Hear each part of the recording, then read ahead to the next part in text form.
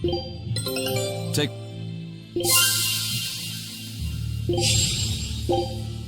Scout ship setting sail.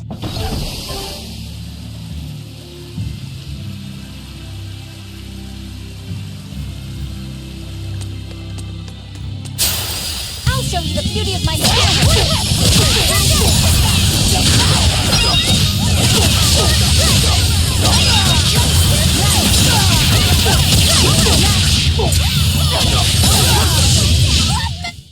Stop fooling around. But I'm serious about my fooling around. I'll finish this now.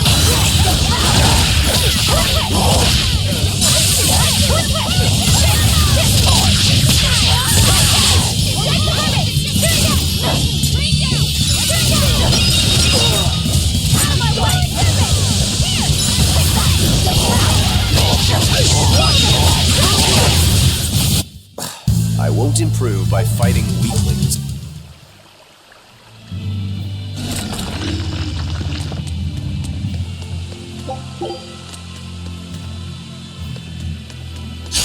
I'll finish this now.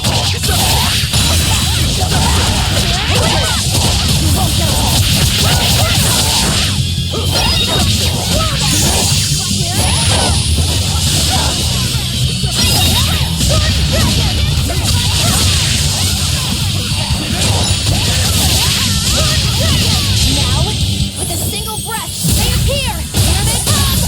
There's no stopping them now! Good!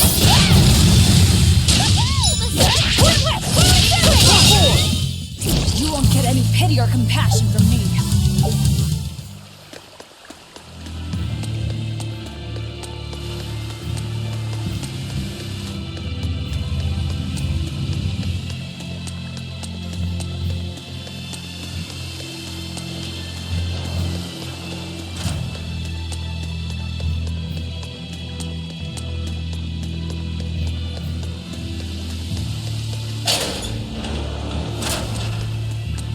Not good.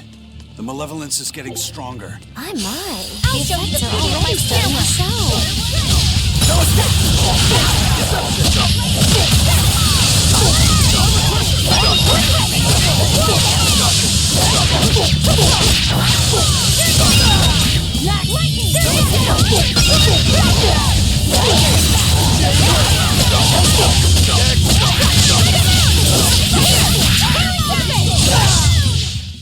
Victory is ours.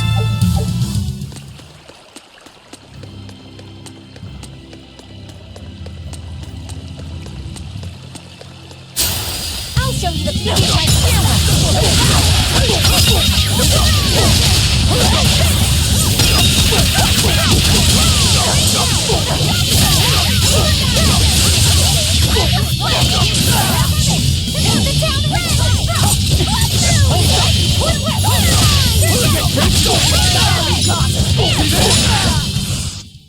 You really do have a peculiar air.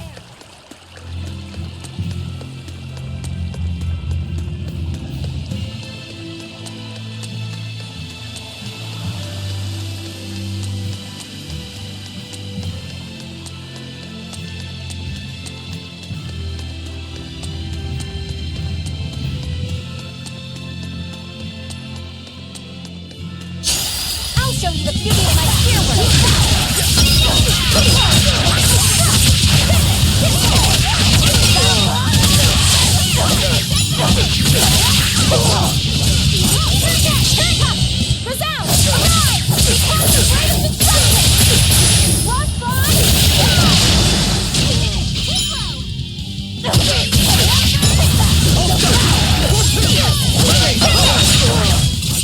You won't get any pity or compassion from me. I'll show you the beauty of my camera.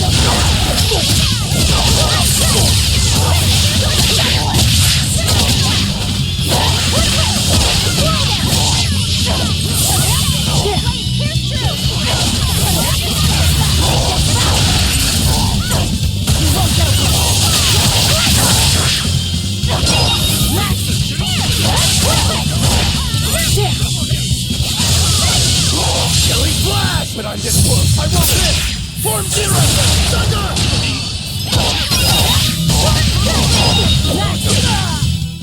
Sorry to cut you down.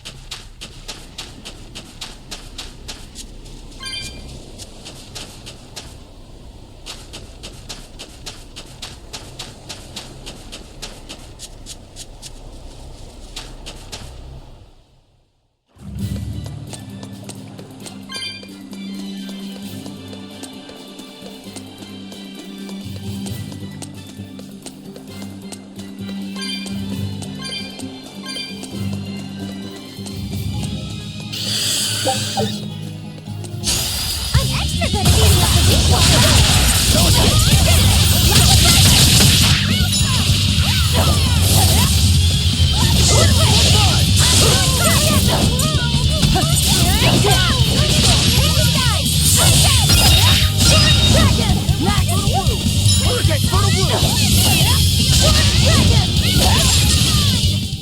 This fight is over.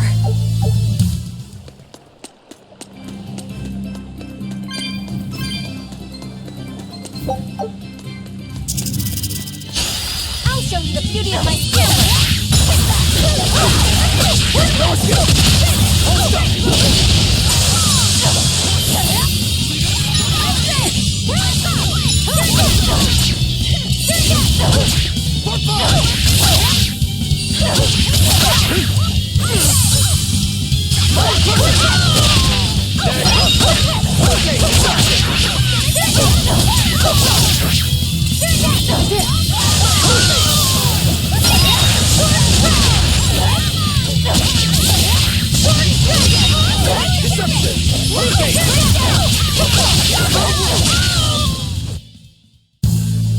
Your style is really...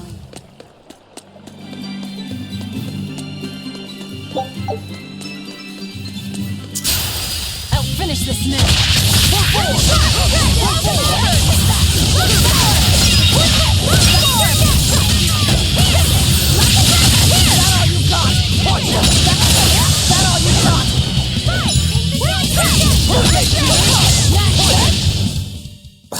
I won't improve.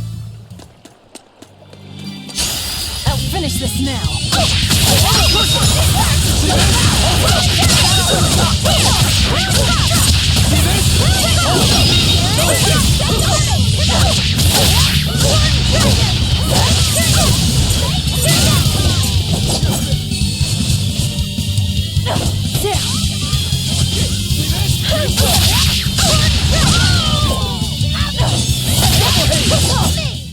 A complete victory!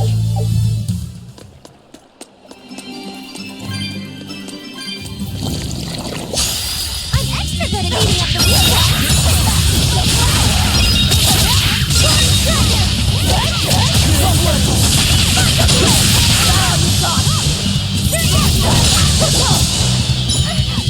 Killing blast! But I'm this close, I won't miss!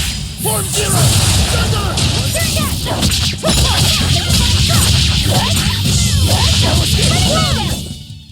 Victory is ours.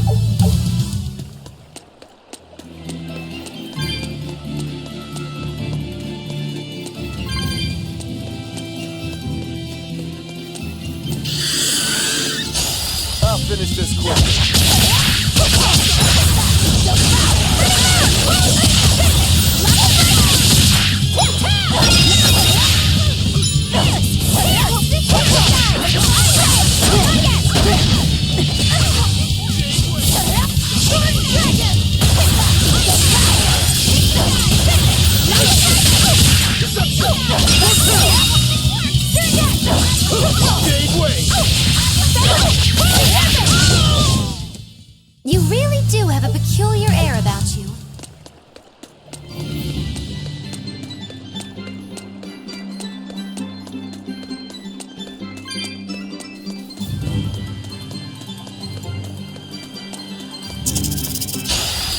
you the beauty of my spirit!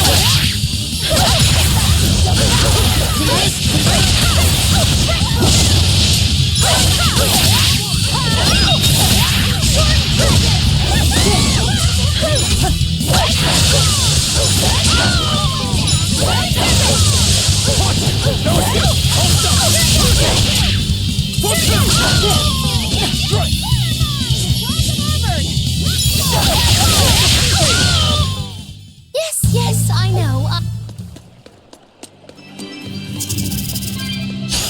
I'll show you the beauty of my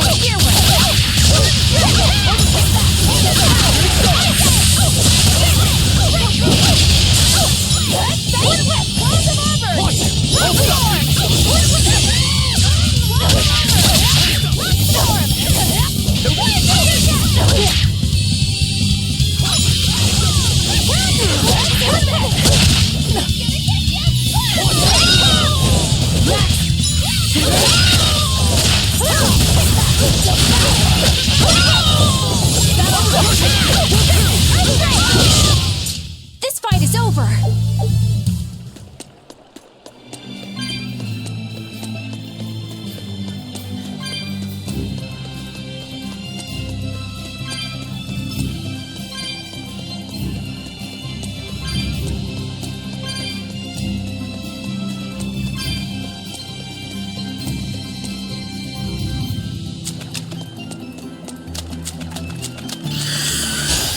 I'll finish this quickly.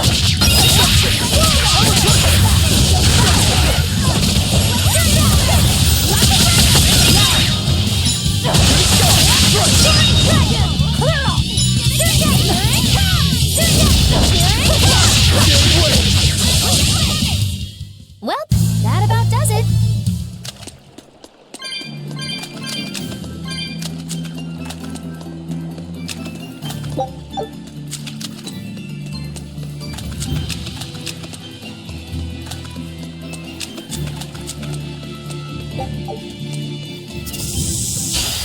I'll finish this now.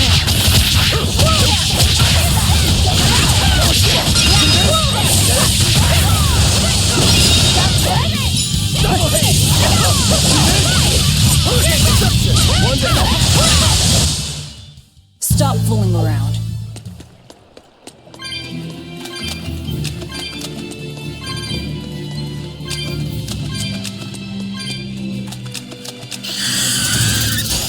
I'll finish this now.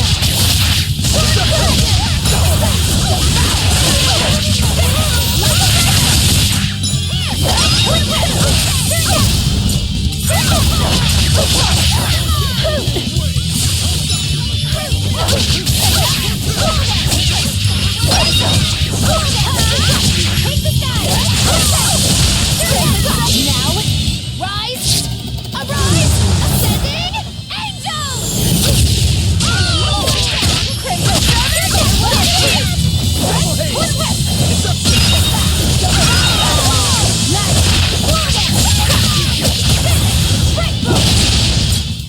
Come on, really? I'll show you the beauty of my spirit!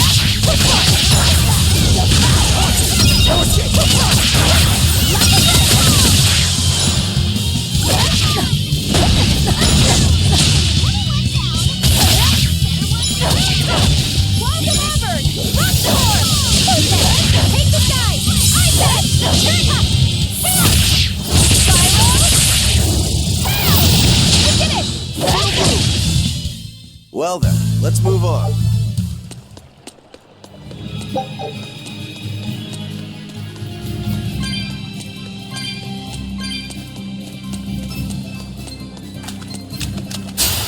I'll finish this quickly.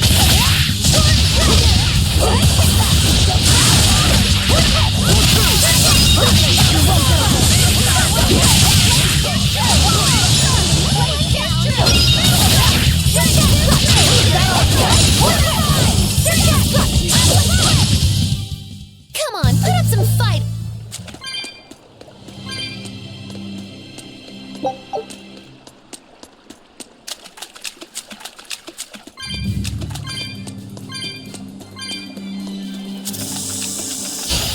I'm extra good at beating up the weak ones!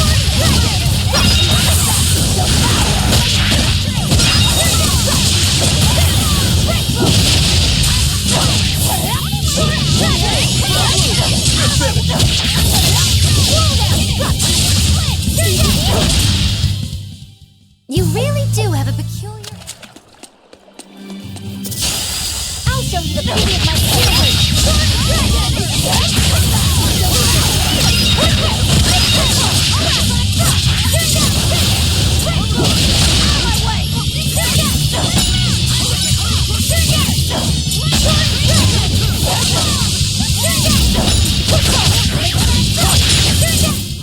Come on, really?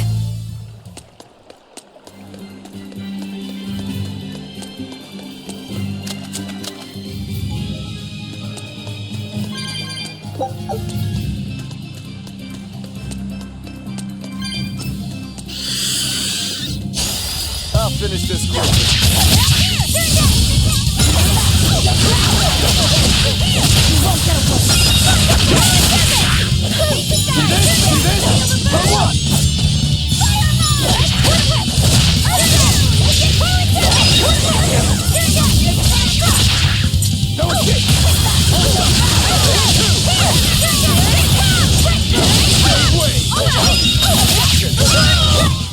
Come on, really? I'll show you the beauty of my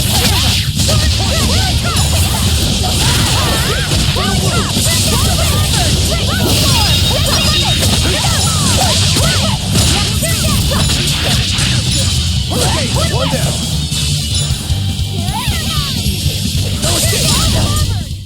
You won't get any pity or I'll finish this now.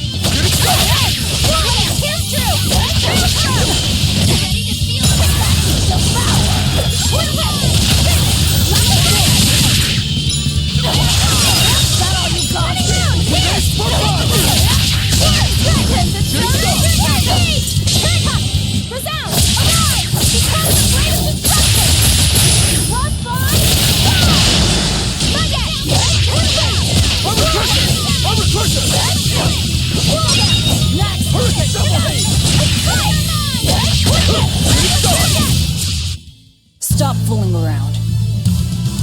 But I'm I'll finish this now.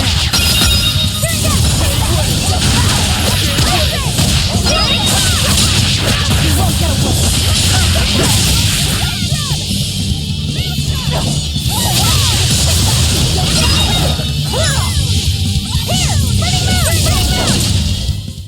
a complete victory! I'm extra good at beating up the weak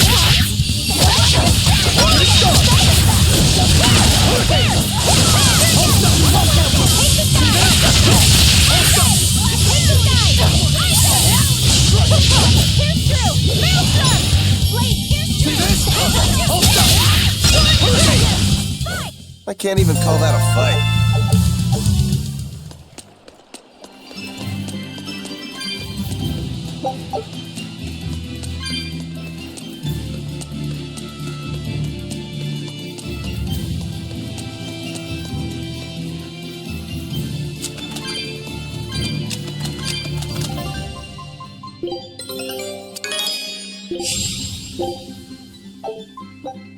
Scout ship set.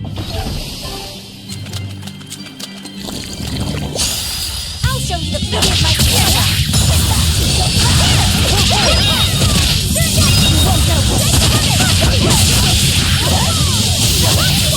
Killing flash, but I'm getting close. I won't miss. Form zero. Thunder.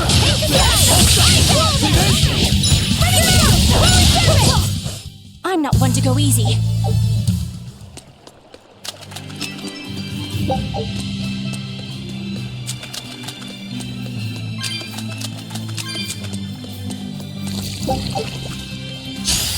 I'll finish this quickly.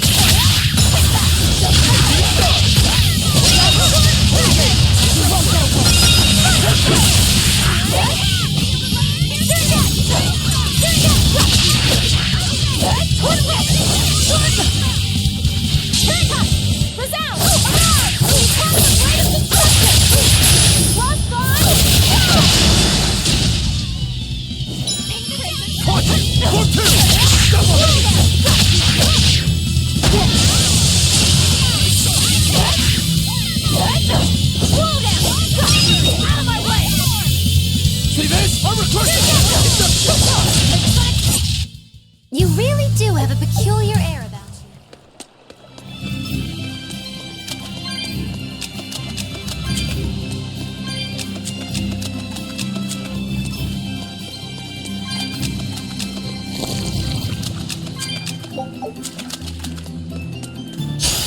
I'm extra good at beating up the weak ones.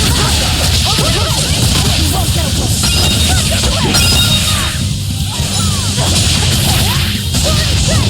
Rain down! Is that all you got?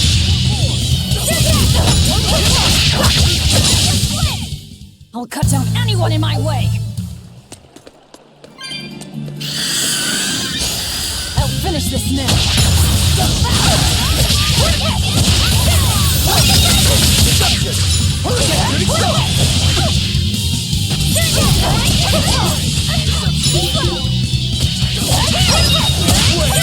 Killing flash! But I'm this close, I won't miss! Form zero! Thunder! Better watch your steps! Put away! Whoa,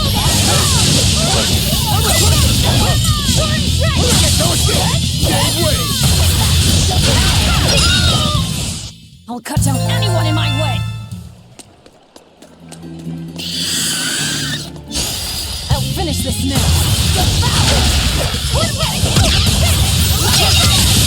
1, 2!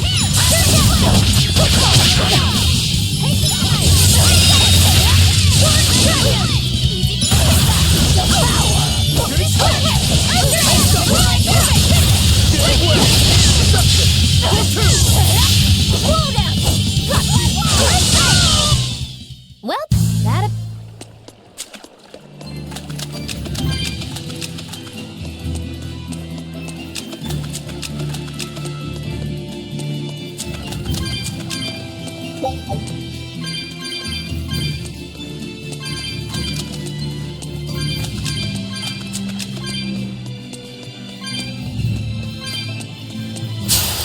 I'll finish this now!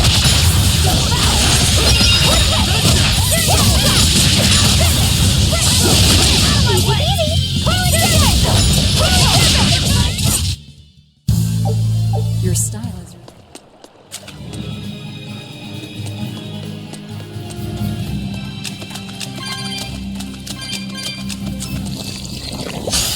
I'll show you the beauty of my skill.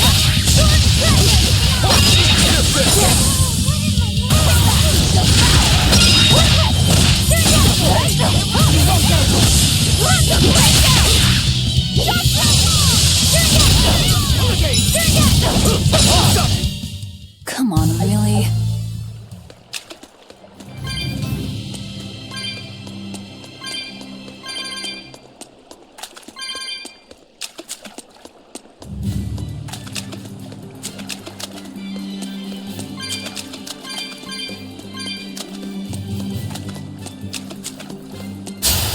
I'll finish this now!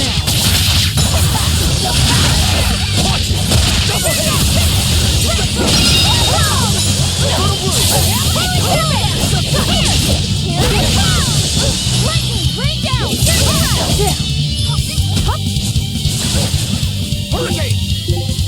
Unrestricted! No escape!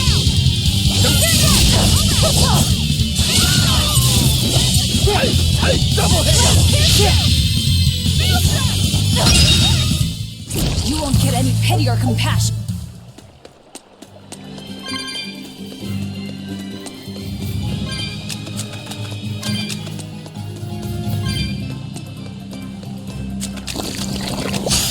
I'm extra good at beating up the weak ones. You won't get away.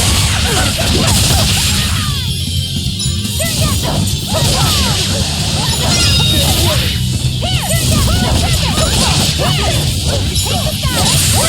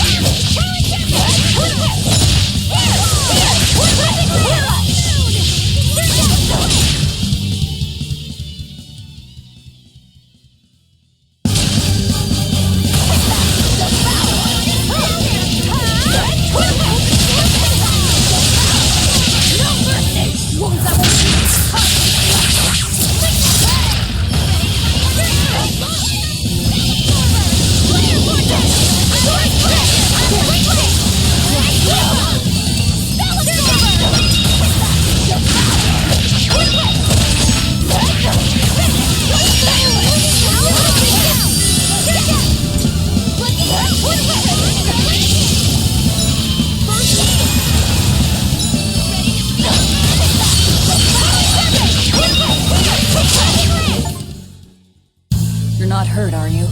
No, I'm fine.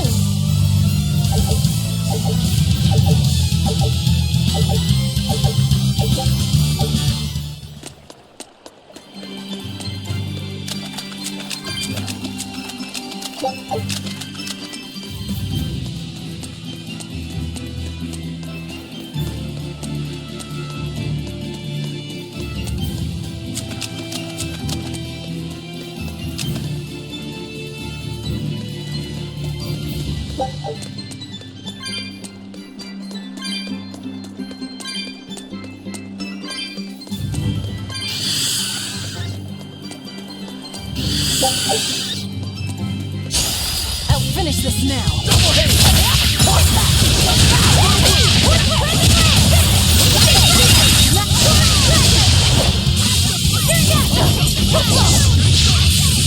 Killing flash! But I'm this close, I won't miss! Form zero! Thunder!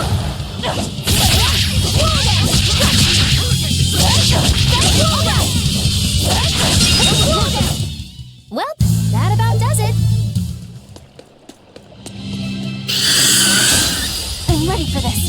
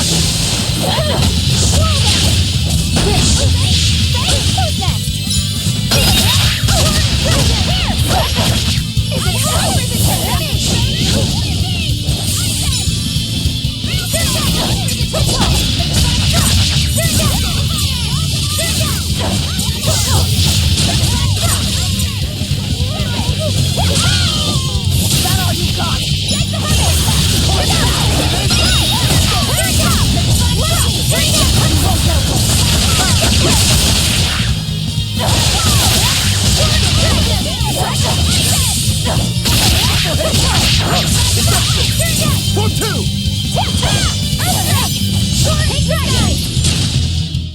I refuse to fall here.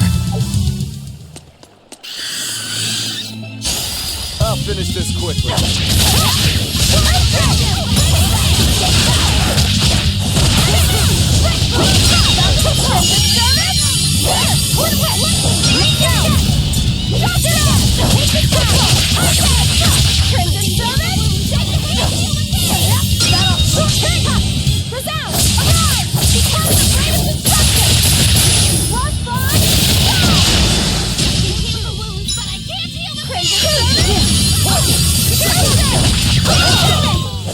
I'll cut down anyone in my way.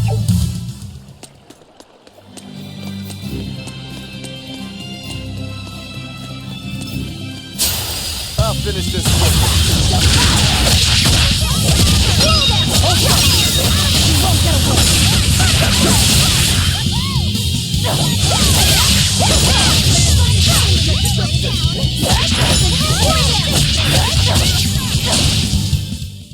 Stop fooling around.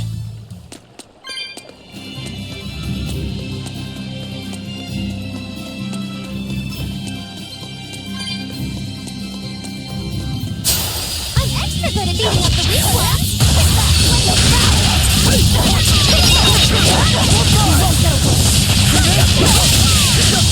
Deception! Not even worth my time.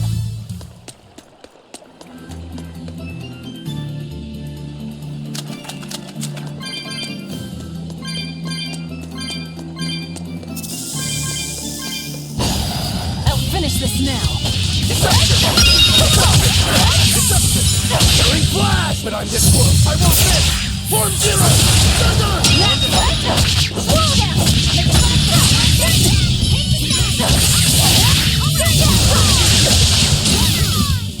I was amazing, wasn't I?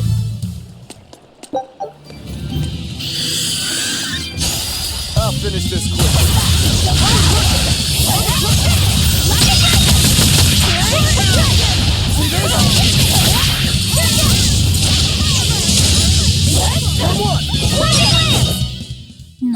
worth my time. I'll finish this quickly.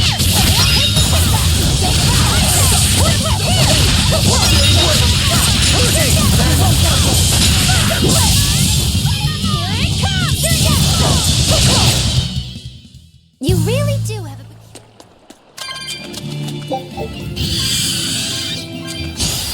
I'll show you the beauty of my stairway.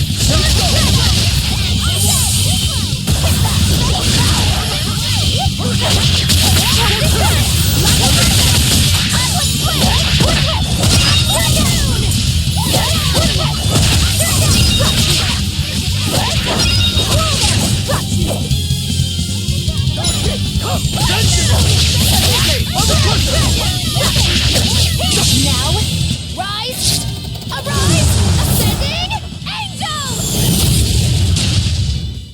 Did you see my complete...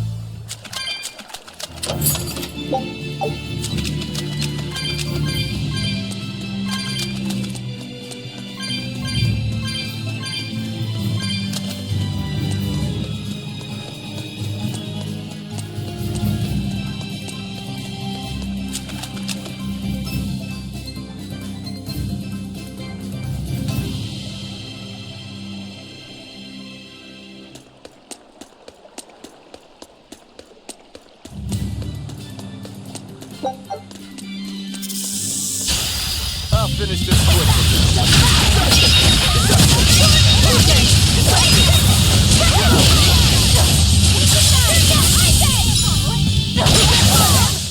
They were nothing. I'm extra good at beating up the weak ones.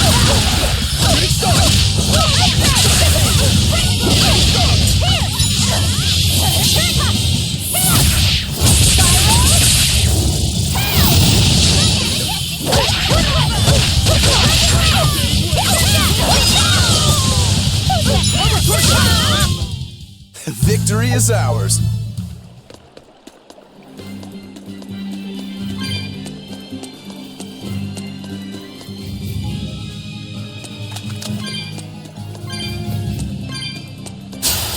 I'll finish this now.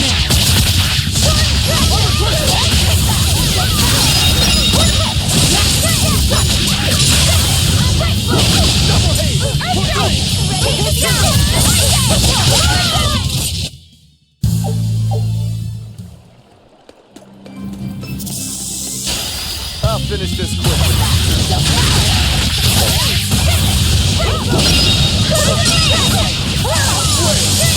Killing flash! But I'm this close, I won't miss! Form zero! Thunder!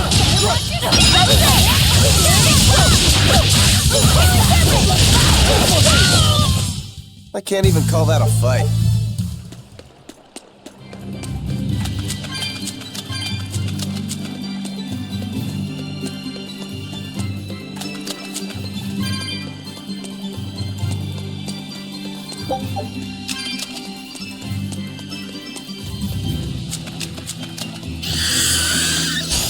I'll finish this now.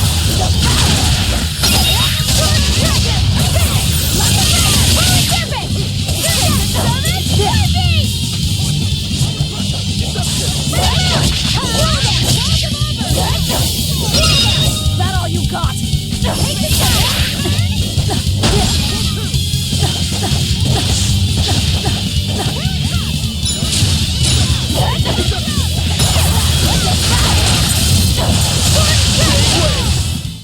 I was amazing, wasn't I?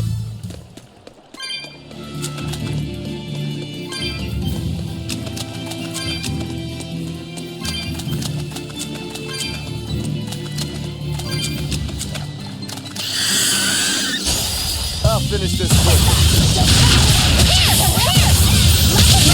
Destruction! Double haste!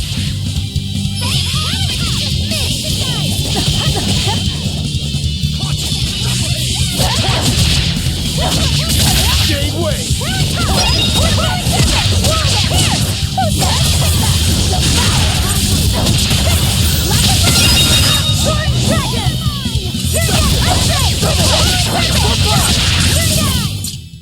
Victory is ours.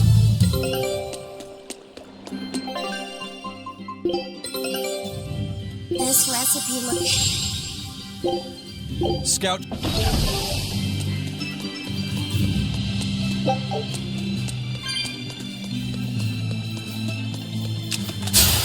extra good at beating up weak ones.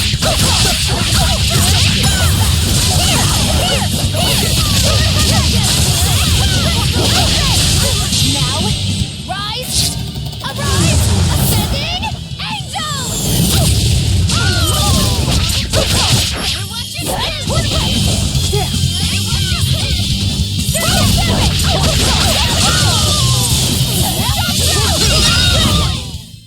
Stop fooling around.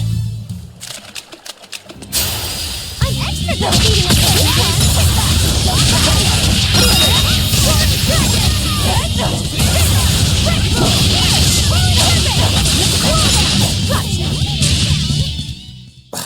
I will.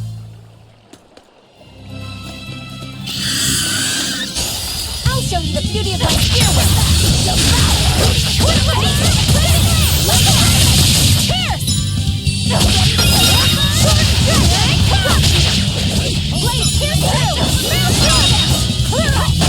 Watch him! I'll stop you! Here it comes!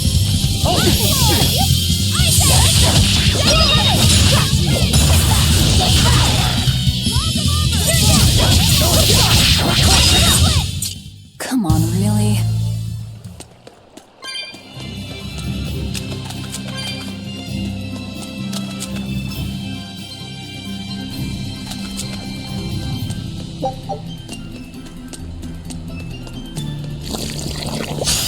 I'll show you the beauty of my spear work. You won't get away. Thunder blast! Ready to feel the burn? Out of my way! Walls of Auburn! Rock storm! Spiral! Look at it!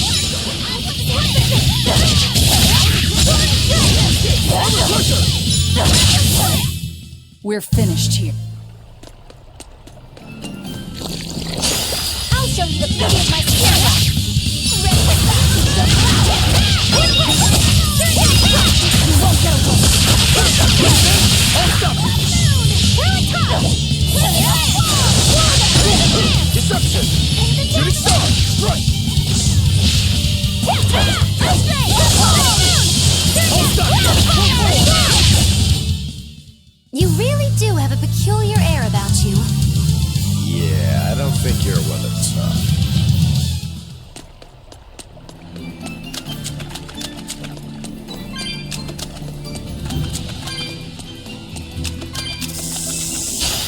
I'm extra good at beating up the weak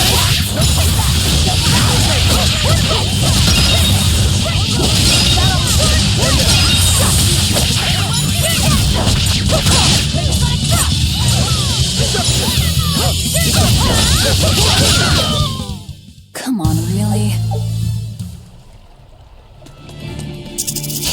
I'll finish this now.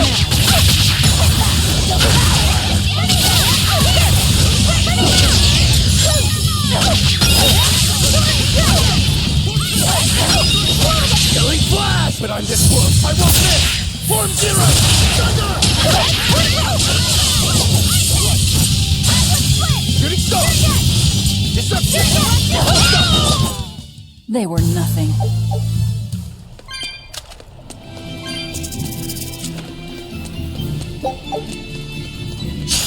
I'm extra good at beating up the weak ones.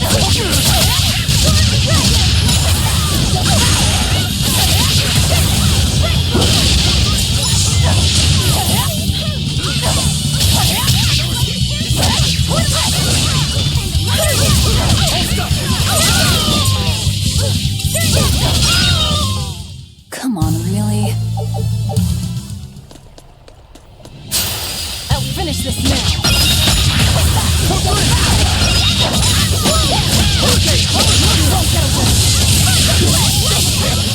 See this? Now, rise, arise, ascending, angel! Blade, here's true! Your style is really...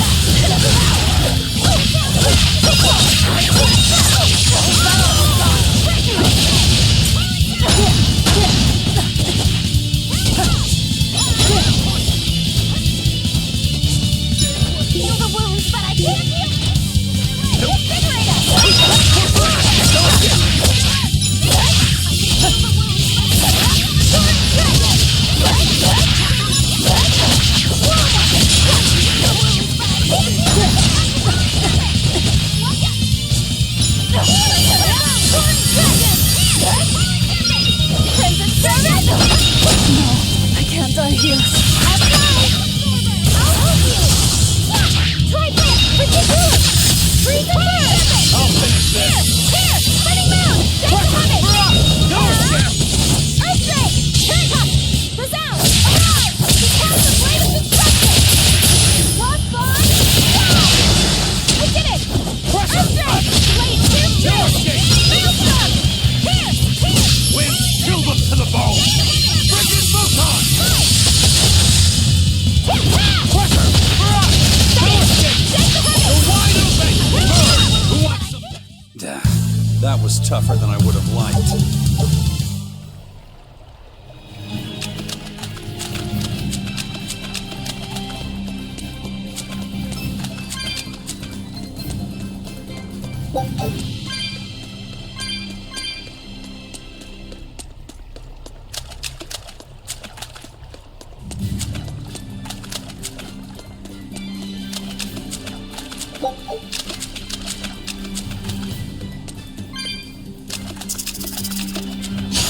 I'll finish this quick.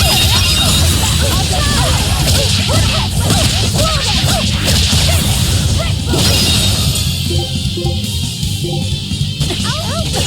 I will go with you!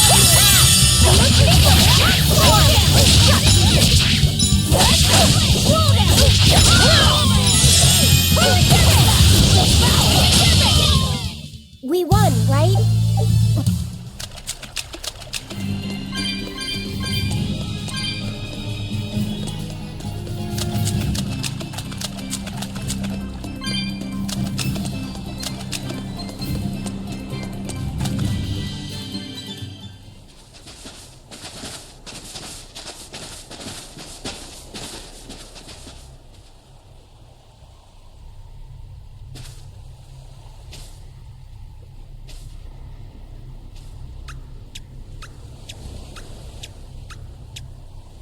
Grim, what's up? Did you come to share something else you found in that book? Not quite. I'm afraid the malevolence has grown too dense for me to hole up at the inn reading. Malevolence?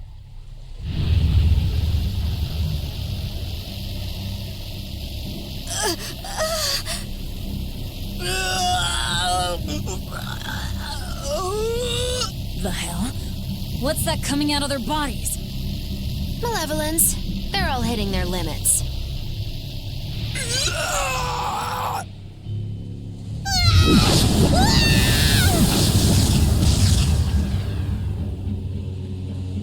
Demon Blight!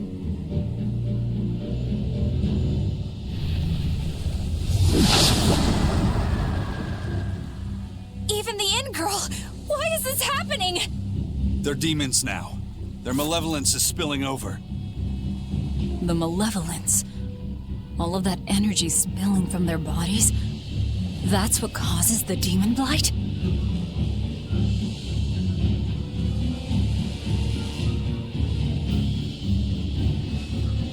Do you know what demon blight really is? What demons are?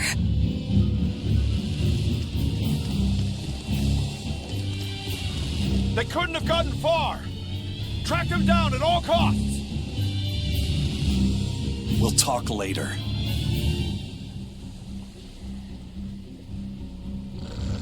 The exorcists are going to have their hands full with these demons. Let's get back to the ship while we can.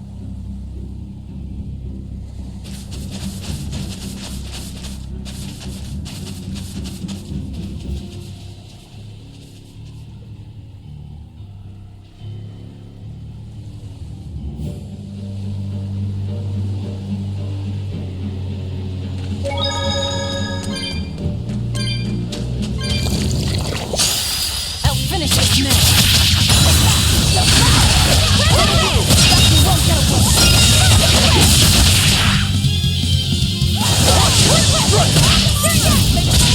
Is that all you got? It's up to... Is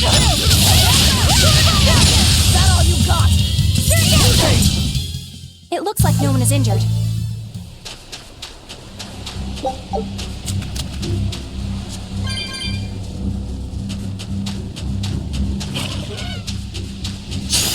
I'll finish this now. You won't get away.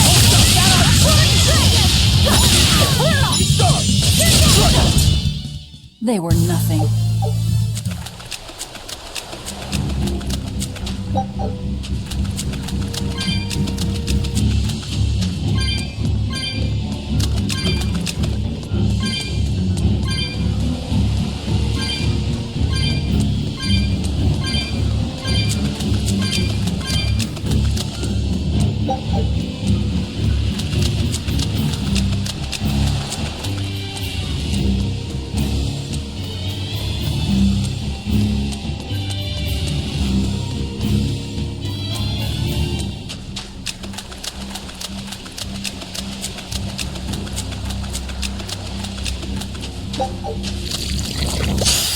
I'm extra good at beating up the big ones! Dragon! That you won't get away!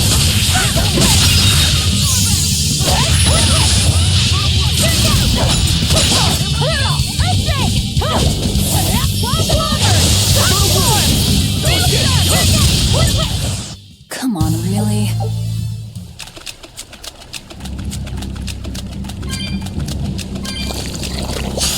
I'll finish this quick.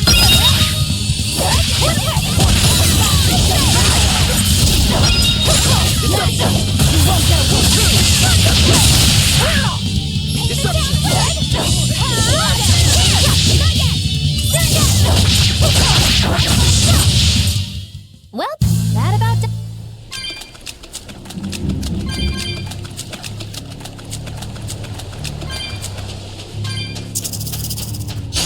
I'll finish this quick.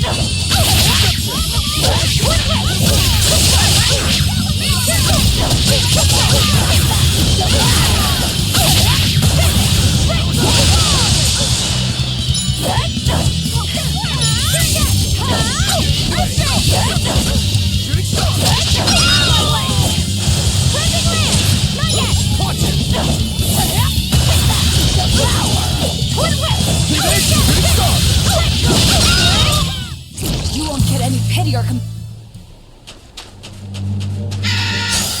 I'll show you the beauty of my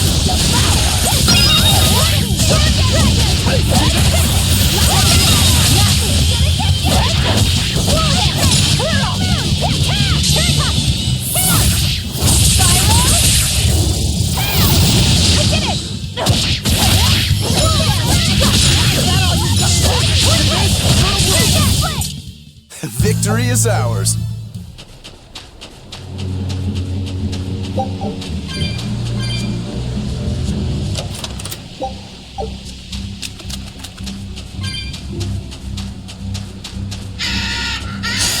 I'm extra good at beating up the big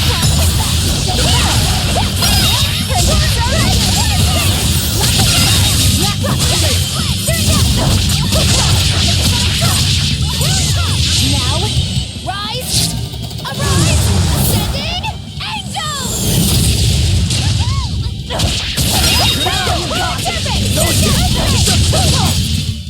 Well, that about does.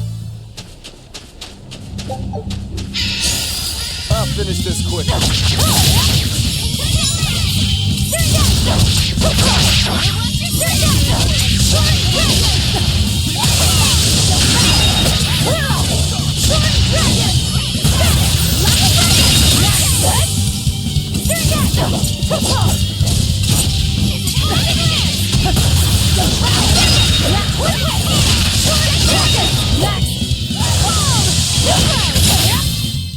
you won't get any pity or compassion.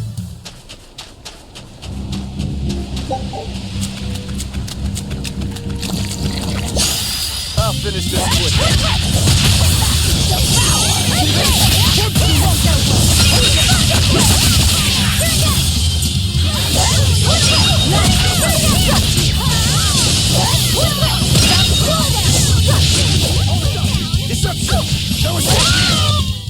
Come on, really?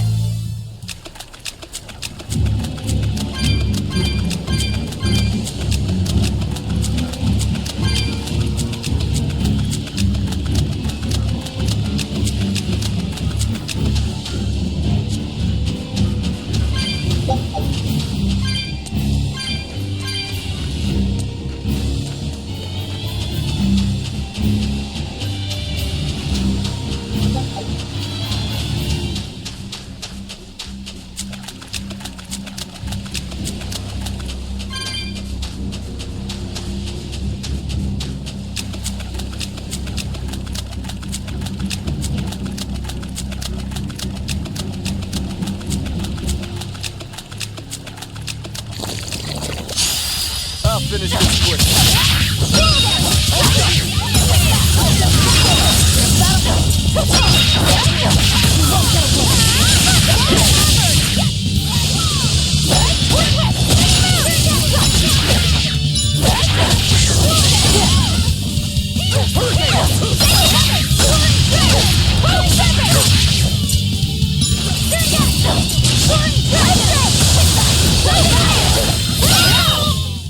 Come on, really?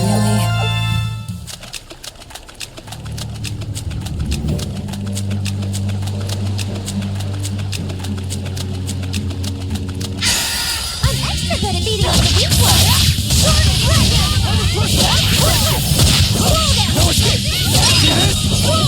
Killing flash! But I'm this close, I won't miss! Form zero! Thunder! One down. Deception! No escape!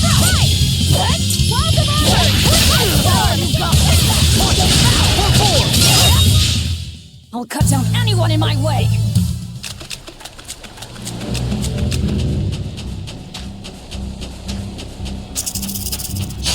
I'm extra good at beating up the weak ones.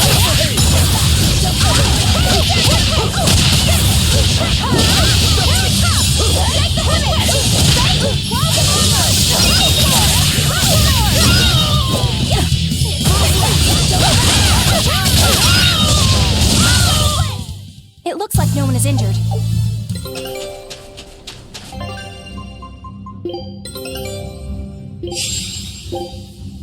Scout ship.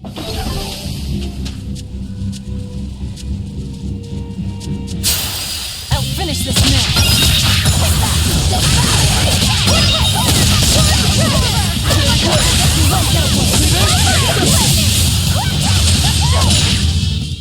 They were nothing.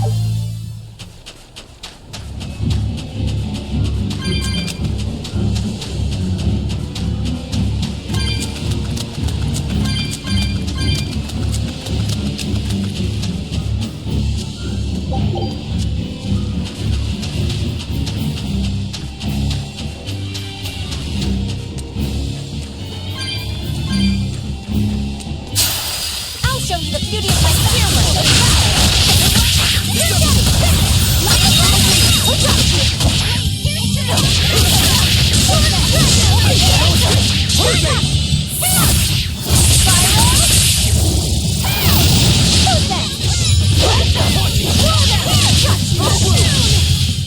Sorry to cut you down.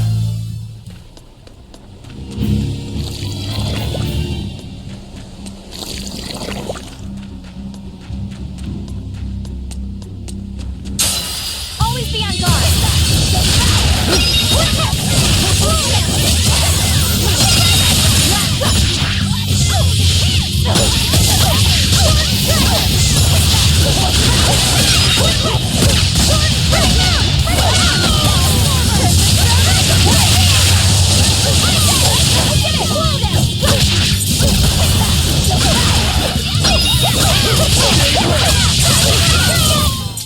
Well, that about...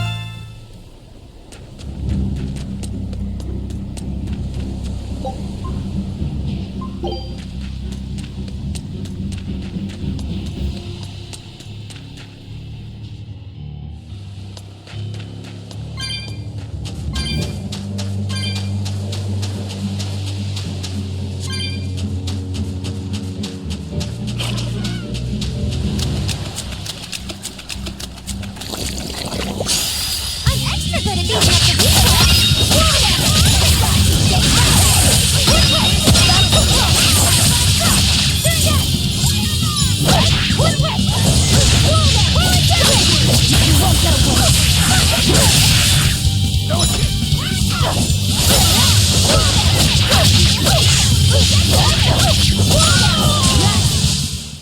What's this? Are we done already? I'm extra good at beating up the weak ones.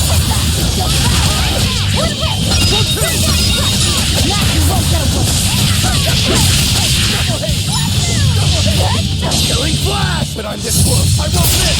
Form zero! Thunder! You're finished!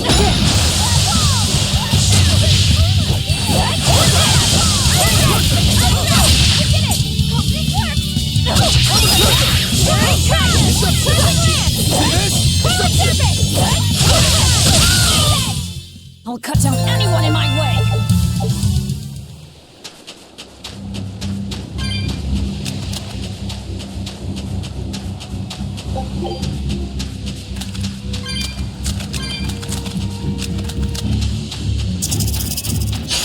I'll finish this quickly.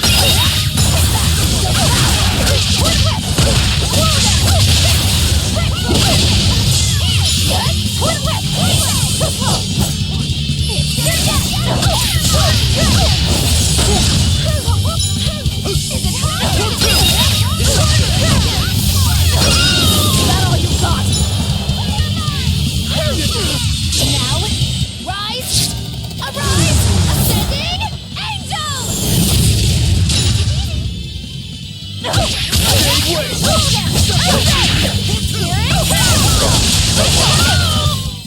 Yes, yes, I know.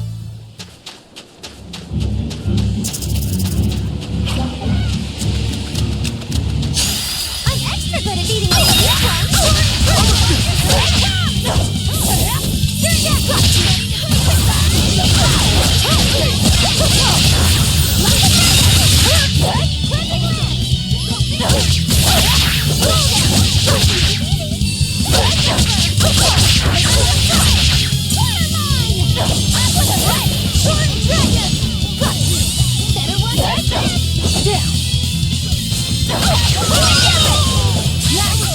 Shooting star! Victory is ours.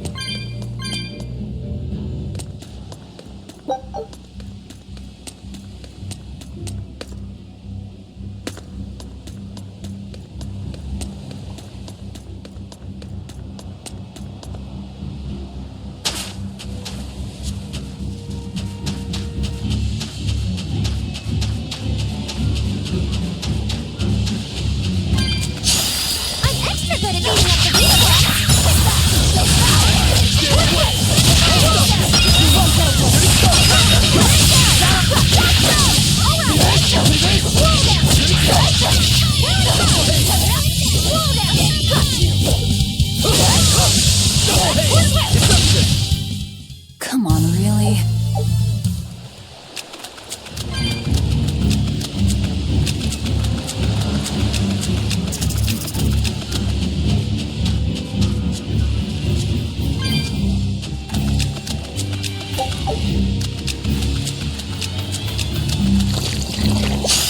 I'll finish this now!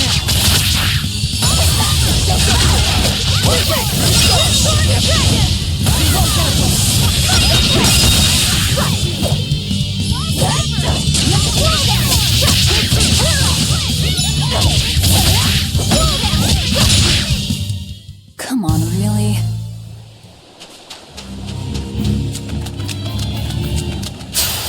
I'll show you the beauty of my skill!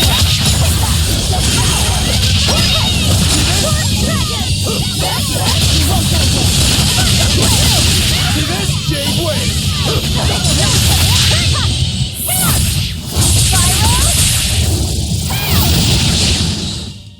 There are none who can resist my spear!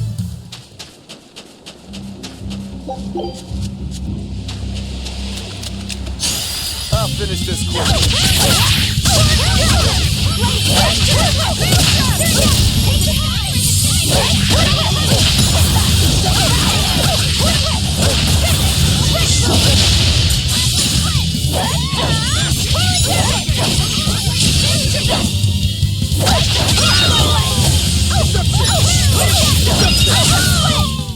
I was amazing.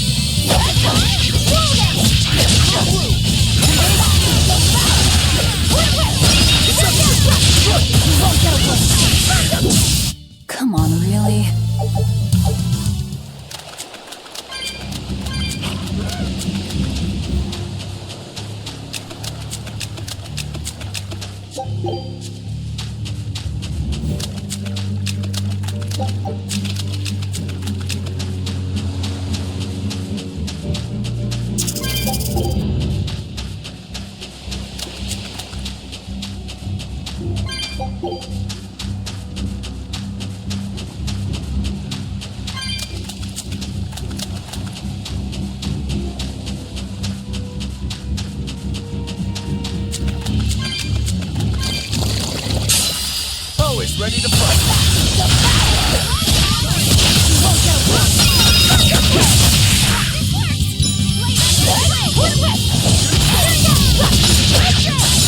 Now, rise, arise, ascending, angel! Burn dragon! That all you got?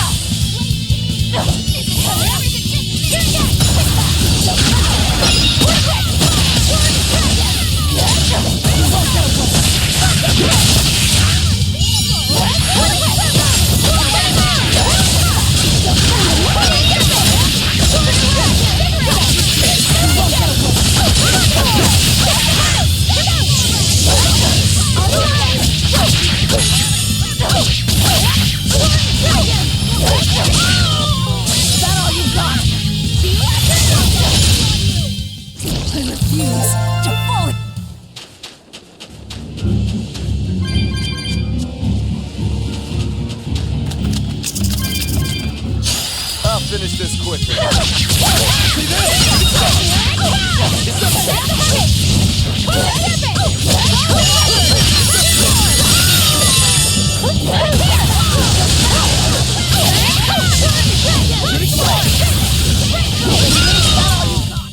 I can't even call that a fight.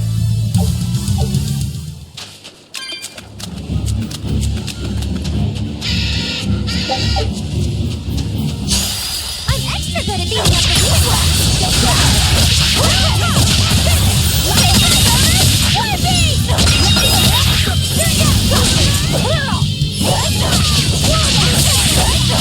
these I'm not one to go easy.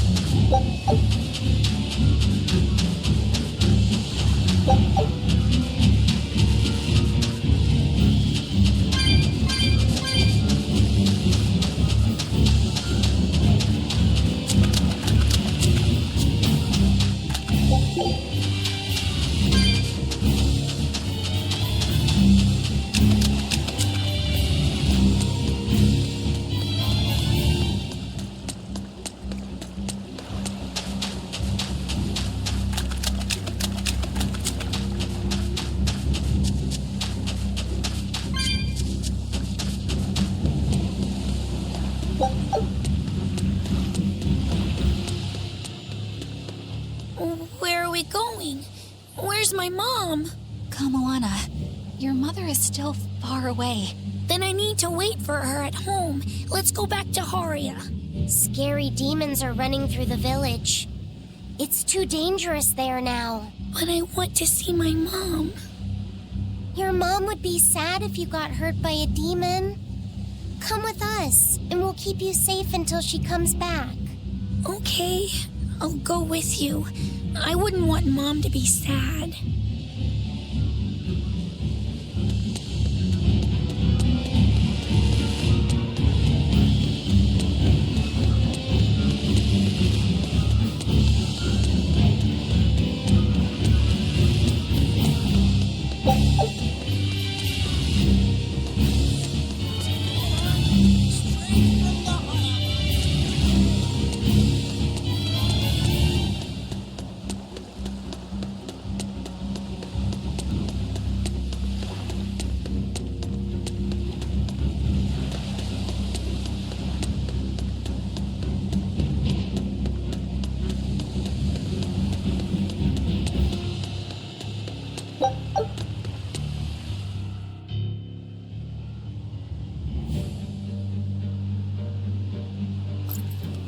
All right. You're going to tell me about the demon blight and malevolence. Are you seriously thinking of breaking the Moloch taboo? That depends. Moloch taboo? This is about more than just the demons. You could say it's the truth behind how this world really works. The knowledge can be devastating to humans, throwing into question everything they think they know. And so the Malachim agreed to withhold it from humans, for their own protection.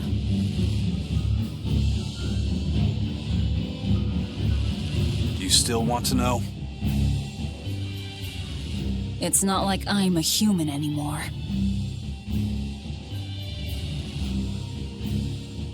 I can't keep lying to myself.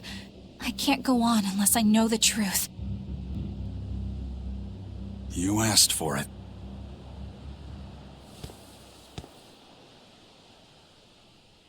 First of all, this thing, this illness you call demon blight does not exist.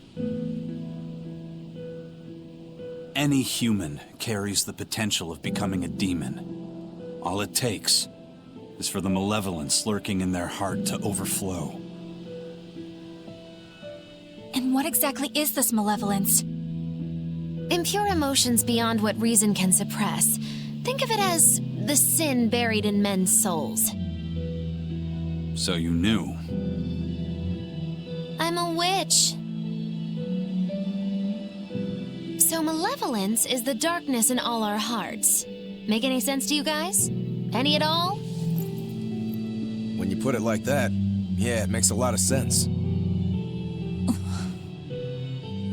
By nature, humans are incited by negative energy. It is easy to turn them towards impurity, creating malevolence. In fact, most people are constantly generating malevolence. It might even be possible that demons are people's true selves, and what little reason they possess is all that keeps them in human form. If the masses realize this, the realm would be thrown into utter chaos. That's why the Abbey propagates the lie of demon blight. So I presume. That can't be true! You know yourselves there weren't any demons before the opening! It used to be that humans couldn't see demons, or Malachim. Not unless they possessed a unique spiritual talent we call resonance. All your average human would see was someone turning extremely violent. Unable to explain what was happening, they'd just call those people possessed or feral. Then what made people see them all of a sudden? I don't know. My guess would be that something triggered greater resonance among all of humanity. And then, on the day of the Advent, all humans gained the ability to perceive Malachim. And in the following days, the exorcist numbers swelled. This has to be Artorius' doing.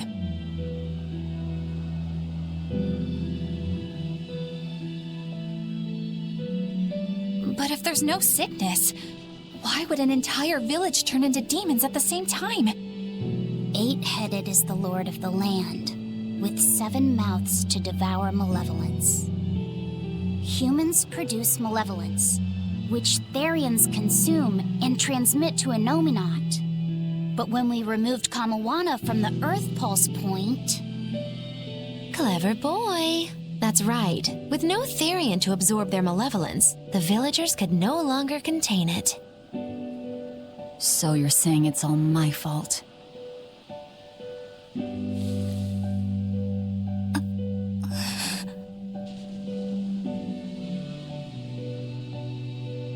Hey, what's going on? You all look so sad. It's scaring me. On the other hand, at least now we know we can trust the contents of that ancient book. We tear the Therians away from their Earth Pulse points. Innominat's power will wane, and will prevent this awakening. But if we take away the Therians, then more and more humans will turn into demons. It's the only way to kill Artorius. Ooh, the knives come out. So even the truth won't stop you. Very well.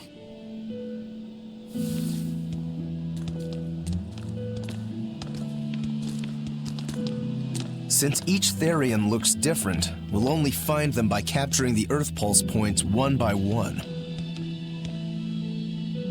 What separates humans and demons?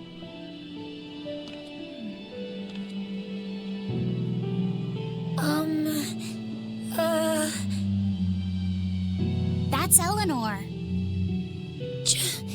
Cheer up, Eleanor. Your mommy's looking over you too, you know.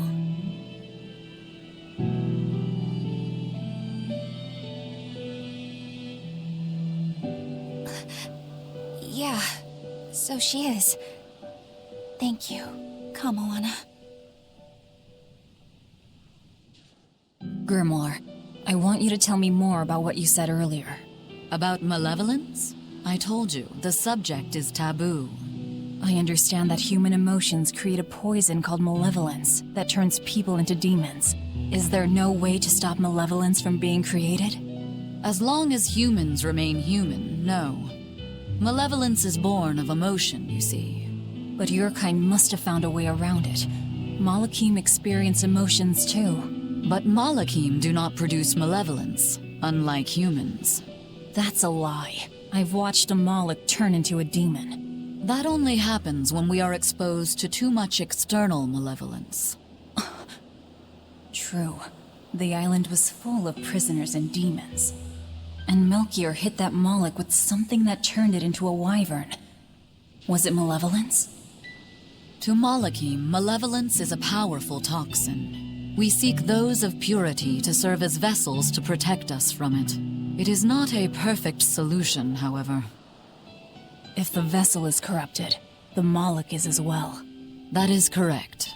So if Eleanor turns into a demon, then Laphicet... That must be what Eisen meant when he said he'd hate to see Laphicet's vessel broken. A small crack in one's soul is often all it takes to break a person apart. So try not to pick on our squeaky clean exorcist too much, Thanks for the warning.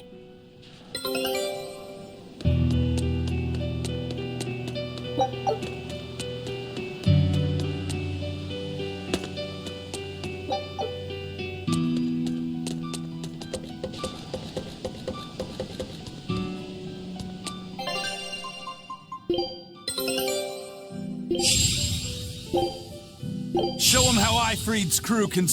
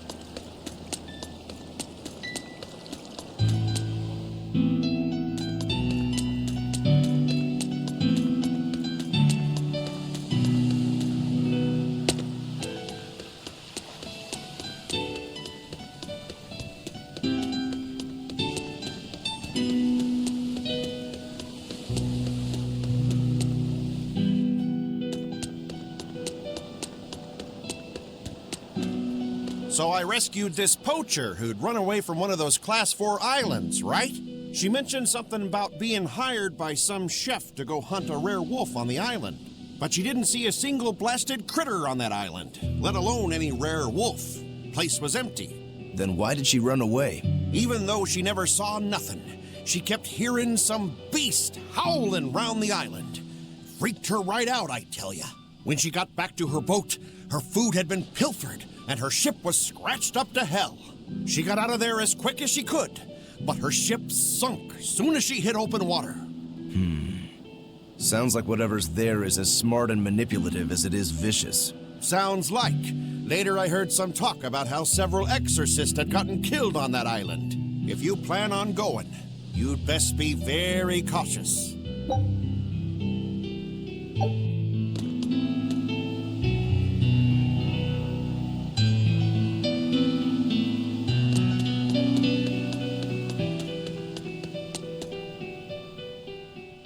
Sir, we just received a Sylph J from the boss of the Bloodwings. She has a job for us and wants us to meet her in Logres. How should we respond? Let's do it. Besides, we need to see if that demon in the villa was actually a Therian. Good point. And the Bloodwings might know something about the other Therians, too. We're heading for Logres. Prepare to set sail. Ready anytime!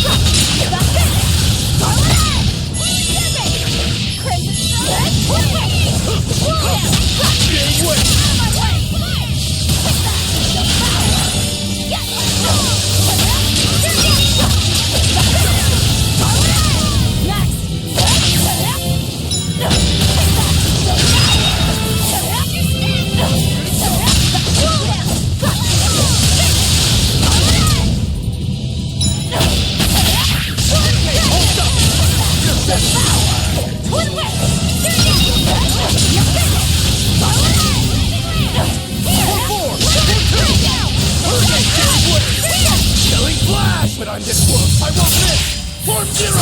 Thunder! One down.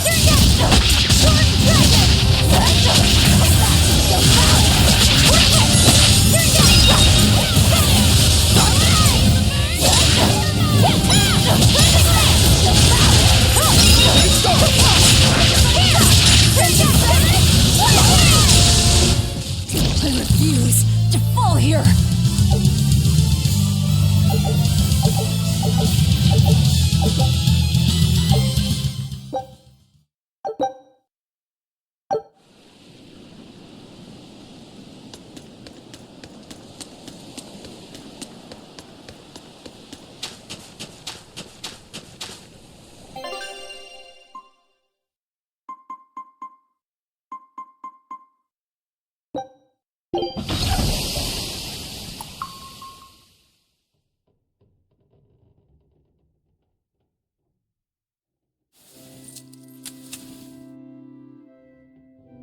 I lost my mother to a demon. Yet that girl's a Therian. I don't even know what I want anymore. Hey, that's pretty! You like to look at that thing, don't you? Yes, my mother... Someone very important to me gave me this. I treasure it a lot. Looking at it gives me strength. Do you want to see it? Yeah! Ah! What's wrong? My face! It's scary! I don't want to look like that! I don't want my mommy to hate me! Mommy! Mommy! When I was her age, that's just how I cried. Come, Moana, I want you to see this. That huge owie. What happened? It's big and ugly, isn't it? There are scary things about my body, too. But do you think I'm scary, Kamoana? No, not at all. But are you all right? Does that hurt? Thanks, sweetie. I'm all right, I promise. What about me? Do you think I'm scary? You're such a sweetheart, Kamoana. Nobody could ever be scared of you. Not me, not your mother, not Laphicet. You don't have to cry anymore. It'll be okay. I promise. Okay. That scar, was it from a demon? Yeah. They attacked my village when I was a girl. I was so hurt I couldn't move. But my mother lured them away from me so I could survive. What happened to her? The last thing she said to me was, "Stay strong and keep living." Oh. Come to the deck. Grimoire says she's learned something from the book.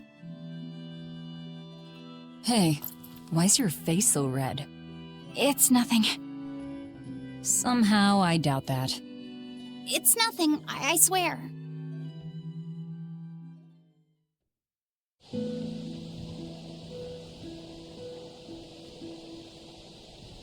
Do you all remember the second verse of that song Laphicet read earlier? 4 Empyreans may tear him asunder, but so long as there is one receptive to divine power, Therian shall be forever reborn in sight of the full crimson moon. Right. That's what I've gathered you all here to discuss. And we think that passage means that Innominat and the Therians will be revived by a chosen one, right? Yes, but the shall be forever reborn part kept bothering me. I've reconsidered my analysis. Suppose that instead of someone being chosen by Innominat to create Therians, the song means that Innominat chooses who becomes Therians. But so long as there is one receptive to divine power, Therians shall be forever reborn. What do you think that could mean? That someone receptive to Inominat's power will be reborn as a Therian. Like Kamoana. Which is to say that the Abbey figured out how to turn people into Therians, and then got right to work. That's... Are you really that surprised? Artorias has always been one to prioritize the many over the individual, as I well know. Another thing to consider is this wording about Therians being forever reborn. This could mean that one Therian will be reborn again and again, or it could mean that different Therians will be born to take their place. Meaning that even if you kill one, there are more waiting in line. They can't be wiped out. Looks like prioritizing the one over the many was the right call this time. Eh, Velvet? I never said I wouldn't kill her, if it would prevent Inominat's reawakening. But Therians can't be killed. Not truly. So, in a nutshell, if you kill one, another person who's receptive to Inominat's power will be reborn as one. Right.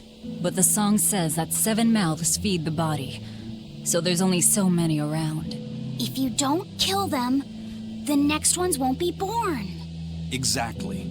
So we remove the 7 Therians from their Earth Pulse points instead. But then, we also have to protect them so the Abbey doesn't steal them back, or kill them. Sounds tricky. We've got to protect my bug, too. Yeah, you take real good care of that thing now. Got it? You bet I will.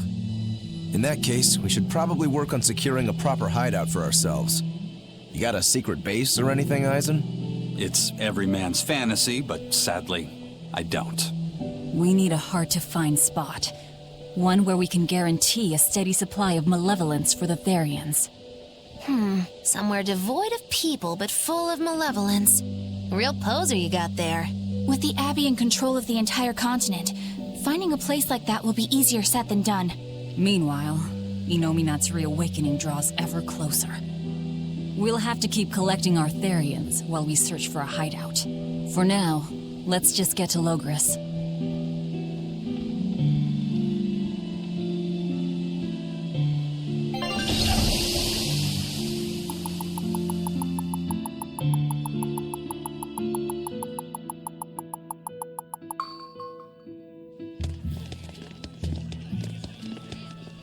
Hey, old man! Give me all the water and food you got! Wait your turn, moron! I was drifting out at sea for 3 days! Almost died out there! Well, poor you! You probably deserved it! Say that again, wise ass! I dare ya! Shut up, both of you! No one's getting anything until you pay me what you owe first. Are they gonna be okay? Don't pay them any mind. Sailors are just a short-tempered bunch, that's all. Huh? The hell are you doing? What's going on? They've jacked up the price to dock our ship here. Oh yeah? Some real balls you've got there, buddy. If you lot want to moor here, that's the price you're gonna pay. Look, pirates are a liability to begin with, but calling your crew infamous these days would be putting it lightly. The more wanted you are, the more it's gonna cost to hide you. Capiche? Hard to argue there. Benwick, just pay the man what he wants. Yes, sir. You're such pushovers. You and the captain both. I knew I could count on you to come through, Eisen. Pleasure doing business with you. Looks like I'm causing you trouble. It comes with the job. Don't sweat it. Some sailors just have longer tempers than others. Noted.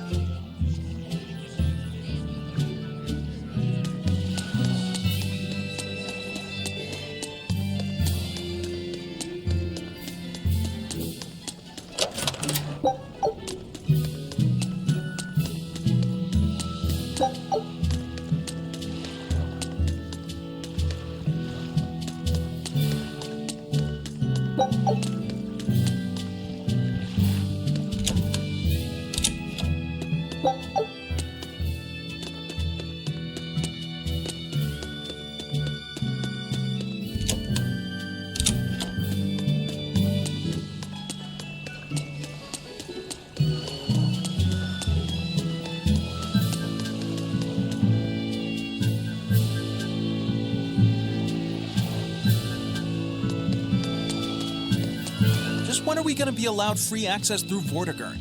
Having to go all the way around it every time is far too inconvenient. If they insist on building a big gate over the sea, the least they can do is let honest folk through it. I get why you're upset, but maybe they just haven't been able to devote the resources to fix it after those savage demons wrecked the place. Look, those demons who attacked Helavis are still on the loose, aren't they? Yep, standing right here. From what I heard, the demons who wrecked Vortigern were the same ones that killed the High Priest. What? No way. Wait a minute. The High Priest was killed? Yeah. The official story is that he's injured or sick or something, but I heard differently. Then no wonder they haven't had time for Vortigern. I hope the Abbey finds those demons quick. Those monsters need to pay for what they did. Looks like our infamy is growing by the day. Maybe they've even put a bounty on us by now. They keep embellishing our escapades, though. I'm honestly a little hurt they're calling us monsters. The more they embellish, the easier it is for us to get around. Confusion and panic will only help us.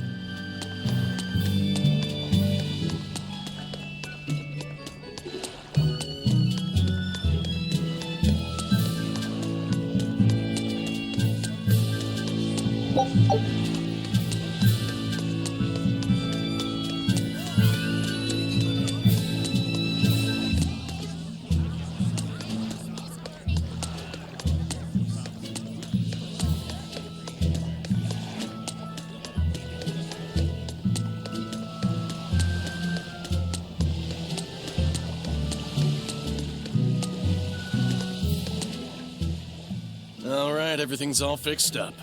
Now to polish this ship from top to bottom. You really throw your back into your work, don't you? Why shouldn't I? The Von Eltia is our pride and joy, our weapon. And most importantly, our home.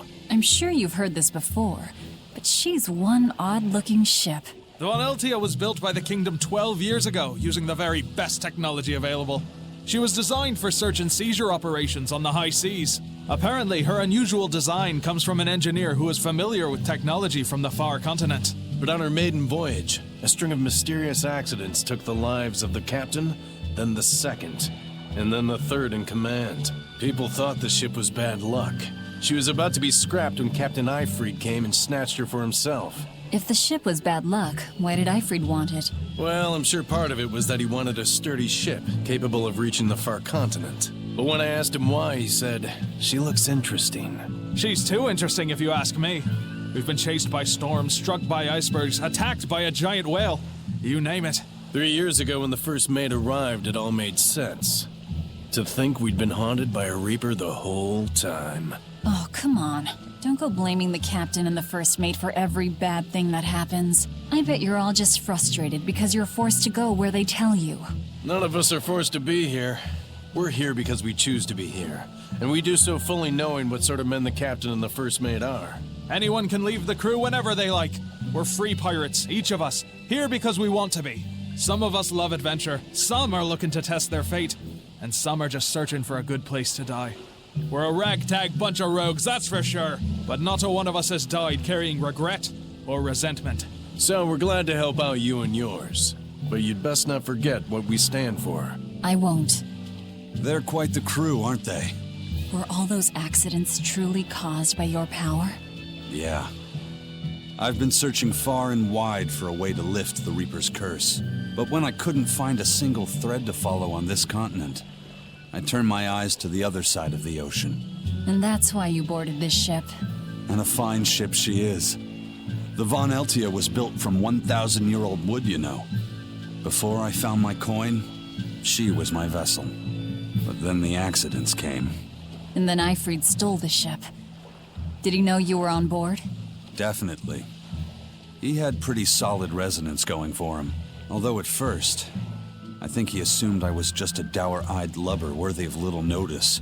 I suppose being a Reaper tends to take its toll like that. No argument there. But still, whether they could see me or not, they didn't act any differently at all.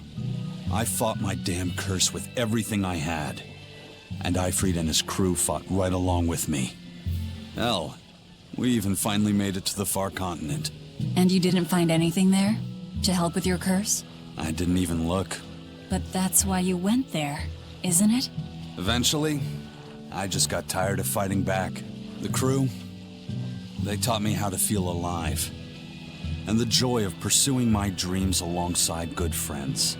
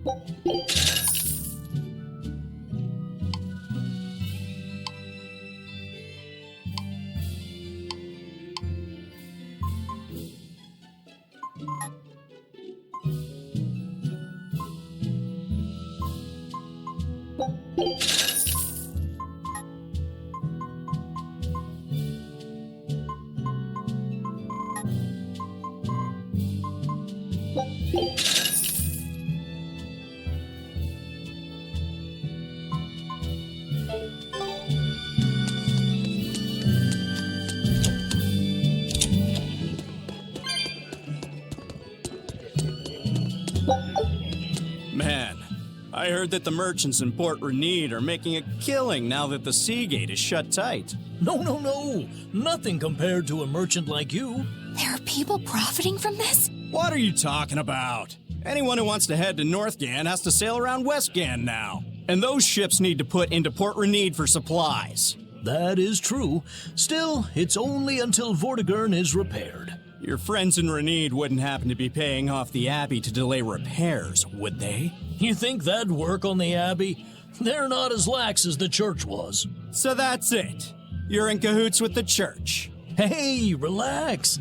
I'm just saying, there's a lot of nasty rumors circulating about those priests. So not everyone's been hurt by Vortigern's closure. Interesting. There's a front and back to every coin. Except your coin only ever turns up tails.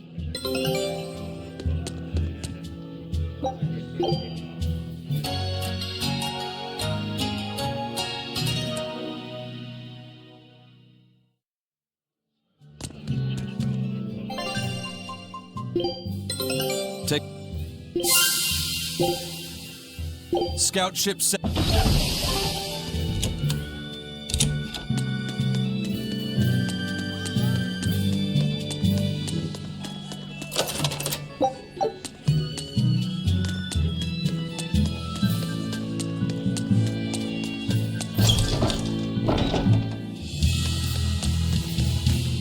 Bloodwing butterflies operate in the Empire's shadows. Not even the Abbey knows their full scope beyond whispers and rumor. And you all have a connection to them, don't you? Dark and interconnected is the underworld. We've heard voices in the shadows, glimpsed faces behind paper-thin masks. The attack on High Priest Gideon. Was that at their behest? Yeah, the Bloodwings asked us to take him out. We did it in exchange for information that could lead us to Artorias. Information? You would assassinate a man for mere information? Yes. Information on the shepherd who rules the world. Not a bad deal if you ask me. We just work with them when our interests align. Nothing more. That's the kind of thin justification I'd expect to hear from them, too. But the Bloodwings were acting upon knowledge that the High Priest was harming the people of the city. You're right. The incident with the nectar was the church's failing. And it seems that the Bloodwing Butterfly Network goes further and deeper than we had thought. They knew about the barrier at the throne, too. And Velvet's expertise at dove mimicry. Would you stop bringing that up? Dove mimicry? What does that mean? I have no idea. There was a dove near the dock checkpoint. That's all. Huh? Right! It was a black, full-chested dove, wasn't it? Cuckoo! A black, full-chested dove? Is that some sort of underworld code word?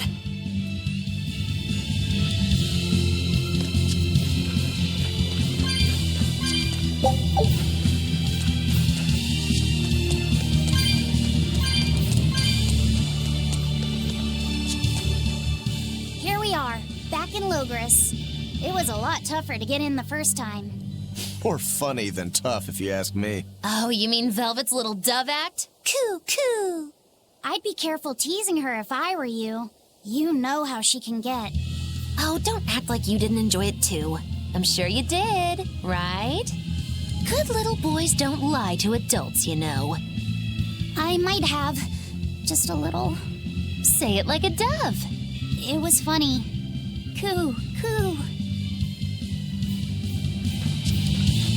Is Inominat's book so difficult? Grimoire seemed perplexed by it. Yeah. She said it was written in ancient Avarost, a language that uses Impressionist script. I've never heard of Impressionist script. Each character can have many different meanings and readings, depending on the emotion it's expressing and the way it relates to the characters around it. Some modest records on its grammar and structure survive, but none that say how to read the emotion the characters express. Grimoire said that you have to recreate the writer's feelings as a sort of starting point in order to read it. I see. And you have a talent for that sort of thing? I guess I do. But a script based on emotions? That's as far removed from modern language as can be. Yeah, it's completely unrelated apparently. How can it be completely unrelated?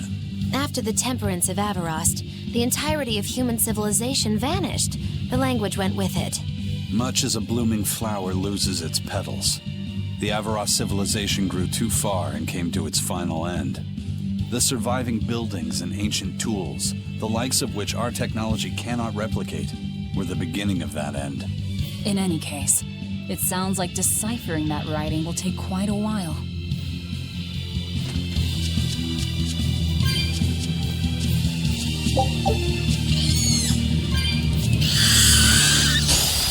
I'll finish this quick.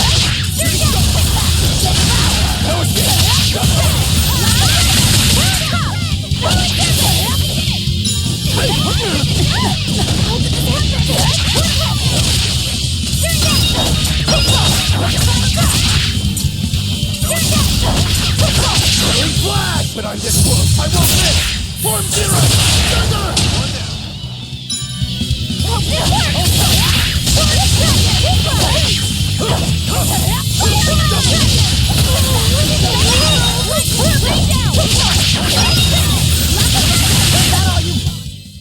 That's the end for you! What an easy victory. I am invincible!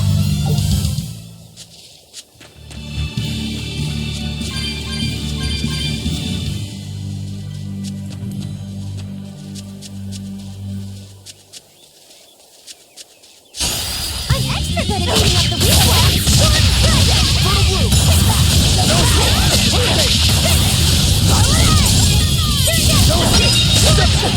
No escape!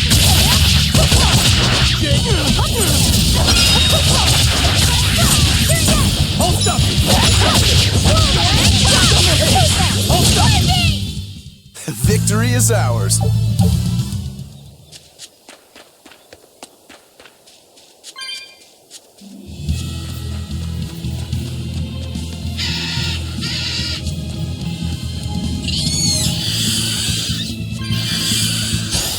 I'll finish this quick.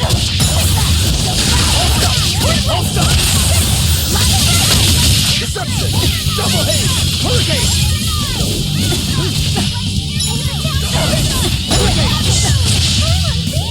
Armor crusher! Hurricane for 3!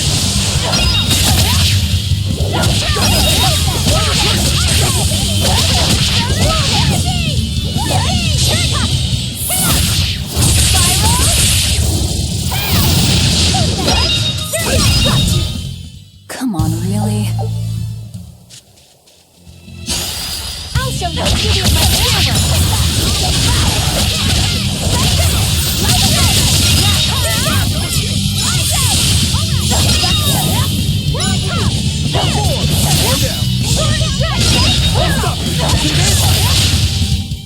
Well, that about does it.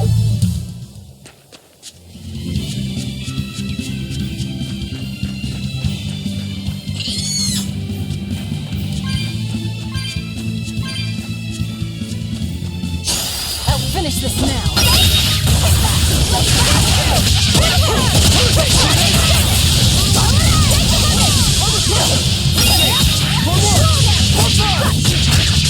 flash! But I'm this close, I won't miss! Form zero! Next! Stop fooling around.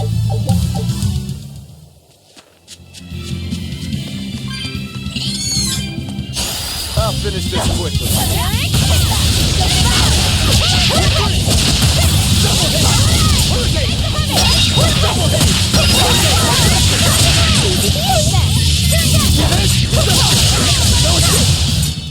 Come on, put up some fight,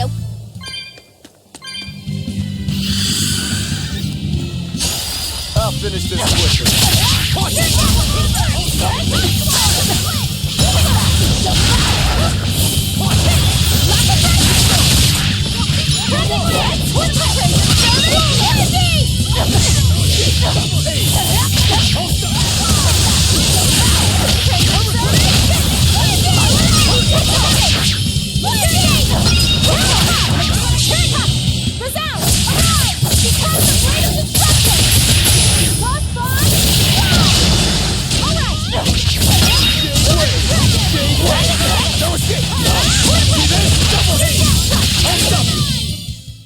Victory is ours.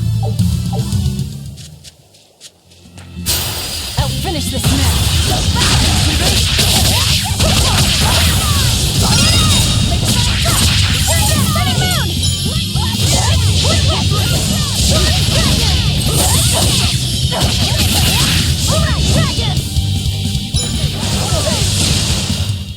Try as they might, it won't.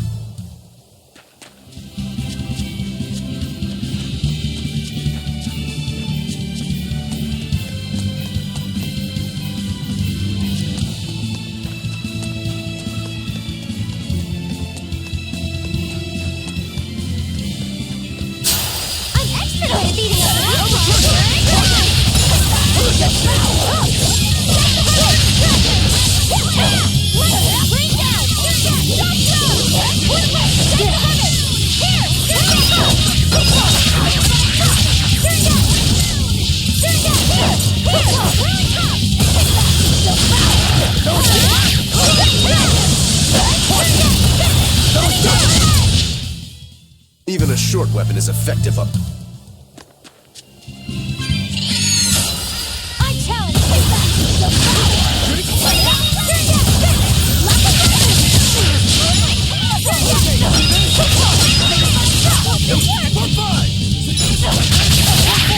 Killing flash! But I'm this close, I won't miss! Form zero! Thunder!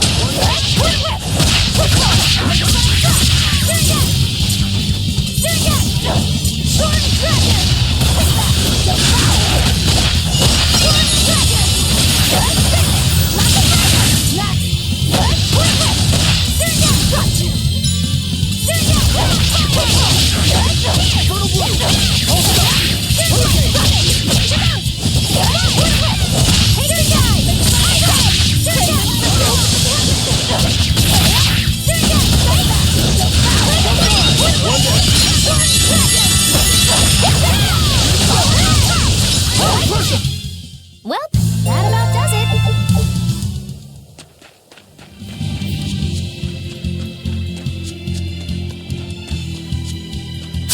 I'll finish this quickly.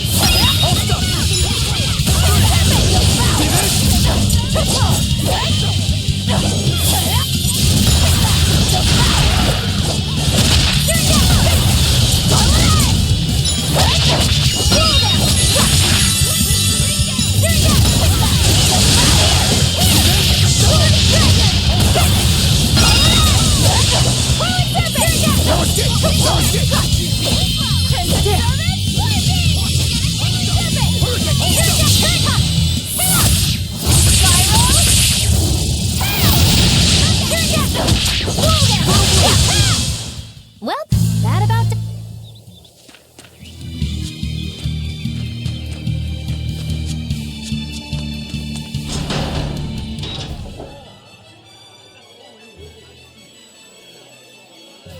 Man, the capital sure is big. Yeah, with historical buildings and artisans and all, there's much of interest here for a boy who loves to learn. Uh-huh. Sightseeing's nice and all, but don't wander off and get lost. Oh yeah. Sorry. Don't worry about him. He can take care of himself. I know. I was just saying.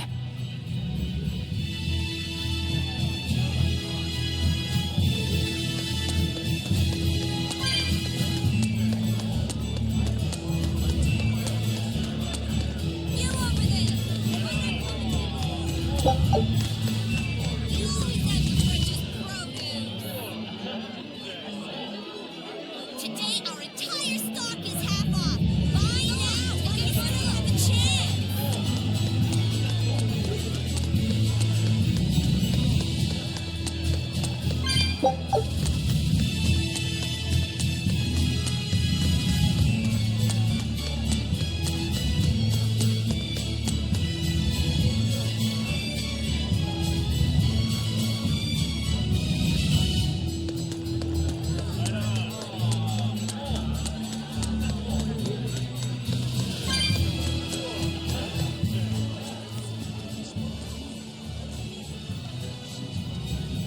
What's with this crowd? Modulu's troupe just put on a real show. Man, it was the best. Her dancing was every bit as great as I'd heard. Wow, the Modulu? Surely you mean Mogilu! Has my time to bask in fame finally come at long last? No, we're talking about Modulu, not Mogilu. You know, Lulu, the famous dancer? She actually goes by the majestic Lulu, but everyone calls her Modulu. Just watching the beauty of her dance, you can't help but feel like maybe everything's gonna turn out okay in the world. Sounds like a pretty cheerful act she has. Cheerful? This is all a ripoff! She's just trying to pass off as Mogilu's menagerie and profit from our good name! What good name? We don't actually perform anything. I was planning on getting started eventually, but now this con artist comes along and ruins everything! I can't just ignore that, you know. It's Modulu! You did great today, Modulu. I loved it. Thank you so much. But according to my teacher, I still have a long way to go. I'll work hard to do better next time, so I hope you'll come see me. Modulu's teacher is a dancer named Balta, whose immense talent brought him all the fame in the world. But Balta suffered a tragic injury that took him forever from the stage, and now Modulu was working hard to carry out his dream. So, you're Modulu then? I am. My teacher and I work really hard to put on performances that'll leave a lasting impact. And I refuse to let anyone call me a phony. Oh? And how do you propose to stop me? Taking it to the stage and seeing which one of us can better hold a crowd? Yes, that's just what I was hoping for. Lulu, don't go around picking petty fights. But sir, this woman, she... You should know better. If you have the energy to spare spitting vitriol at people, you should refocus that anger into moving your body. If you need to express yourself, do it on the stage. Yes, sir. You're right. Teacher, is the pain acting up again? It's no matter. What does pain compare to losing the ability to dance? Anyway, what matters is how you're holding up. I'm fine, sir. Good. Then let's head back and practice some more.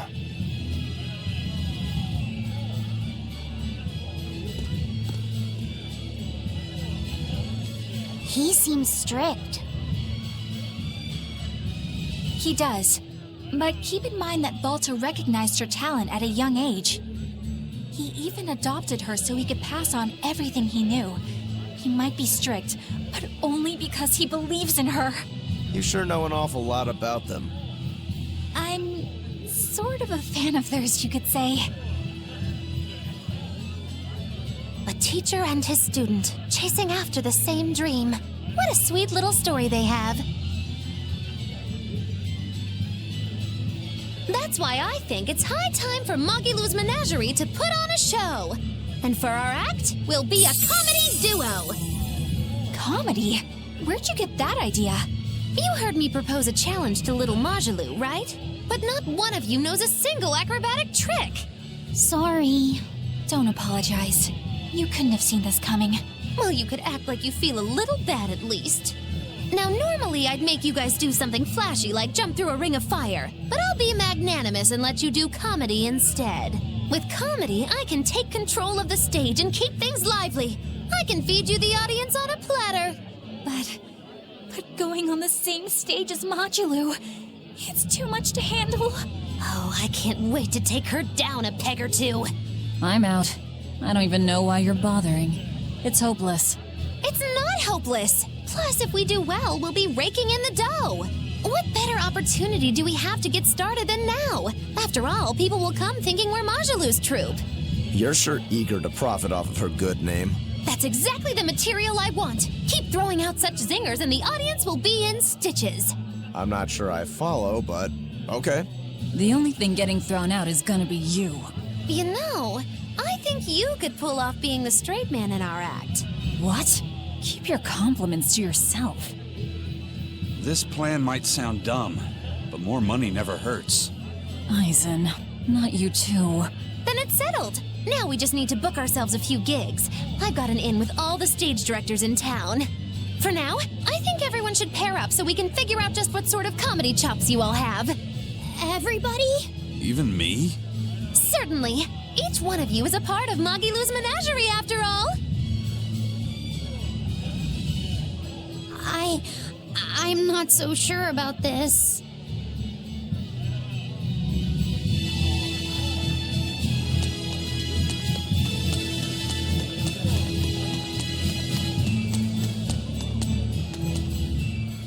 Whenever I hear Magiloo's name, I can't help but think of Magilanica. Magilanica? Who's that? Oh, she's just a girl who worked as part of the freak show. Talked to spirits nobody else could see. That's her, all right. She had many mysterious powers, like moving things without touching them and divining where people would find lost objects. For a time, people called her the Little Witch. She was pretty popular. Thanks to her, the rest of the troupe took in plenty of cash, or so I hear. Yeah, but eventually they took it too far, and the kingdom tried them for heresy. I hear Magilanica was subjected to really brutal torture. True fact. Everyone knows this story. Well, I've never heard it. That's not too surprising. It all took place when I was a young woman myself. Remind me, Magiloo. How old are you again? What? How old would you say I am? Well, from your reaction, I can at least tell you're not my age.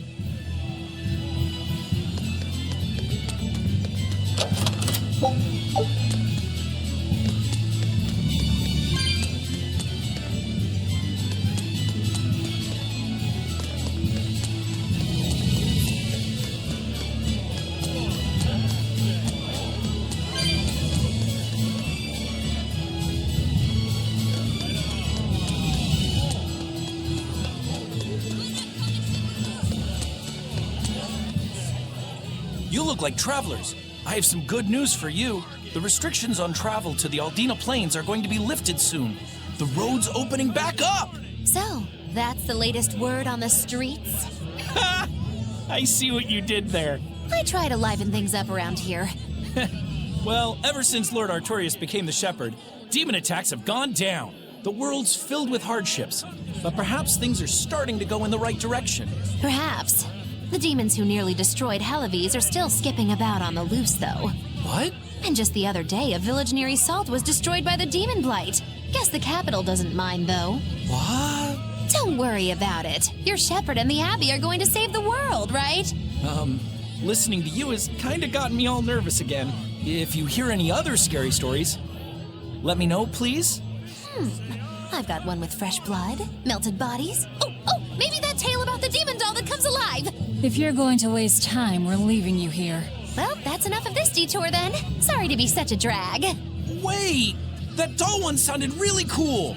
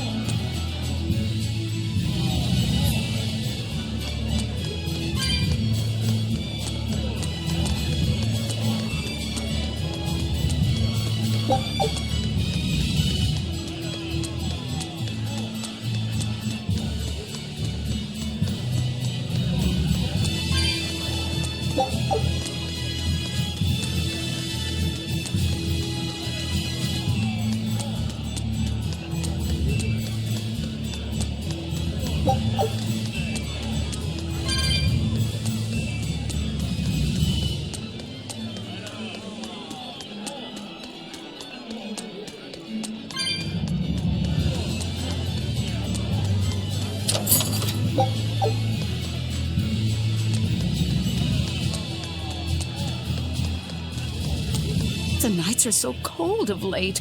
It's gotten harder to get flamestone, too. I hear the port at Helavis is at a near standstill. No matter how much flamestone they mine from Mount Killerhouse, they can't get it shipped out. I'm sure the Abbey is aware of the situation. It's not just us who are suffering. We have to endure. Times like these is when we need to practice Lord Artorius' teachings. The many outweigh the individual. Exactly. I'm sure Lord Artorius will think of us soon and send aid. He doesn't give a damn about any of you. How dare you! The many outweigh the individual, right? Artorius wants to save humanity as a whole. Your individual troubles aren't important to him. You have no idea what you're talking about. Aren't we part of the whole he wants to save? What happy fools. Sorry about that. She didn't get to see his speech, so she's been taking it out on everyone around her. Really? What a troublesome kid. But really, that speech was incredible.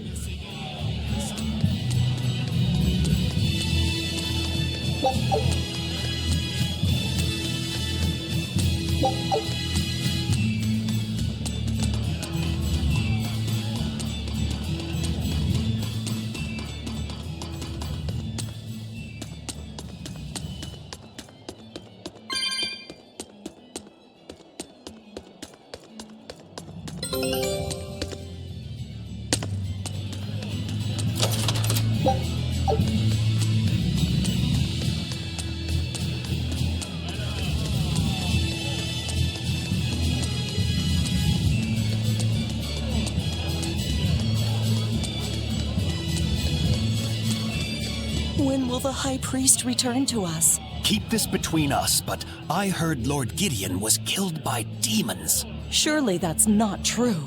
It most certainly is true. Hey, shh! They'll hear you. I know someone who works in the palace, and he said the demon was a girl with the head of a wolf and the body of a gorilla. But how could a demon have gotten into the palace? Apparently, there was a power struggle among the higher-ups, and Gideon's enemies snuck the demon into his villa. They say that's why people sometimes heard terrifying screams coming from the place. Oh, is the demon still there? No idea. Rumor says she escaped, but I wouldn't worry. There's no way she'd stick around here. That's what you think. She's right here, so you'd better watch out. Stop messing around already.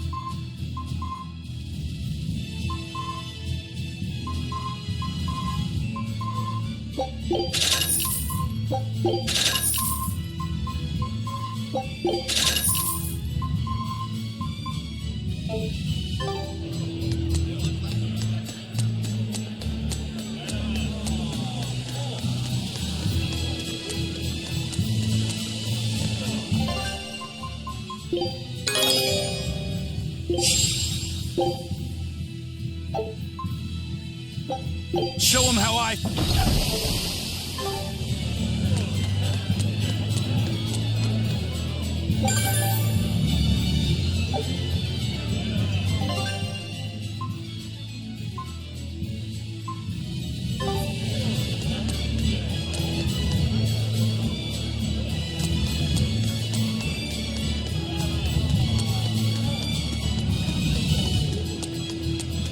Eleanor, I need you to wait outside.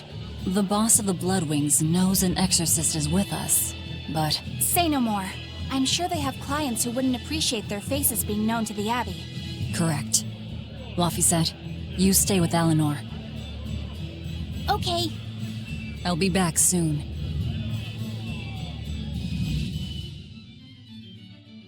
My thanks for coming all this way. It's been a while. Would you care for a peach pie? What do you want? Oh, it would do you good to unwind every now and again, you know. Stretch a bow too far and its string is bound to snap. What do you want? I would like you to escort this person out of the capital.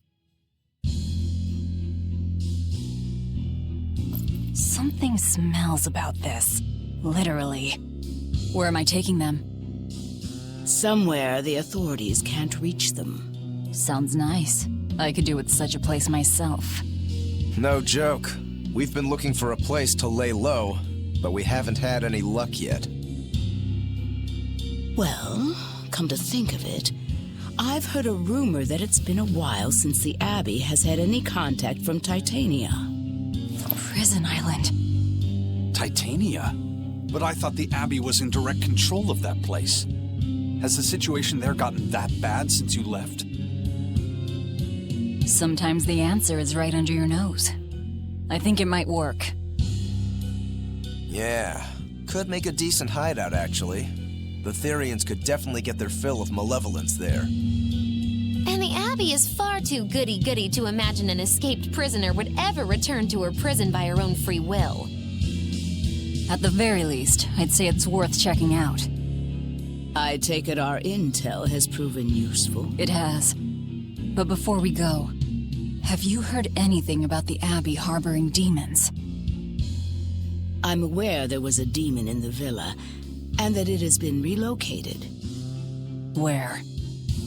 I can't say right this moment, but I'm sure we will find out shortly. All right, then in exchange for this passenger's safety, I want more information on that demon. You've got a deal. Eisen, I heard about your confrontation with Melchior. I'm sorry I wasn't able to help you find him. Yeah, you really blew that one, Toots. It's fine. What's done is done. Have you given up on finding Eifried? No, I haven't. The crew and I will do whatever we can to quash the Abbey's plans. We do them enough damage, and the Abbey ought to start thinking about putting their hostage to good use. They'll set him up as a trap for us, and that's when we'll steal him back. Attacking the Abbey to create an opening for his escape. Clever. It's what Eifried would do.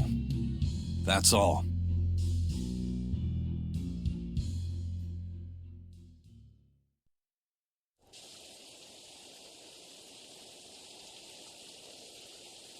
They're taking a while. Yeah. The Shepherd has a special mission for you. You are to protect the Malak Laphicet and bring him to the Logres Abbey headquarters.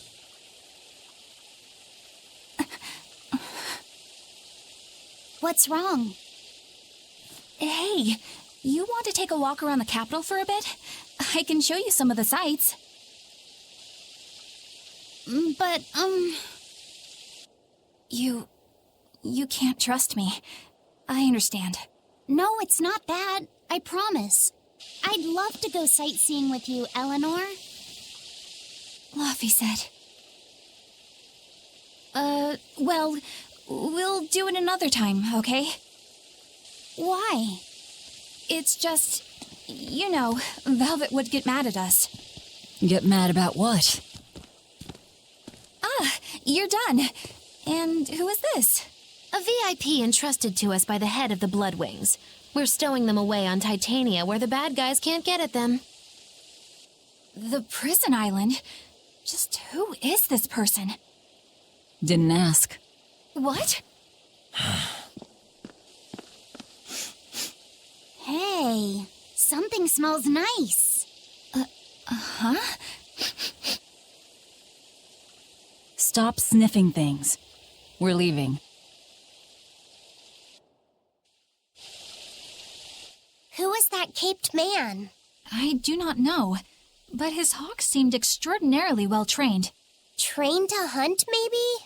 I'd imagine. It takes a great deal of time and money to train a bird like that. What is it? I smell something nice. Indeed. The scent is somehow familiar.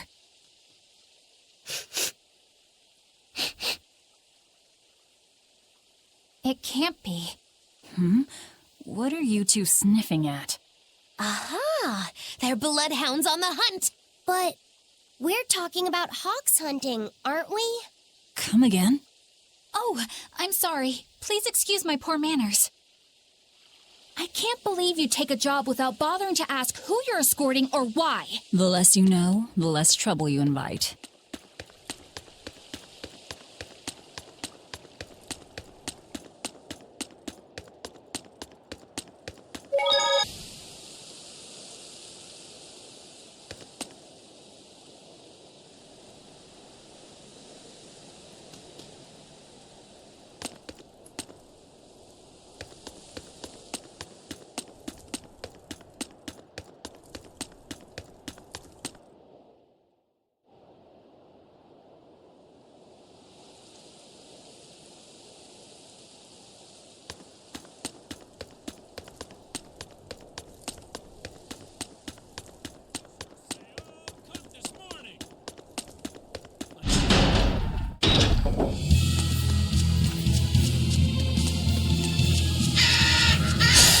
I'll show you the beauty of my camera.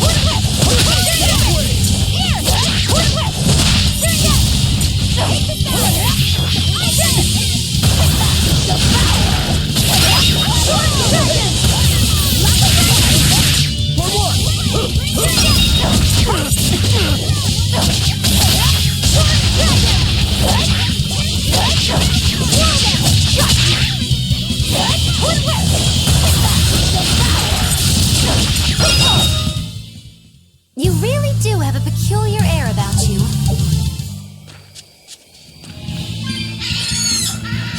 I'll finish this quick.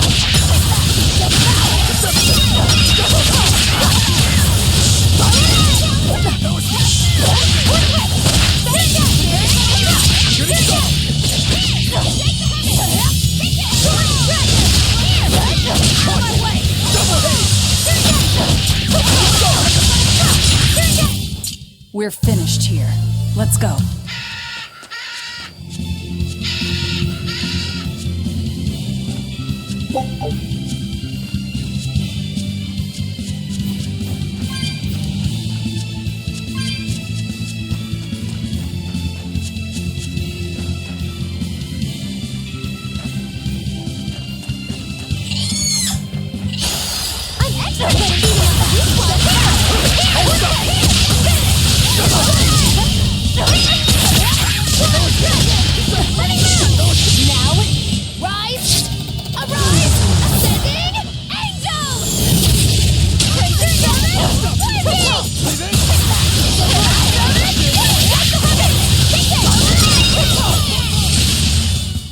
Well then, let's move on.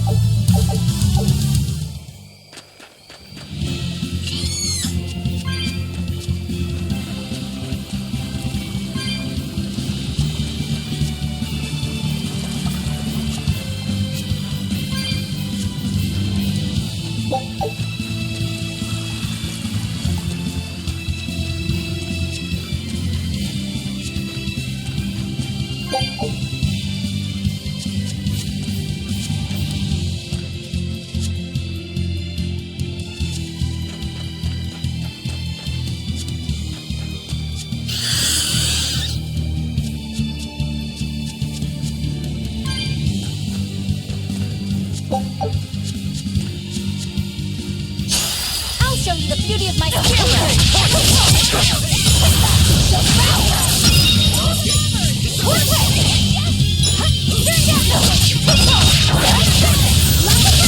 Out of my way! Better watch your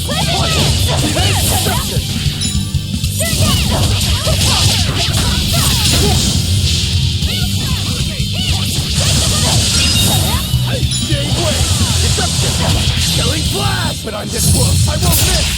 Form Zero! Thunder! Be proud. You made me unleash my full power.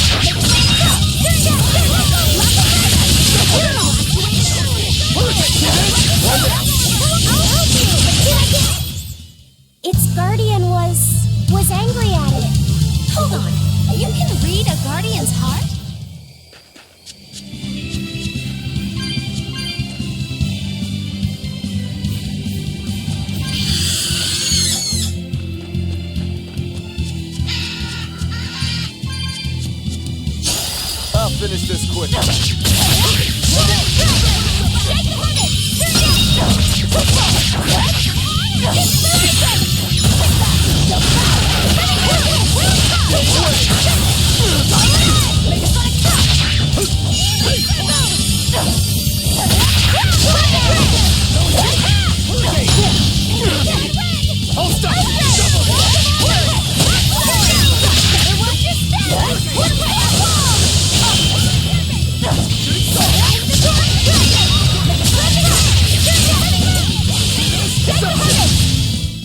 I had no problems here.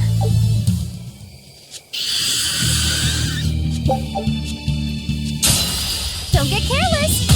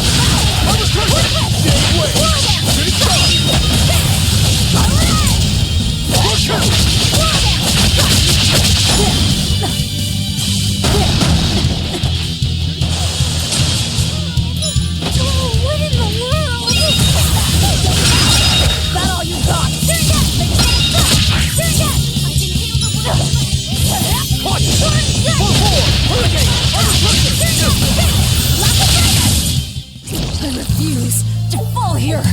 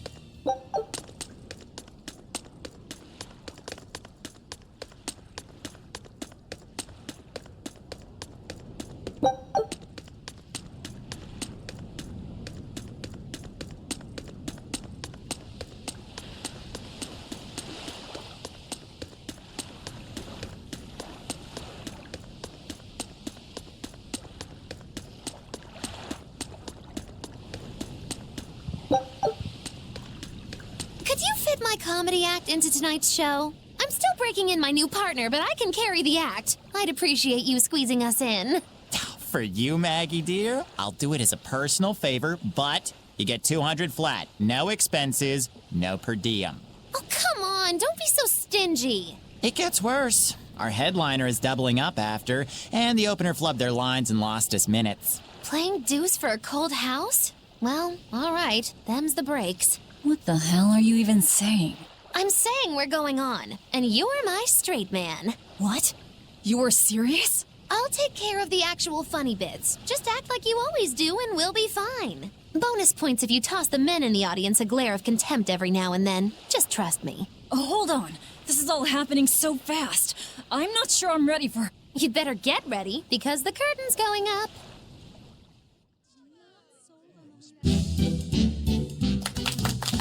Hi there! We're Moggy and Val, your lovely comedians for today! Magicazam! We're still new to the comedy business, but we'll do our best to give you a memorable show. Now, I'm Moggy, the bright, beaming one in the pair, while my moody little partner here is... Hey, what's wrong, Val? Everything okay? You need to put some energy into this, or we're in trouble. Come on! If you've got one redeeming feature, it's your moxie. That might be, but this is different. I can see you're going through something right now. All right, let's take a deep breath together. Excuse us for just one moment. Velvet, what are you doing? We're losing the audience. I can't help it. I've never talked in front of such a big crowd before. Wait, don't tell me you've got stage fright? So what if I do? That's so unlike you. Just pretend that you're fighting some nasty exorcist and give it some gusto. Easy for you to say. I'm embarrassed out here. Don't be such a girl. I am a girl. That's it. Just do that, but project your voice. I can't, and I don't want to. You're a comedian. You have to. Where's your passion for your newfound art? I'm not one, and I've never had any. No, I can see it within you, deep down, the burning passion of a true artist at heart. I've had enough! I can't do this with you! Sorry, folks, show's over.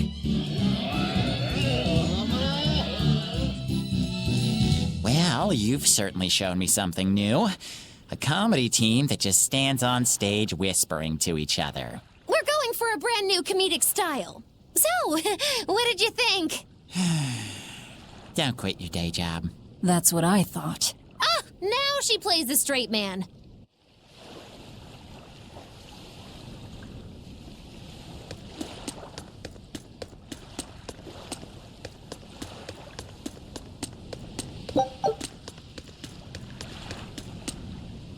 This is bullcrap. You're gouging us just because you can. Well, if you want to pay less, maybe you should go find someone more generous. Looks like they're at it again.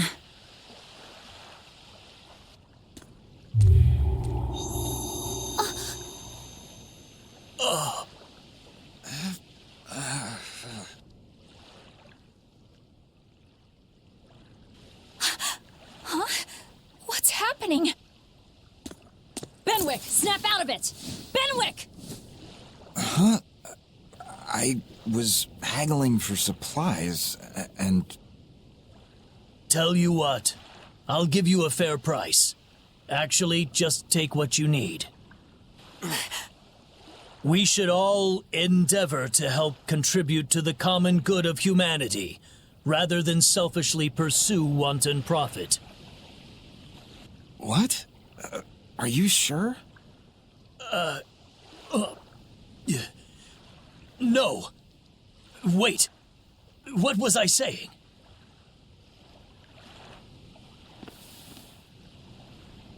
You felt that too, didn't you, kiddo? Yeah, it disappeared, but I felt a strong force coming from somewhere to the north. It's called a domain. A Moloch's zone of influence. Wait, if it's north of here, then... The Empyrean's throne? Did that happen because of something Innominat and Artorias did? I don't know. I've got a bad feeling about this. We should get far away from here, and quickly.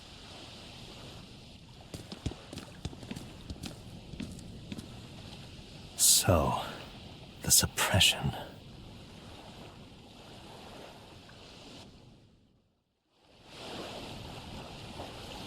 Well, that was certainly off-putting. But our job with Tabitha comes first. And we need a hideout soon, too. True enough.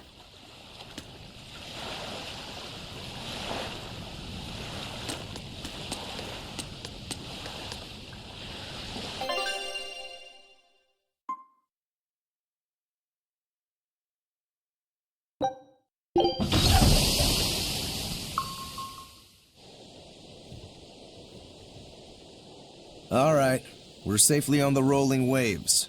Don't you think it's time you showed us your face, Mystery Monk? You're right. My apologies. I knew it! Prince Percival!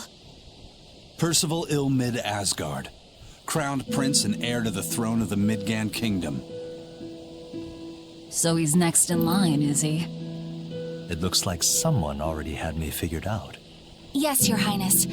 I could tell from your fragrant wood scent, as only the royal family may wear it. But if I may ask, why? Must I explain myself to gain your aid? I myself could ask what an exorcist is doing consorting with members of the underworld. I don't... It doesn't matter why you're here. On this ship, you're here for us to use to our advantage. Treat me as you will.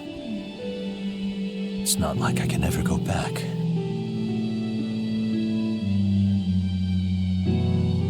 For a fellow born with silver spoons spewing out of his mouth, Princey Pooh's rather laid back. Prince Percival is an upstanding man, renowned for both his intelligence and his fair, just demeanor. It's widely believed that with him on the throne, Midgand's prosperity will continue and... Look, I played dumb earlier, but I smelled that scent too. He wore it for us to notice. He wanted us to know just what sort of position he held, and how useful he could be to us. He surprised me, at least. Do you think we're being led into another trap? We definitely can't take that possibility off the table. When the time comes, he'll make a good hostage, if nothing else. Not if the ones we face are after his life too. For now, let's just make sure we keep an eye on him. The prince! He said he couldn't go back. I wonder why.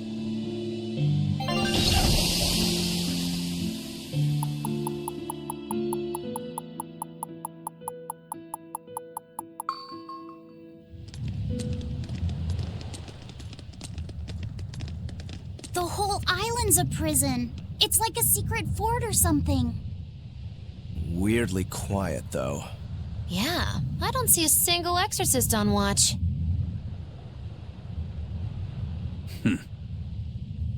Let's scope out the inside.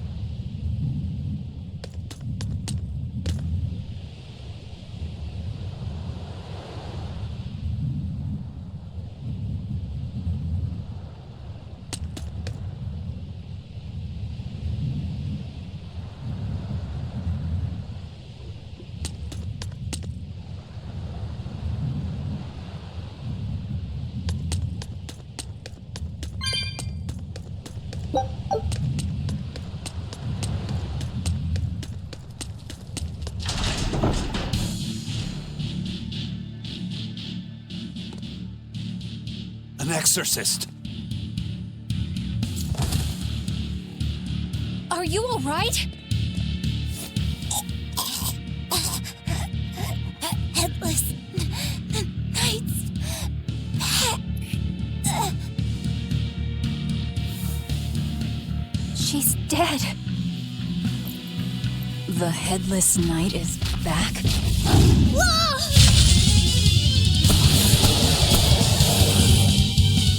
Think this is the demon that attacked her? Another prison riot?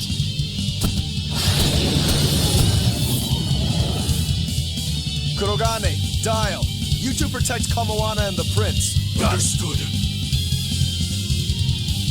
No escape! Stupid monkey! You're giving me no mercy!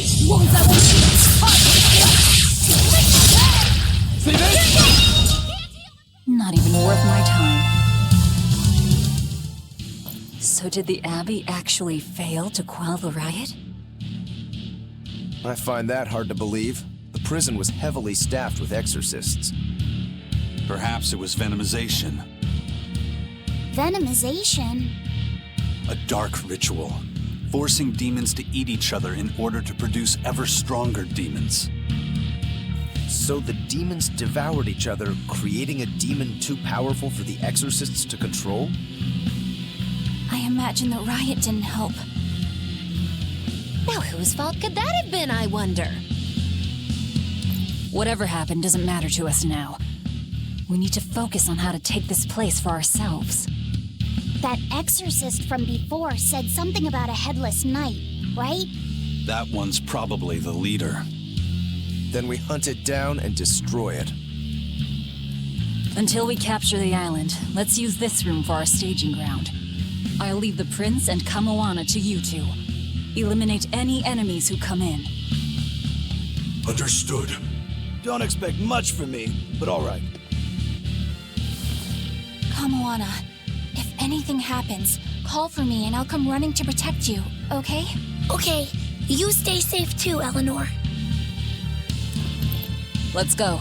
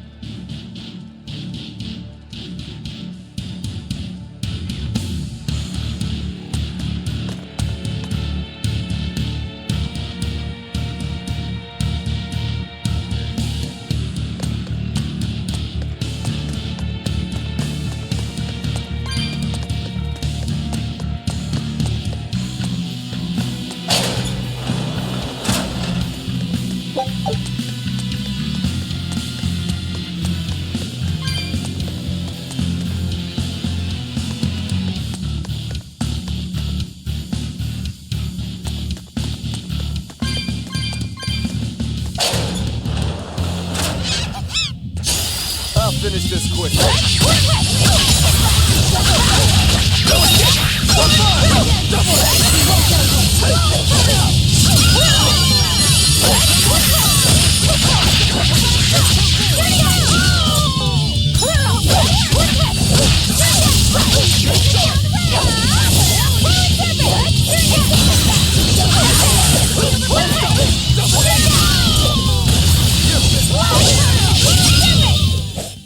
That's the end for you! What an easy victory. I am invincible! I'll finish this now.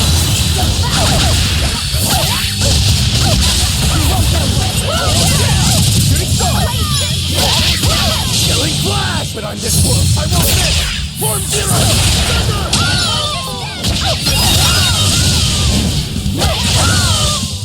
Come on, put up some fight, okay?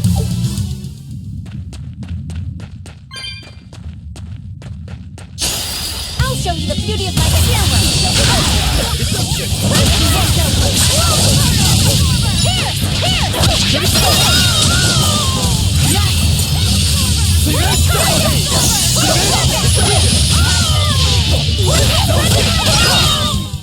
Not even worth my time.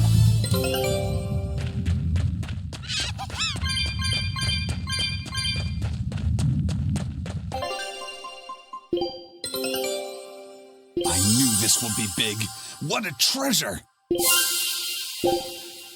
Scout ship. I'll show you the beauty of my spearwork. Hold up! Take the dice!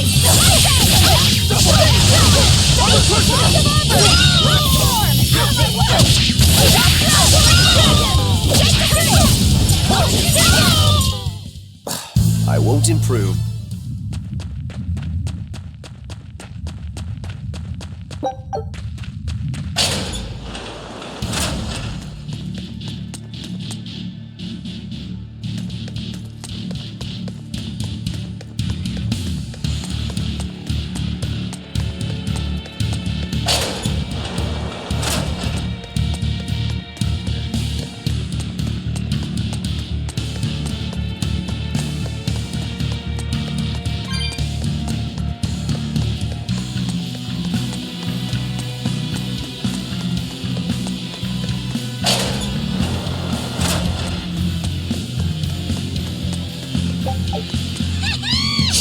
I'll finish this quickly.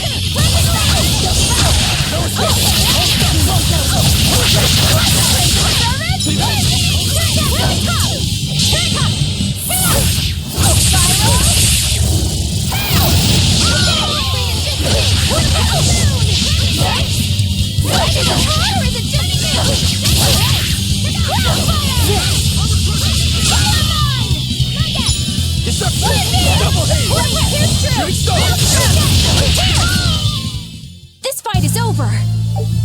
This island reeks with malevolence. I imagine it's emanating from all the big old demons roaming about. I'll show you the beauty of my spearwork.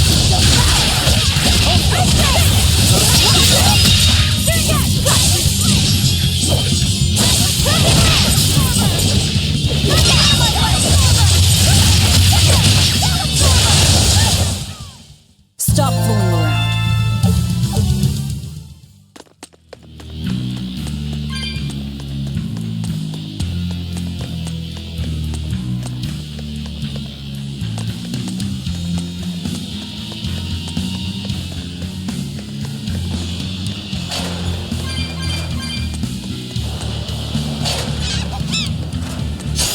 I'll finish this now.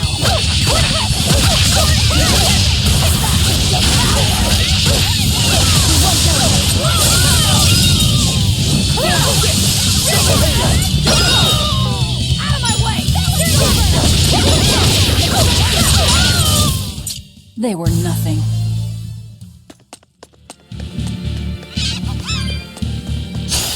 I'm extra good at beating up the good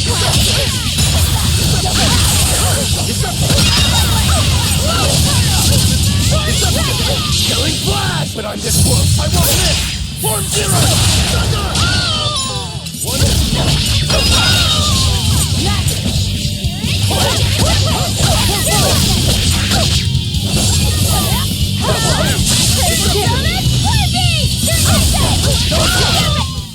Come on, really?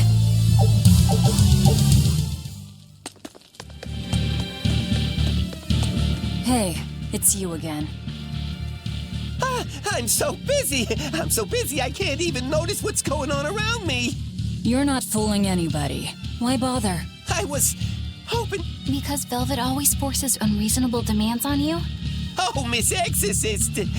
Your concern warms my little turtle's heart. I'm not forcing anything. I just think he's trying to take advantage of us by fixing his prices well above market rate. Price fixing? As in deliberately marking up items so as to take advantage of the less fortunate? I was under the impression that the Abbey strictly forbade such unscrupulous business tactics. Ah!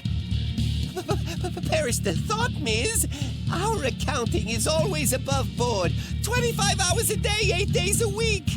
No matter whens and no matter wheres, you can get whatever you needs for the same fair price. That's good to hear. Eleanor, give the nice turtles that smile he so desires. I'm sure running a business is hard work. Hang in there. Much obliged.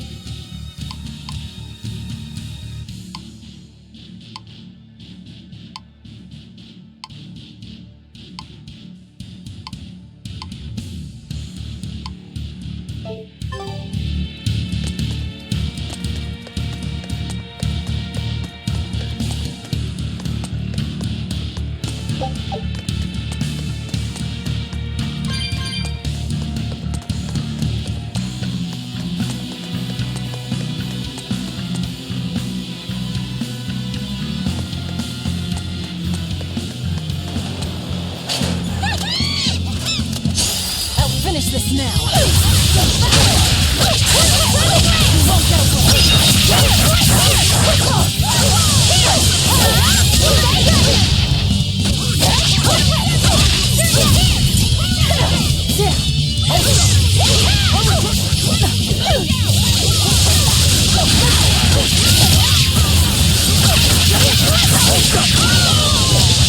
Now, rise!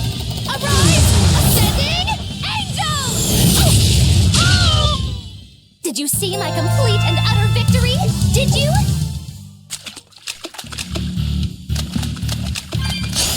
I'm extra good at beating up a weak one. Deception! You won't get away. Let me down!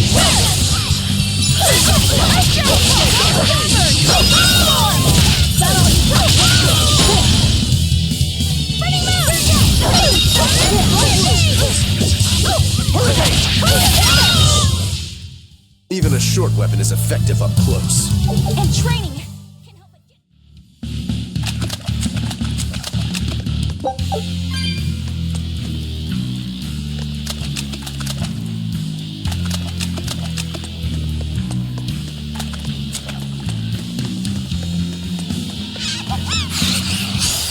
I'll show you the beauty of my spear work!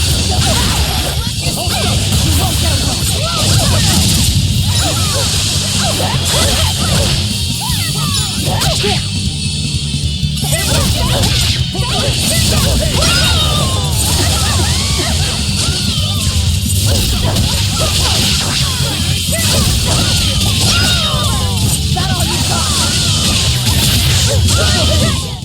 Try as they might, it won't. I'll finish this now.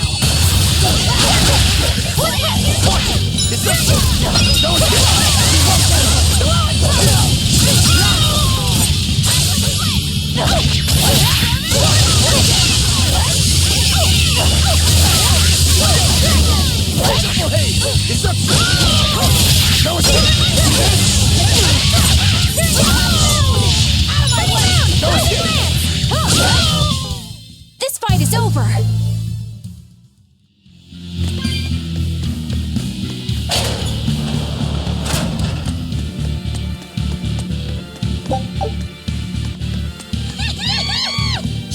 I'll finish this quickly.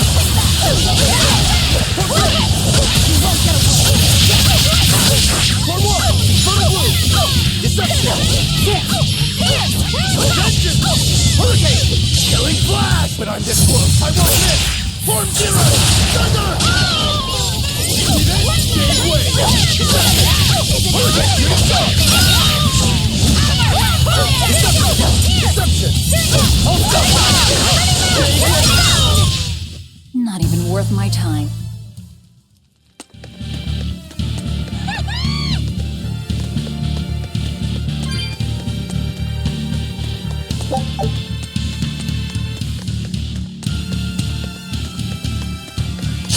I'll I'll finish this quickly.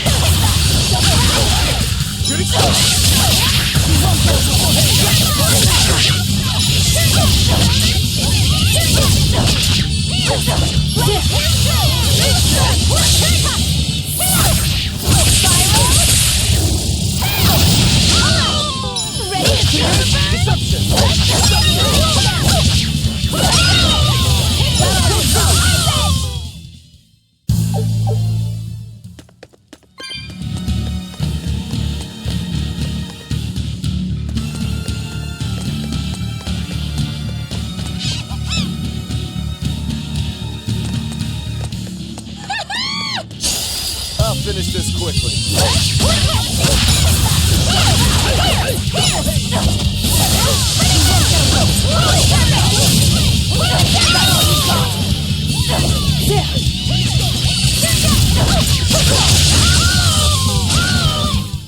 Come on, put up some fight.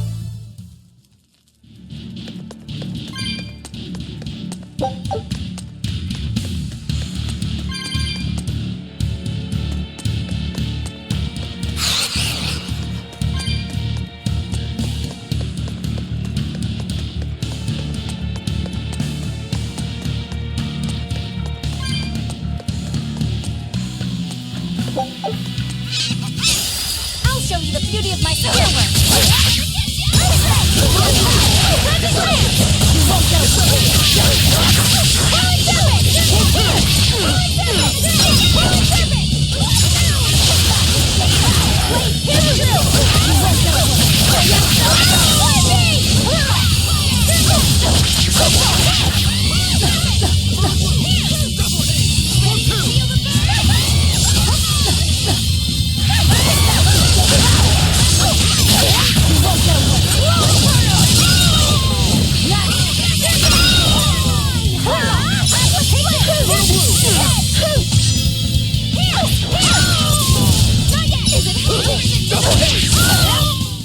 Sorry to cut you down.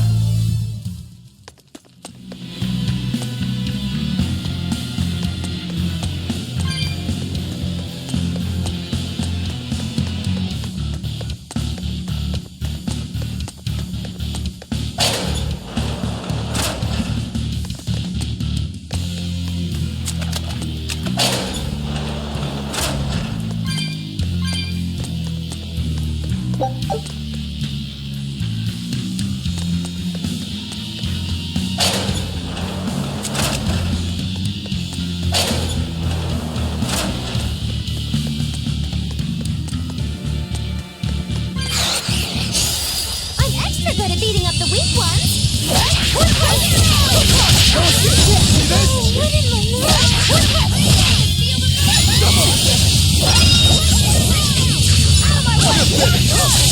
Now, rise, arise, ascending, angel!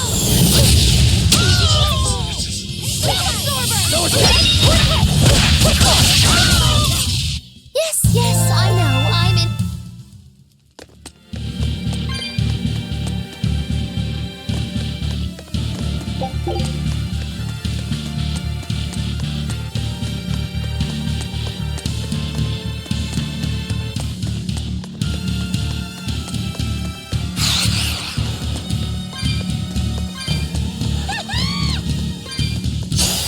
I'll finish this quickly.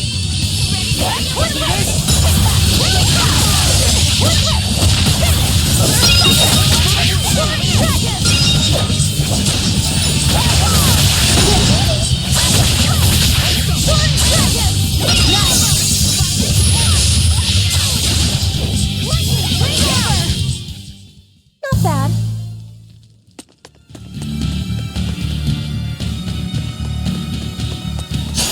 I'll finish this now.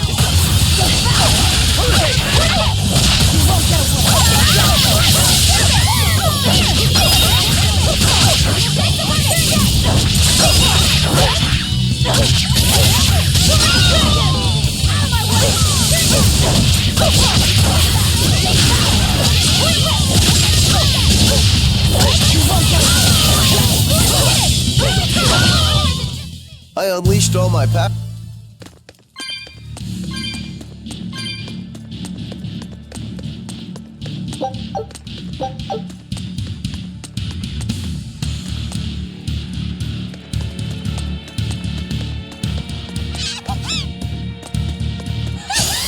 I'll finish this quickly.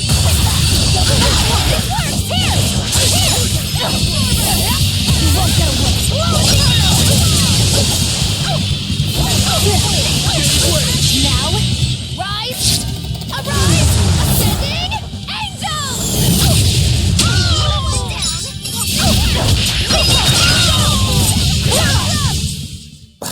I won't improve.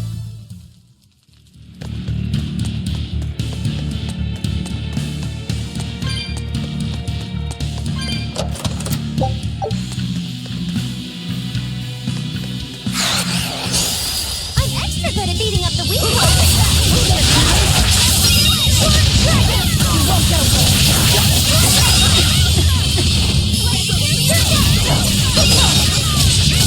Is that all you got? Is that all you got?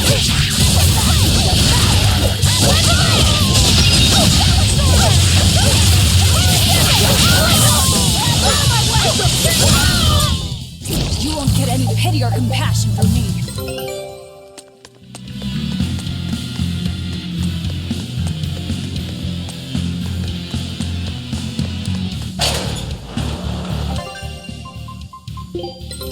Take... Scout...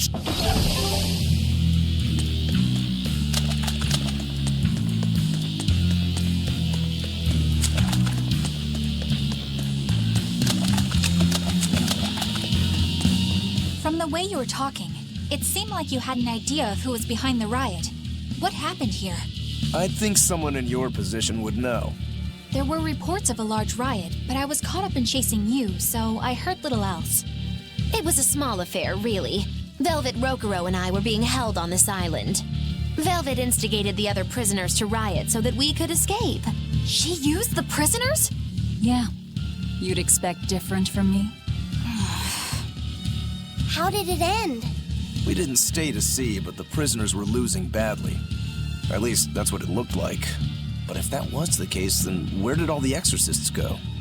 I know Oscar left to report the incident, but the other guards should have remained at their posts. Well, if they didn't flee, we have to assume they were all killed. By this headless knight, perhaps? Well, no sense losing our heads, I suppose. But it looks like we're in for a heck of a fight. All we have to do is mop up anyone who's left.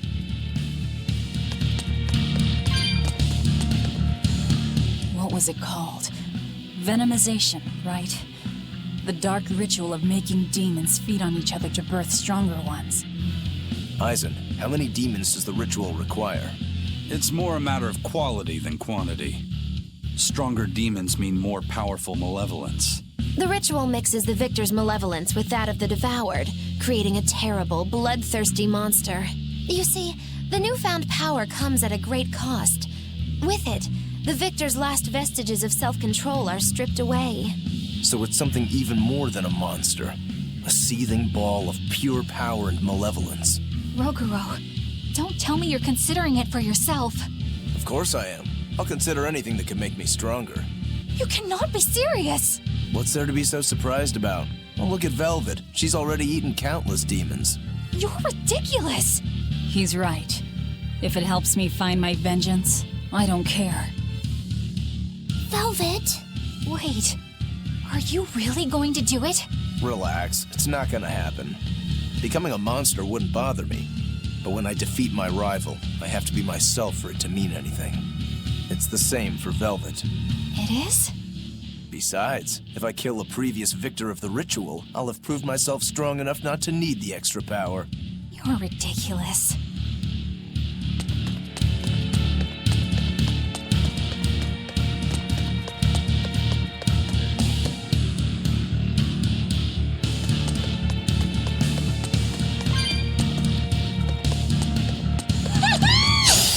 I'll show you the beauty of my hero! You won't get away!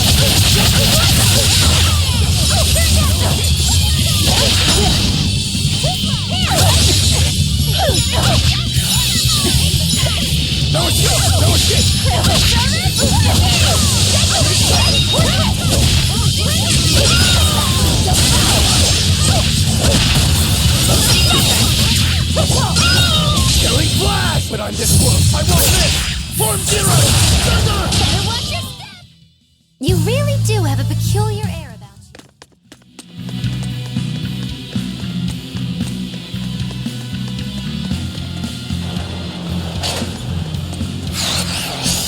I'll show you the beauty of my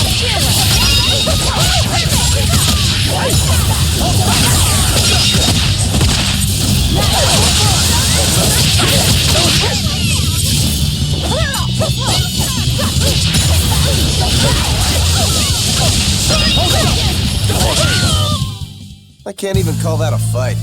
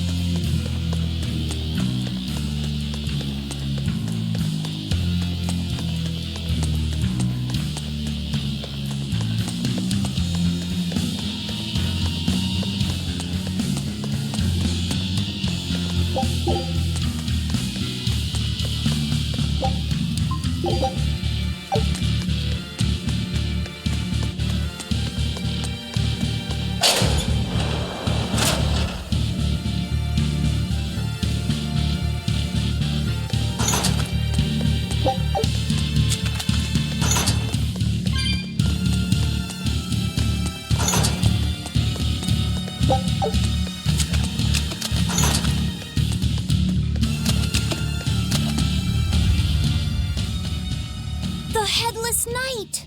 He must be the product of the venomization. Well, he definitely looks vicious enough. Not as vicious as our Velvet, though.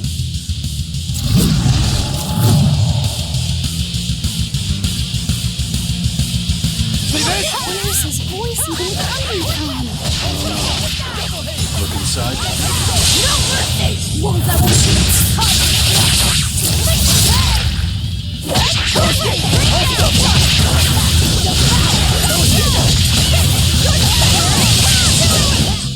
Well, that takes care of that.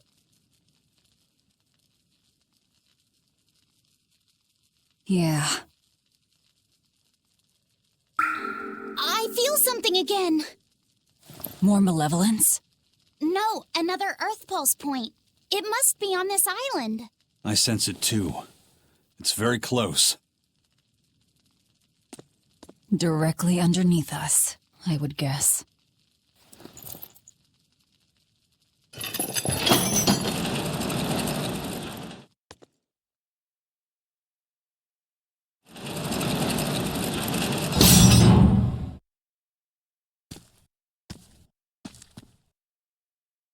What is this place? Welcome to the most secure cell in the entire complex. The darkest hole in Titania. Feel anything, Laphicet? Yeah, I think this is the Earth Pulse point. If this cell is where the Earth Pulse point is, then does that mean it housed a Therian? Yeah. And a real hungry one at that. Every day, they would toss demons into its cell. It would devour its fill, then wipe the blood from its lips.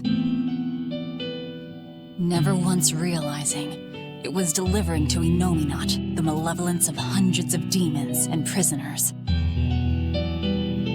And then one day, there appeared before it a female Moloch, who shattered the barrier and freed the Therian from its cage. But the Therian knew no mercy, and it devoured its liberator. And it was then...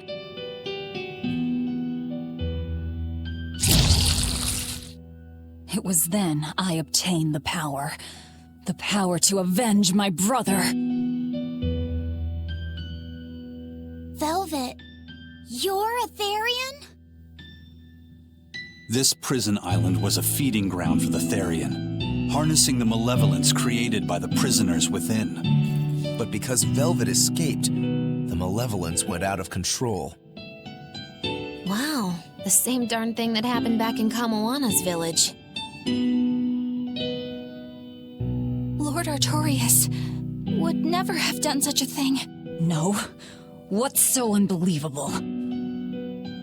That he used his wife's brother as a human sacrifice? That he imprisoned his wife's sister?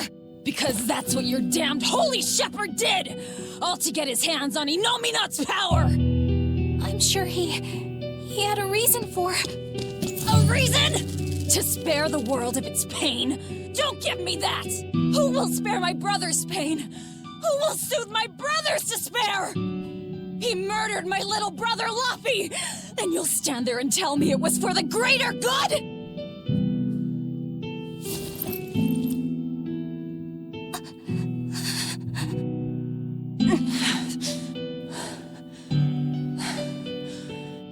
At any rate, that's one less Therian for us to track down.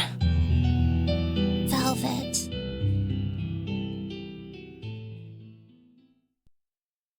Help! Eleanor! Kamoana? What? Did Velvet yell at you so hard you're starting to hear voices now? I have a feeling something's wrong. Kamoana could be in danger. But we already beat the Headless Knight. I still can't shake this feeling. Please, let's go back and check on them.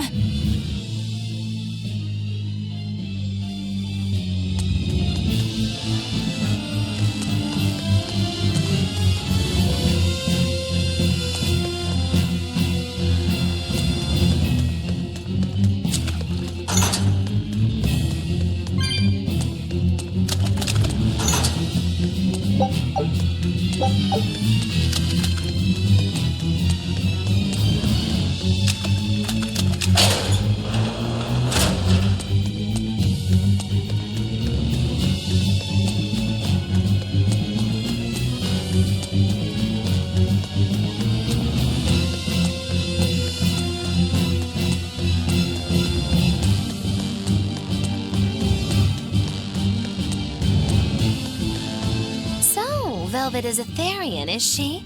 I knew there was something off about her. But it's what she cried out that's really on my mind. Laffy said, is Velvet truly Lord Artorias' younger sister? She never told me. If it were true, I suppose it would explain her knowledge of... If you're so curious, why not ask her yourself? Hey, Velvet, what's your connection to Artorias?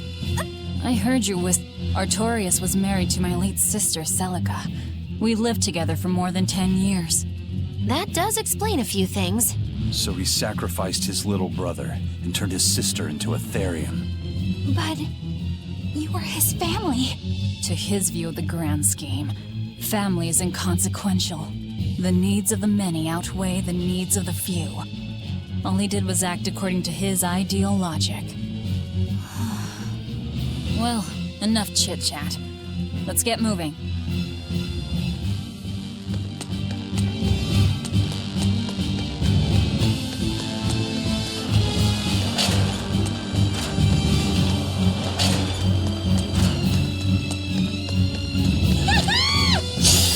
Finish this now.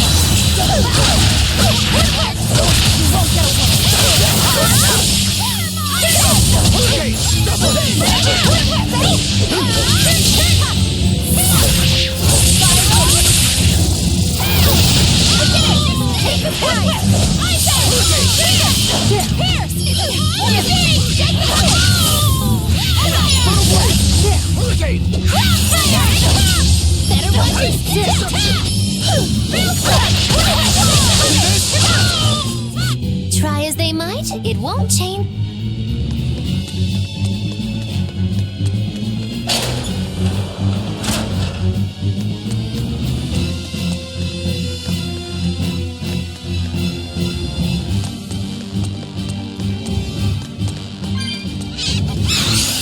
I'll finish this now.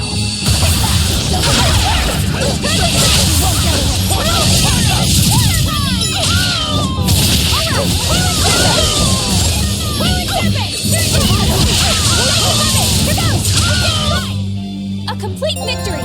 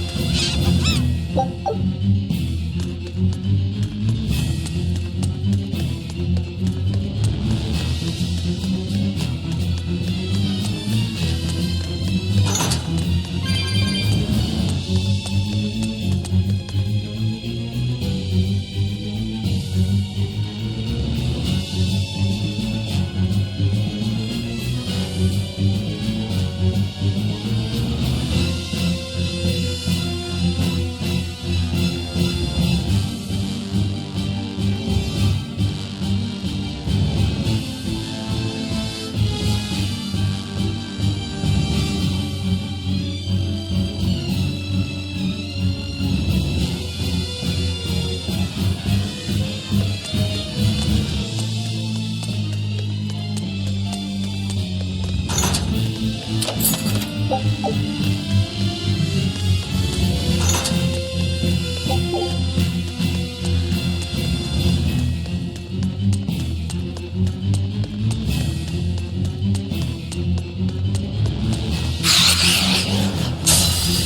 then, let's finish this!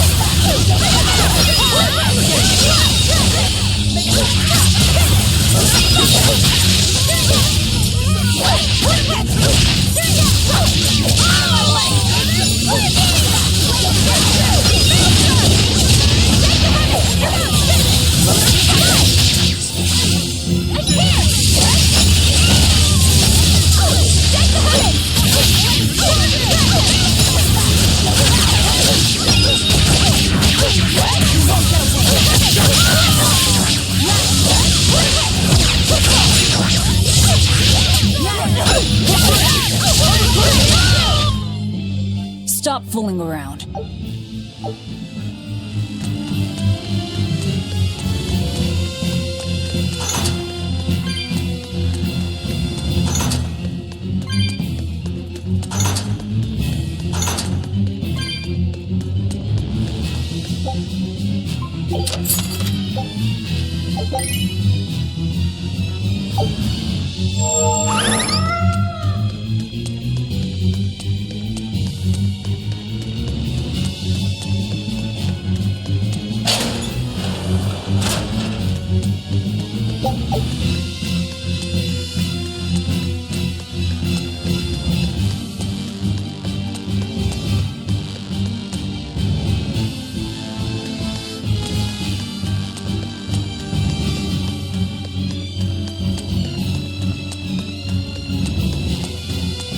So it turns out that Velvet is a Therian who consumes malevolence.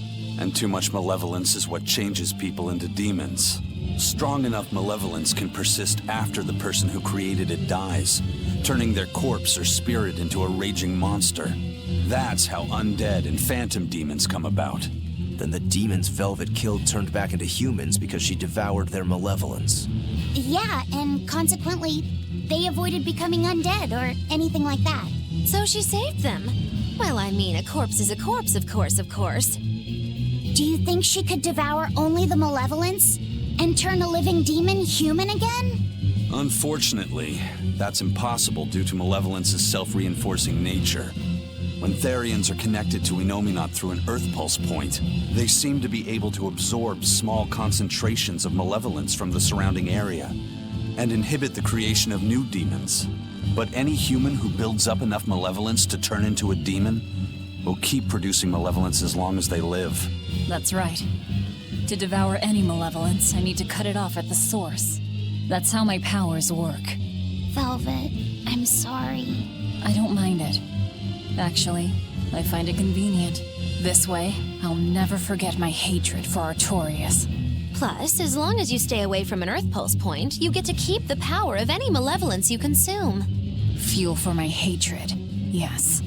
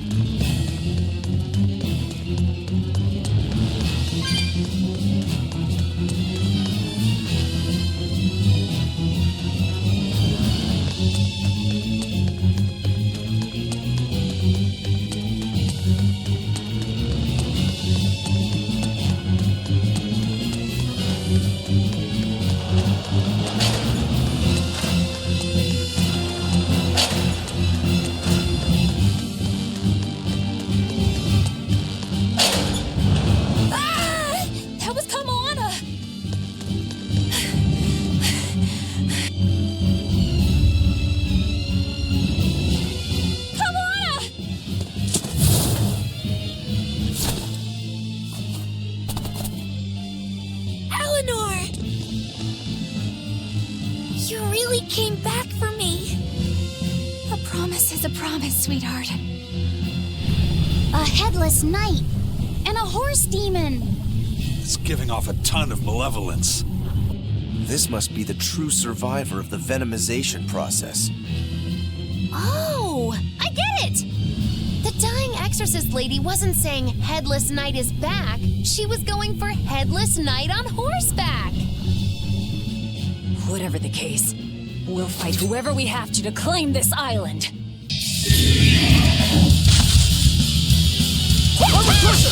Now I can't help but wonder how the horse's name.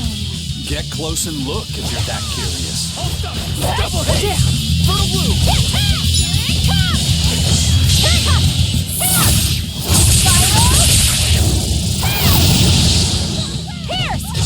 Double hit! Form Take the top red! Shake the bucket! Hold up! Hold up! Hurricane! Form 5! I'm a crusher!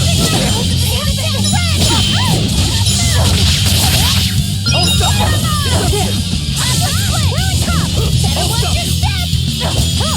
Hurricane! Deception! See that? Fertile blue! Double hit! See this? Shooting star!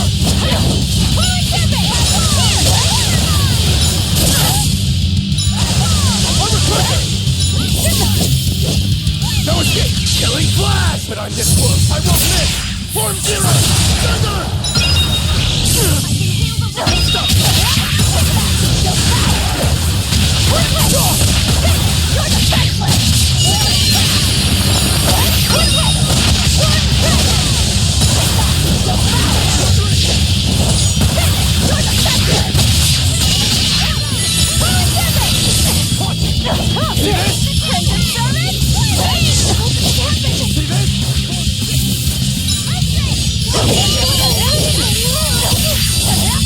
Ready to feel the burn?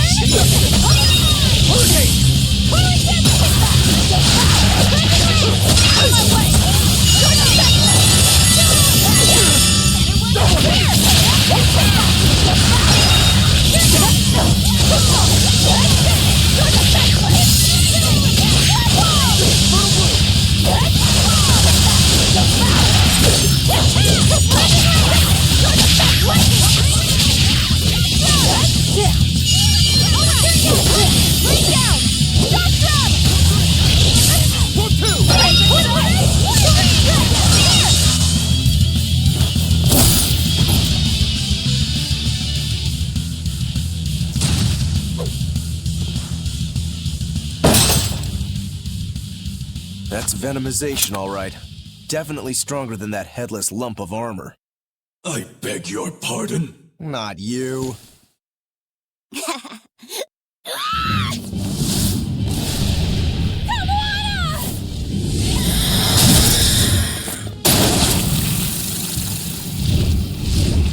demon from the villa? No, look! It's absorbing the malevolence. It's a Therian. Actually, that hawk is Griffin, my one and only friend. A damned Therian. So that's what Tabitha meant when she said we'd find out shortly. But Your Highness, why do you have a Therian? It's like I said, Griffin has been my dear friend ever since I was a child. Even if he's a Therian now, that hasn't changed. So you knew you were helping a Therian escape. What are you plotting? I have no plots or schemes. I just want Griffin to be free. I guess we shouldn't be surprised. The Crown Prince and future king, he's gonna do whatever he likes. I suppose I am at that. But if I am, it's the first time I've ever been allowed a choice of my own. When you're a prince, you're not a person. You're an institution, one designed to serve the state and its people. Say, for instance, you're doing your law studies and your back suddenly itches. What do you do? I mean, I'd scratch it. Who wouldn't? When I did that, my tutor gave me a whipping so hard the blood ran down my back. The reason being that I prioritized a personal feeling, that is to say my itch, over my studies in service of the state. Seeing Griffin lay claim to the skies let me imagine my own freedom. It was my lone solace over the years. But then, he turned out to be responsive to Innominat's power. I take it the Midgand royal family is well aware that the Abbey is creating Therians? Of course. How could we not? The kingdom offers unequivocal support to Shepherd Artorius' vision of reason and will. Even so, if there was one thing I could never permit, it was seeing Griffin locked up and unable to fly. Never. I tricked the Exorcist on guard and disabled the barrier. But then Griffin attacked the Exorcist and killed him. That's why you said you could never go back. They can overlook a single dead exorcist, but with a Therian removed, malevolence will engulf the capital. I knew full well what I was doing. And yet, I couldn't watch my friend's life be stripped away. Your Highness. He chose a single bird over the world. Why do you think that birds fly?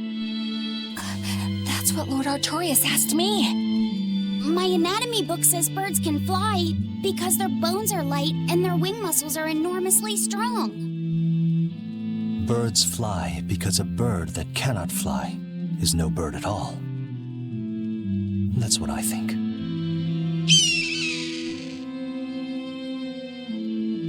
I understand now.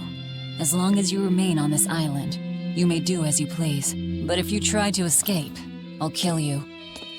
That should work. This way we'll have him on hand if we ever need a hostage. Understood. I appreciate you letting Griffin and me stay here.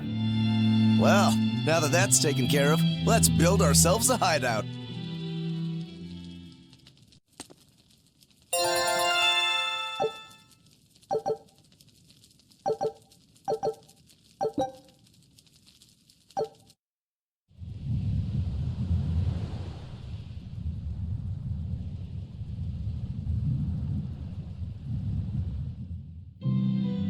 Hey, Velvet, do you know where Eleanor is?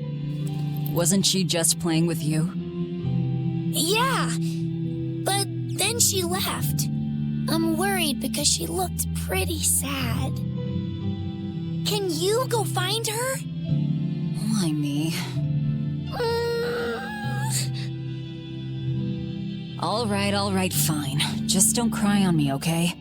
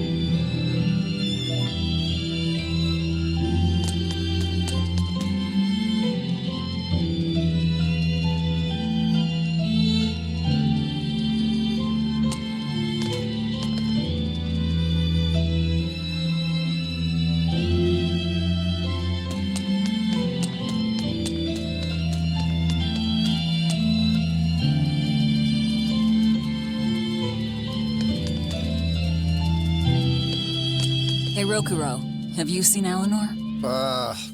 Probably. I don't know. Bit drunk. Just try not to go overboard. But man, are we a bunch of screw-ups or what?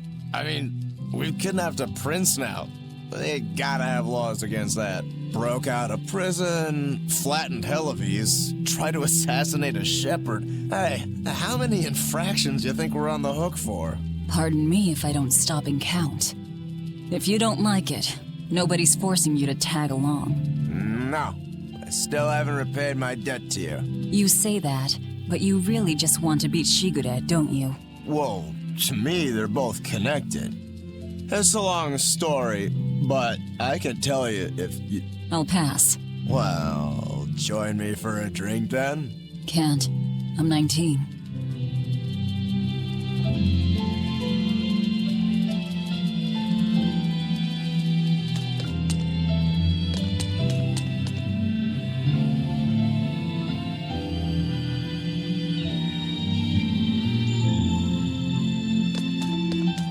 Huh. A most interesting interpretation. What do you make of this part here, then? Well, if you pronounce it Loney Kyle, then it'd mean midriff, which probably isn't right. Maybe Muse Mila? Well, that would make this passage read, Pornges are nummy. Okay. Yeah, that's not right either. What's wrong, Velvet? Have you seen Eleanor? No, I haven't. Sorry, I know I'm supposed to watch her. Just read somewhere where there's more light. You'll hurt your eyes like this. Okay.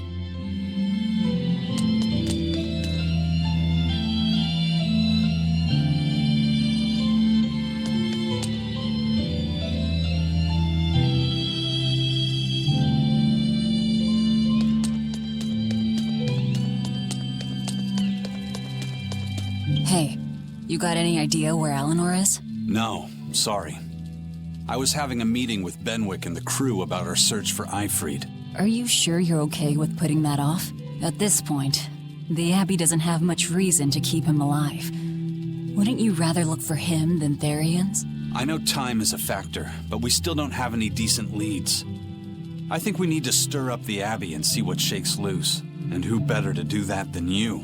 So this works for both of us, then? Never fear. I'm still acting out of self-interest. Besides, Ifrid won't die so easily. He's a strong man. It'd take a lot to bring him down. Yeah. I've never seen him flinch from a storm, no matter how choppy the seas. Where angels fear to tread, as they say. Probably some of that as well.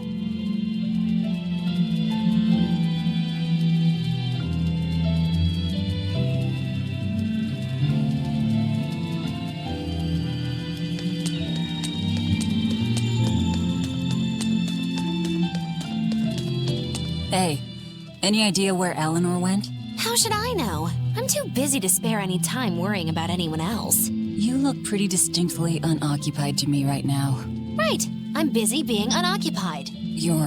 what? It's simple. When you have free time, it means you're busy trying to avoid having any business to do. You're too weird for this world, Magulu. Says the woman with the world's blandest personality. I always figured you'd be the type to take off as soon as things got hairy. So what keeps you here? I am utterly, completely, totally, wholly devoid of anything else to do. Which is to say I'm... unoccupied. Right, now you get it. Besides, I have to stick around to see how our bet turns out, don't I?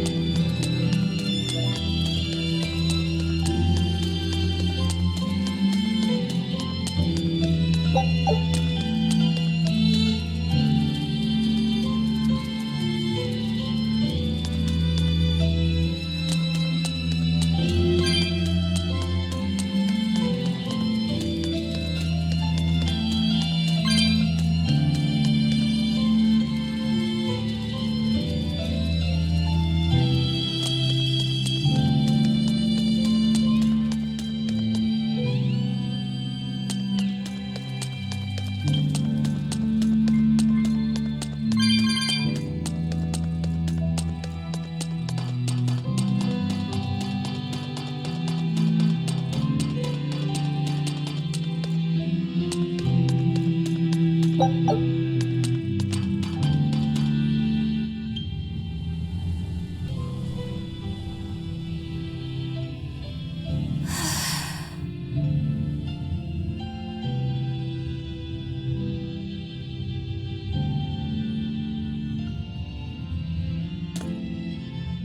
you are, Eleanor. Kamoana's worried about you. You actually came looking for me? Can't say no to a crying child. Indeed. She may be a Therian now, but deep down, she's still a lonely little girl. That's something I've come to realize in traveling with you all. Wretched demons and Therians, even the Malakim who I'd only thought of as tools, they all live and think as humanly as the rest of us. I was so clueless. I didn't know what demon blight really was, nor what the Abbey was doing.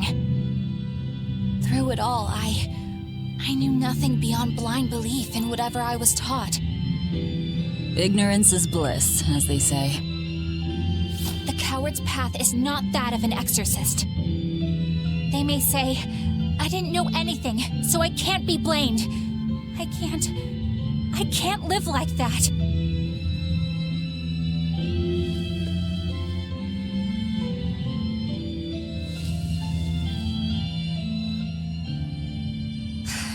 I think I'll stay here a little longer to cool my head off. Please tell Kamoana I'm all right. Don't stay out too long. The sea breeze can get cold. Thank you. Don't get the wrong idea. If you got sick or something, Kamoana and Laphicet would worry. That's all.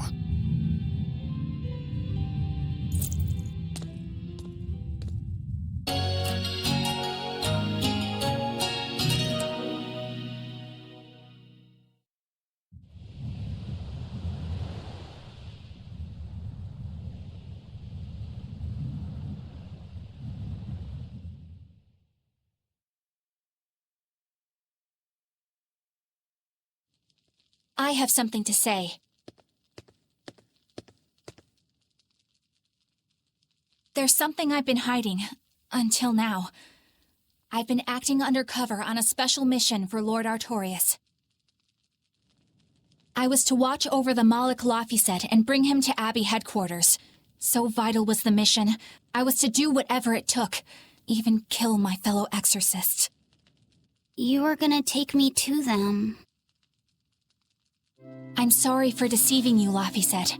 Originally, I was going to get you to lower your guard, then take you in.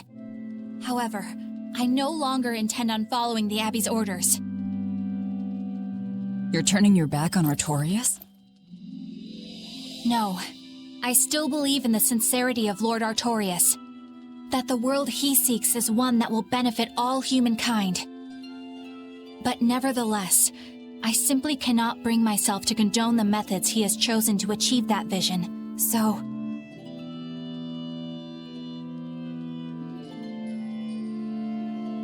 I will help you protect the Therians, until I discover the answer I seek. Eleanor! I want to live a life that I don't have to be ashamed of, and to do that, I have to learn the truth for myself. So, you live by your emotions after all. Maybe you found your own creed. Welcome to our wonderful world of wickedness.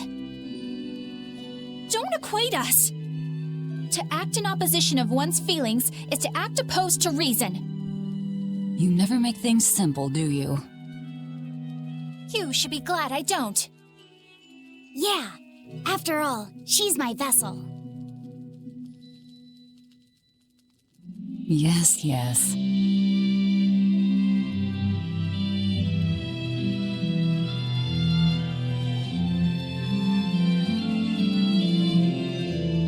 So, I think our next order of business is to find ourselves another Therian. Well, that's the extent of my insight. Anyone got any actual leads? What if we had Eleanor swipe some intel on them from the Abbey? That could work. I don't know. It wouldn't work. Officially, the Abbey still considers her a traitor. So who would leak anything to her? Yeah. Besides, we can't put Laphicet in danger like that. And anyway, Eleanor's terrible at being a spy. Ungracious, but accurate. You know that special underground cell from yesterday? I want to go back there. There's something I want to try out. All right, let's go.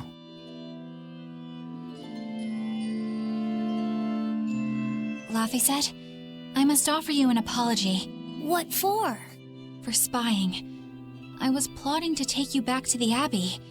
I am truly sorry. It was your mission, wasn't it? Somehow I think I always knew. You did? Call it a hunch. Besides, Velvet was really suspicious of you.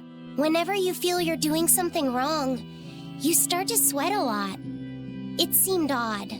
How long have you known? Ever since you became a vessel for me. I think Velvet knew too. That's quite a shock. I failed completely in my role as a spy. It's pathetic. Shameful, really. Well, I think it says something good about you. Huh? Someone who can't lie well seems like a better person than someone who has an easy time of it. Thank you, Laphicet. I think you're the better person here. I wouldn't go that far. What are you doing here, Bienfu? I was hoping you'd let me join in! We're in the middle of something important. Please leave us be for now. I'll be quiet. Just let me hang around, all right? Afraid not. Bien! Madame Eleanor is a mealyhead! She's a what? Laphicet, thank you. I hope we can stay friends. I hope so too, Eleanor. The exploration of the outer seas is going super well. Yeah. It's all thanks to you guys chipping in. Oh, we haven't done all that much. Well, don't rest on your laurels just yet. Worse things happen at sea, you know. The scouting ship could always get eaten by some giant tentacled horror from the deeps. Danger's a part of the job. Besides, Ifrid's pirates are all about venturing into the unknown. I wonder what's still hidden out there for us to find. Terror Island, for one thing. According to ancient legends, it's an island that moves across the outer seas like a ship. Really? I've never heard of an island like that. Nobody knows if it's real or not, which is exactly why we have to try and find it ourselves. Awesome! I can't wait to get to the bottom of this. Don't get too excited just yet, kiddo. It's good to have enthusiasm and all, but I bet this place is called Terror Island for a reason. I'm not too worried. Like Eisen said, challenging the unknown is what Ifrid's pirates do, no matter what the risk. Looks like you've caught the bug too. Looks like it. Hey, Bienfu, I have a question for you. I know Magilou likes to call herself a witch and all that, but what is she really? The obvious guess would be that she's an exorcist, but I don't think I ever saw her name in the roster. That's not surprising. She is indeed a bona fide dark witch. I should know. I saw one night just how scary she could be. It's enough to keep you awake at night.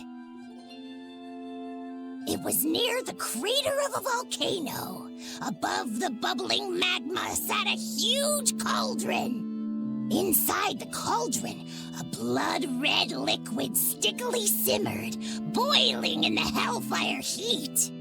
When droplets splattered onto Miss Magilou's cheeks, she just cackled and licked it off, and she kept the cauldron boiling for 3 days and 3 nights. What was she making? Strawberry jam. What? What's scary about that? I was just getting to the scary part. Instead of using sugar, she put in soy sauce, cooking wine, and liquor. Soy sauce and strawberries? Is that normal?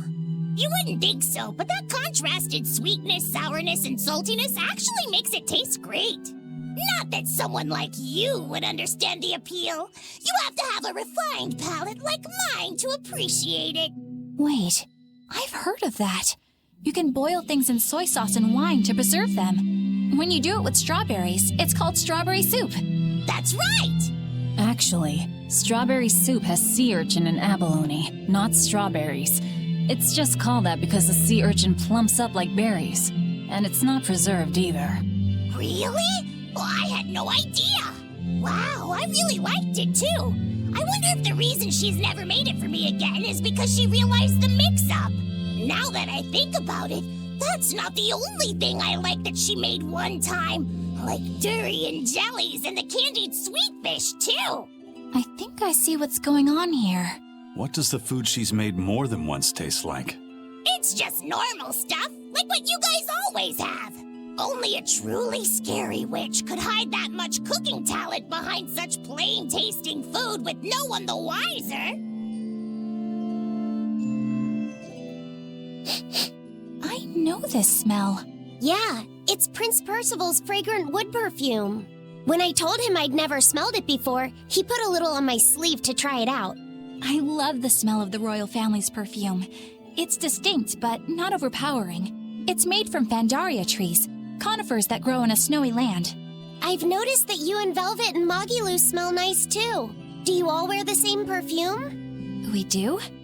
We don't use that stuff, but maybe you're smelling the soap we use. Oh, can only the royal family wear fragrant wood? No. Some fragrances, including the Fandaria scented ones, only the royal family can use, but most don't have any such restriction. If they all smell so good on humans, why doesn't everyone use them? You know, I've never thought about that. Why do you think that is, Aizen? It's a bit complicated. To explain it right, I'd have to start with the history of bathing in Midgand. A few hundred years ago, people believed they would die if they took a bath. They were so terrified of baths that they wouldn't even go near one. I can't believe people would be scared of taking a bath. Why would that even happen? Well, at the time, a deadly plague was running rampant, and people thought that it could be transmitted through bathwater. Bear in mind that this was all before we had proper plumbing or techniques to purify water. People couldn't just bathe anywhere. Sewers like the one we used to sneak through Logris are a fairly recent construction, only around a century old. Some people even thought bathing at all was unhygienic. Right. As bathing went out of style, the royal family started to use these fragrant woods. Covering up their bad smell with a good one. Yep. As a result, their perfumes used to be far more potent, to the point where you couldn't even tell if it smelled good anymore. But nowadays, nobody actually believes that bathing can make you sick, right? As civilization advanced, plumbing became widespread, and baths themselves became much cleaner fixtures than they used to be. And the fragrant woods fell out of favor because they were no longer necessary, right? To the contrary, as the people gained prosperity, the perfumes became a popular display of wealth. The newfound popularity didn't last long, however, thanks to the propagation of a new disease. One that didn't transmit through baths. Demon blight, you mean? With the rise of demon attacks, life outside the city walls became increasingly difficult. With fragrant woods now harder to come by, the perfumes once again became the domain of royalty. I guess that means that fragrant woods share a long and complicated history with plagues. To cover up the truth of malevolence, the powers that be spread rumors of a demon plague, continuing their time-honored tradition of covering up one stink with another. So, what do you think of the perfume? Do you like it? Yeah, it smells nice. But I think I like the smell of soap better. Huh? This island is so amazing! It's far away from any other people and has so much hidden stuff underground. It's such a perfect hideout! Just thinking about it makes me so excited to be here! Yeah, I guess. What's wrong? You were so excited to be here before. Don't be such a drag, Laphicet. It's just that this used to be a prison. People were brought here to suffer. If you're worried about how I feel, don't be. If I really hated this place, I wouldn't have made it my base. Hell, I was imprisoned here too, but now it's the secret fort I always dreamed of. I still haven't forgiven the guard who ate all those marron glacés I was sent. I'll let the past be the past. What part of secret fort are you not getting? Yeah. But it can't all be just for fun and games here either. In order to maximize the success of our future battles, we need to maintain and improve this base going forward. This place seems sturdy as it is. Does it really need more work put into it? Nonsense! This place was built to specialize in holding prisoners. We can make it better suit our needs. What are you proposing exactly? Well, I think we need to start with smokescreen generators. They'll be effective against intruders unfamiliar with the layout here. Of course, afterwards we'll have to clean up all the soot, but still. No thanks. I think we need something to put out fires. The fire at Helavi's was really scary. We have Malakim like you who could use water arts, though. If anything happens, you can just put it out. Oh yeah, I guess that's true. What we really need are some secret underground tunnels. If things get too hairy here, we'll need an underground escape route. We can put in hidden doors, and even some fake ones to trick the enemy, too. We have 2 separate docks. That's good enough.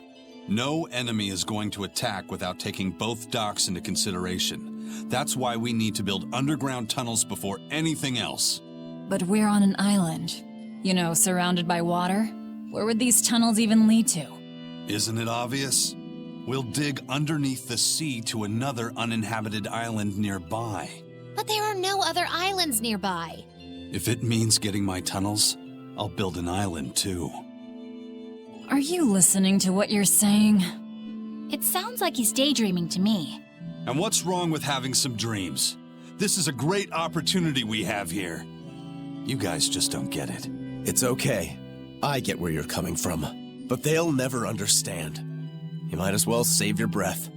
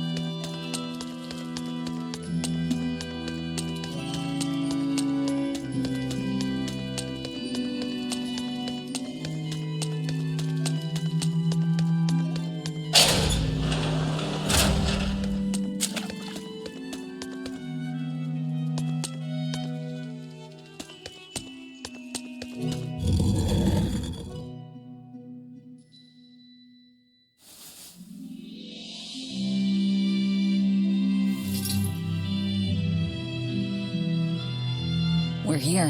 What now? Well, so I've been thinking about Earth Pulse points. They're where the flow of the Earth Pulse, the Earth's natural forces, are concentrated. Right. And Innominat is using those points to acquire malevolence and reawaken himself. You seem to have a knack for sensing them out. Once you're close enough, you can even pinpoint their location. Except, I don't have to be close at all. When we came here yesterday, I felt another place. A place just like this. Are you saying you can use this Earth Pulse point as a conduit to find the others? I think so. I don't know how far it works, and I can't say if Etherian will be on the other end. Still, it'll give us something real to go on. Please, give it a try. Okay.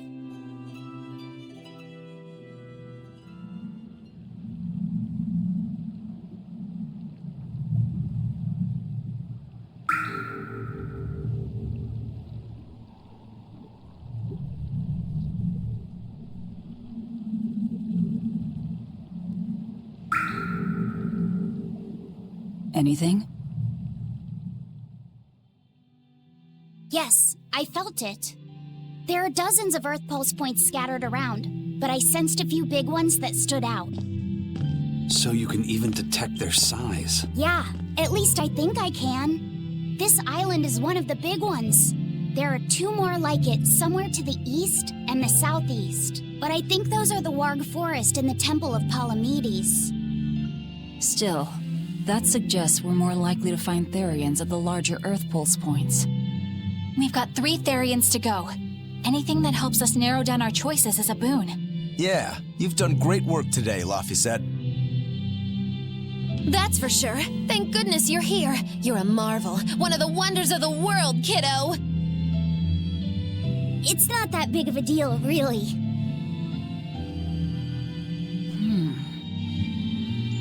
Then let's go Therian hunting. We have an honest-to-goodness lead. Or dishonest-to-badness in our case.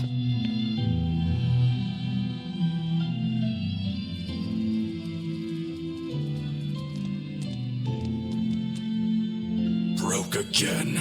Still not good enough. You think it's your swords that are weak. You don't think maybe your body's just stupid tough. No. If it can't cut me, it's just not good enough.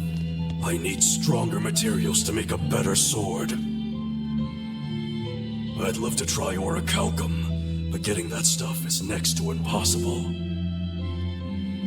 Orichalcum. That's the strongest metal in the world, right? A rare metal that's only been found in ancient ruins, and seldom at that. I've seen fragments of the metal myself, but I've never even heard of a piece large enough to forge into a weapon. I have. I heard a rumor that a block of orichalcum was discovered in an ancient ruin some 200 years ago. Unfortunately, the boat carrying it sank in a storm. From the depths of the earth to the depths of the sea.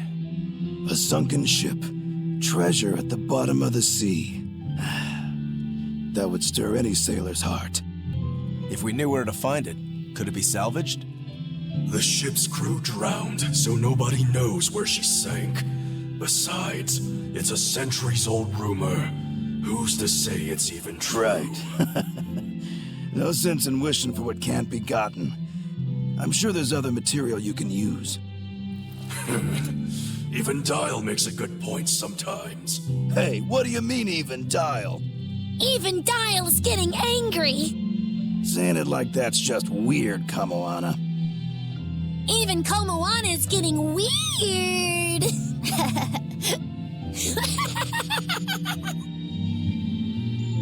All right, so our target is an Earth pulse point about as big as the one here. Let's start with the closest one and go from there. Which way is it? The closest one is to the west. Got it. Lead the way, Laphicet. My pleasure.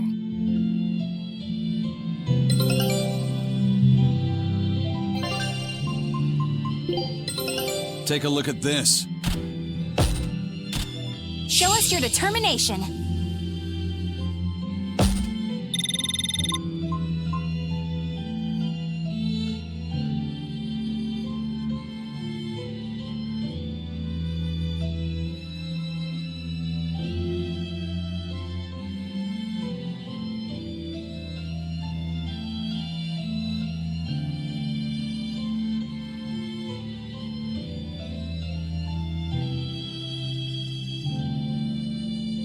All right.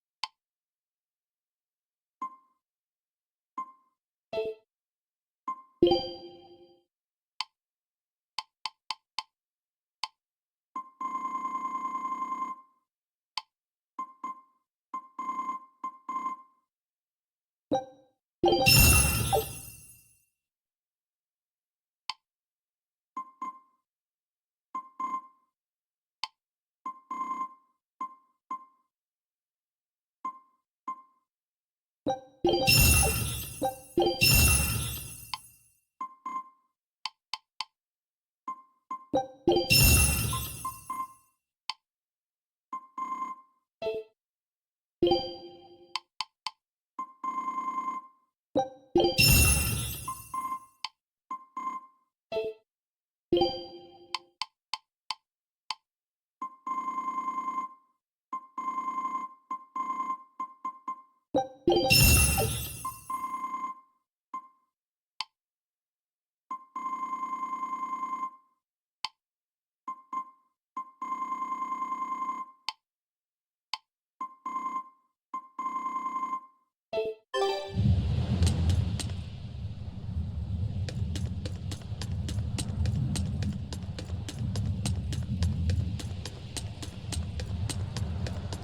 lost a bet to a young man, and he dared me to prove my courage by sailing out to a Class 4 island. Now, I can handle myself, but man, it ain't fun and games there. I nearly got killed by demons. You actually stepped foot on a Class 4 island? Not even.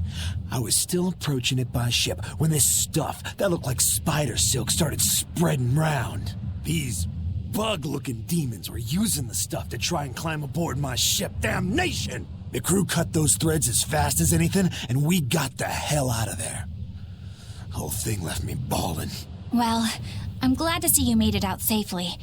I'd suggest not going near there again. Oh no, I wasn't planning on it. I had enough of that place to last me a lifetime.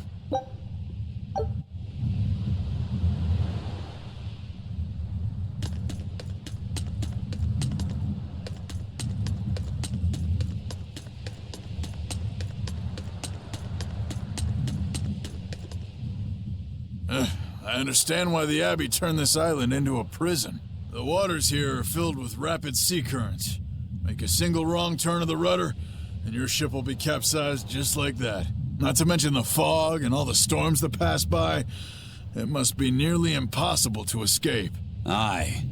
To get on and off this island, you'd need a vast store of nautical knowledge and a skilled hand. Thanks to your curse, Eisen, we've gotten good enough to handle rough seas like this. The storm that kicked up when we made our escape was huge, and all we had were 3 novice sailors. Thinking back on it, we had some seriously good luck.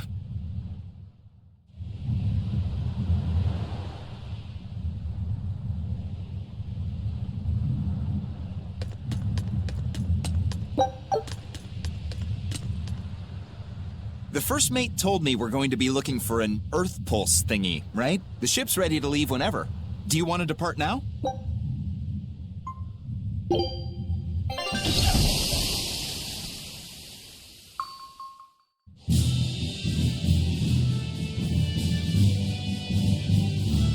It's here! This is the Earth Pulse point! Nothing but open water as far as the eye can see. Is your Earth Pulse point down below? Most of this world is covered by ocean, so of course there'd be a lot of Earth Pulse points in the deep sea. But surely even the Abbey would have a hard time containing a Therian underwater, right? Looks like this one's a bust then. Sorry, everyone. Hold on. We've seen a bug Therian. You don't think there could be fish as well? You may have a point. I think I have just a solution for this. You do? This. What? Don't give me that look. I'll have you know this is Fujibayashi's rod. This baby's 9 feet long, made from a single piece of the finest bamboo aged 5 years, with a slow 60-40 action that almost feels alive when it bends.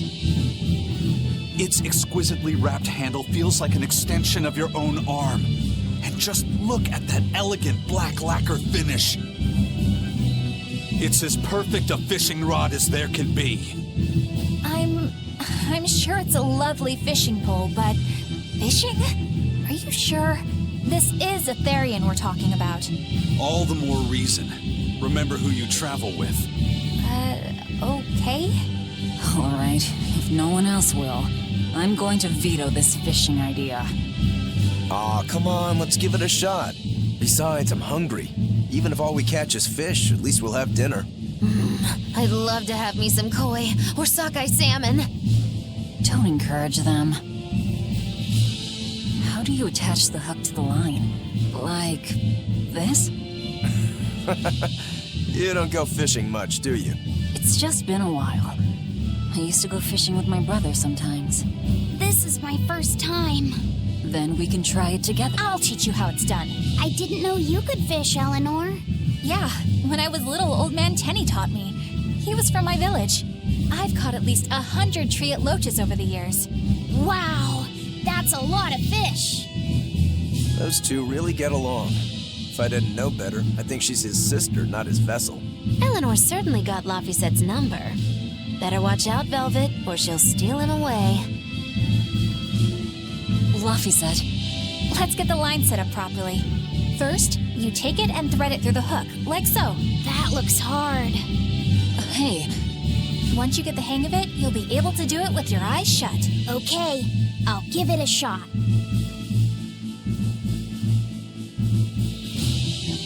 Laphie! Huh? You mean me? Oh, I was just... Be careful there. Wouldn't want you falling into the water or anything. I'm not a little kid, you know. It's just that Laphie fell in once. A long time ago. Laphie? You mean your younger brother? That's right. You reminded me of him is all. If you say so. Is that all you wanted to say to me? Yeah, that's it. Okay then. I'm going back to fishing with Eleanor. People aren't as easily swapped in and out as fish hooks, are they? Is that supposed to mean something? Oh, Velvet, you gotta get it a lot tighter than that. Here, let me take a look at it. Huh? Oh, all right.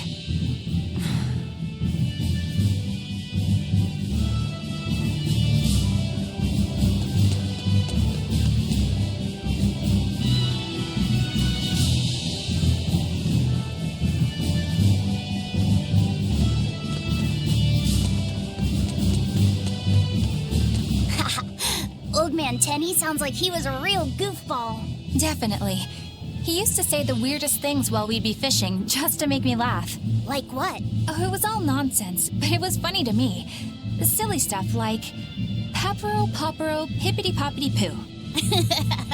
Yeah, that's silly, all right. Those two look like they're having fun.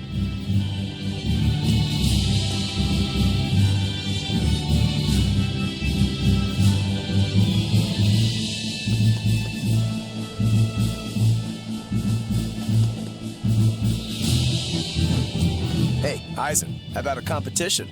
Let's see who can catch the biggest fish. Don't be ridiculous. Fishing is a solitary battle. It's about meditation and self-control. Ooh, aren't you the philosophical one all of a sudden? But I suppose. I can't deny I really want to put this rod to the test. Yeah, I know that feeling. Whenever I find a good sword, there's nothing I want to do more than to swing it. Sure enough. There's just something about good equipment that gets the blood pumping. Yeah. Although in my case, it's usually more like blood spurting. A bit too much blood either way, if you ask me. Listen, we're fishing no matter what. Wouldn't a competition be better for getting that blood of yours pumping? Fine. You're on. But we both know already how this is gonna end. You can plan all the victory speeches you like, but fishing is like life. Doesn't always go the way you think it will. You ready? Let's do this. At what point did the Therian hunt turn into a contest?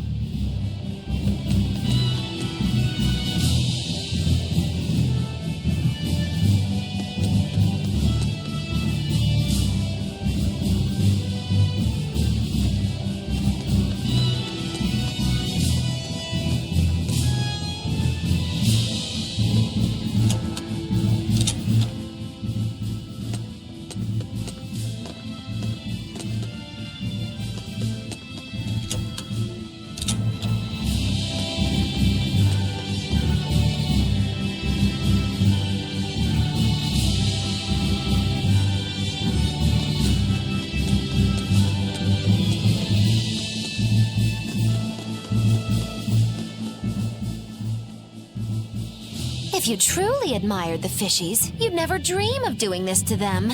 No matter how tasty the bait, it's a poor trade for a barbed hook in the lip and a cruel death in the unforgiving air. I don't admire fish. Fish exist to be caught and eaten, as far as I'm concerned. Can't argue there. Raw, boiled, or grilled with a little salt. You can't go wrong. And if they're nothing but food to you, even their wretched squirms of agony can hold a kind of beauty. Hey, Velvet! I've got your rod all set up for you.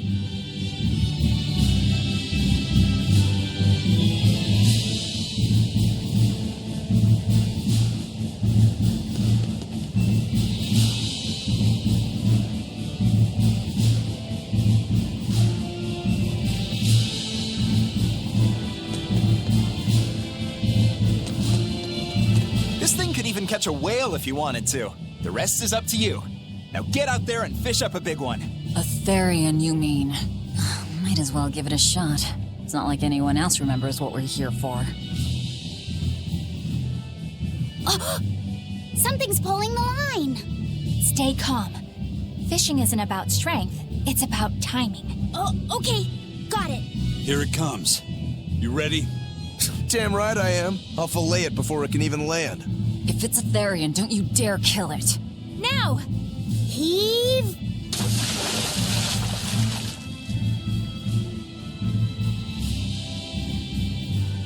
Well, what do you know? Neither a fish nor a Therian. Well, shoot. Can't eat that. Oh. It looks like it fit you, though, Laphicet. Why don't you try it on? I concur. Maybe it'll bring out his unique personality. My unique personality, huh?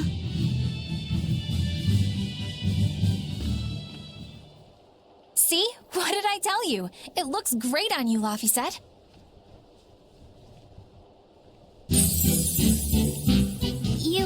You really think so?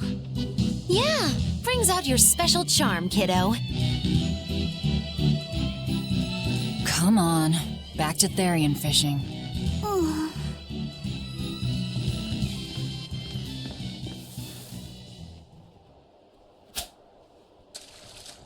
Hey, you don't need to take it so seriously. I have to catch the Therian. Maybe then Velvet will see me for who I am. Not a bite. Oh, quit your grumbling. Who was it who said fishing doesn't always go how you think it will? Spoken like a true, heartless pirate. Oh, hey! I've got something!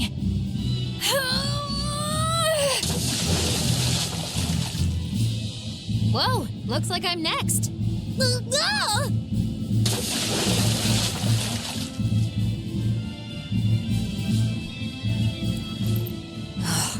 Not a single decent catch. I think it's decent.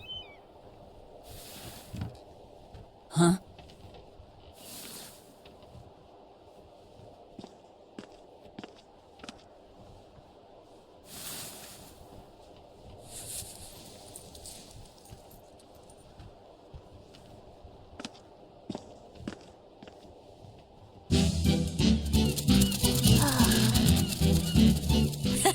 You found a look all your own.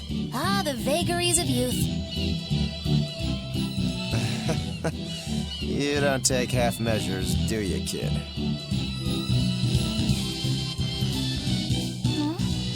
What's wrong, Laphicet? You look ridiculous. Take that off. Stop it! What do you know about me anyway? I know that looks silly on you. All you know is you're Laffy.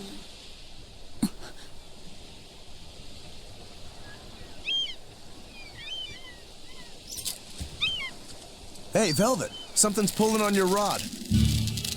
Huh? Oh! It's a big one. Give it everything you've got. I know what I'm doing!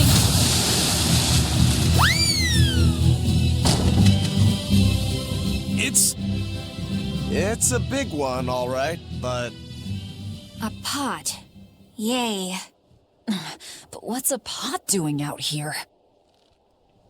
There's something inside it.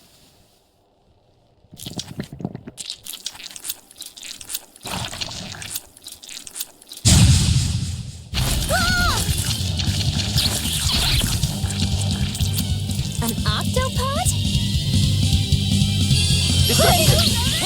I wish they'd stop making those noises. Watch out! Their arms to the screen, and they're shouting, "Let's eat 'em!" It's over, right?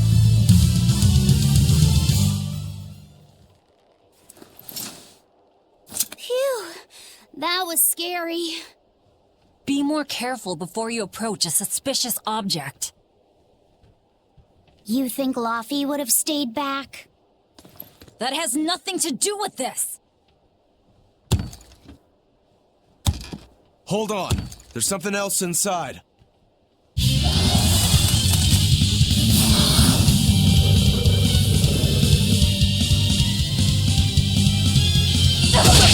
Now we gotta fight the shambling dead? A Zomopod! For a bunch of dead guys, they're awfully...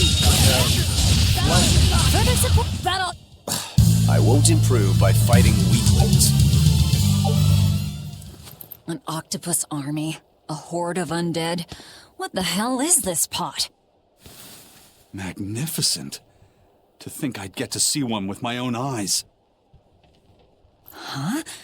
Is there something special about this creepy old pot? Creepy, you say? That's why these things need to be left to the professionals. Listen and behold. This is none other than a water jug made by the potter Groon during King Clauden's reign. It was a legendary, once-in-a-millennium masterpiece, but it was lost in the Second Warring States period 200 years ago. Assertive yet not ostentatious, the piece draws you in with its stately curves and the subtle shimmer of its colors, which belie a hidden savagery. 2 lectures in one day. Yeah, he's talking gibberish, but that's men in general, I suppose. The lost glazing technique of the Orosaurin is so vibrant, it looks like it could start moving at any moment.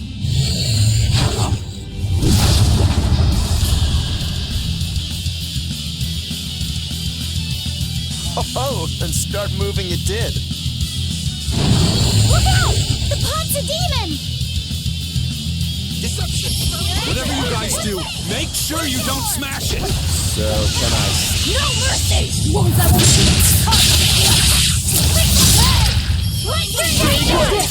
No escape! Armor crusher! Shooting star! Gaze upon my fiery beam! Shooting star! Armor crusher! Armor crusher! Shooting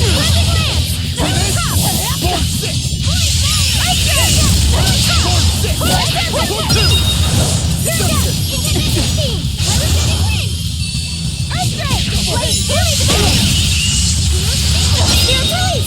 You broke me! Here's your justice! Fight in order!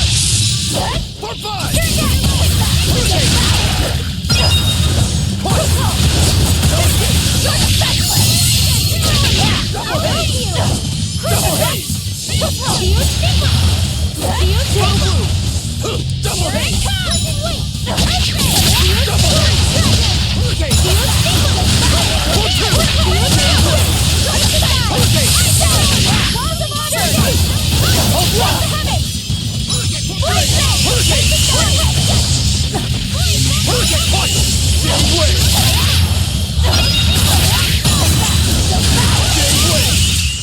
It was a close one, but I am the victor.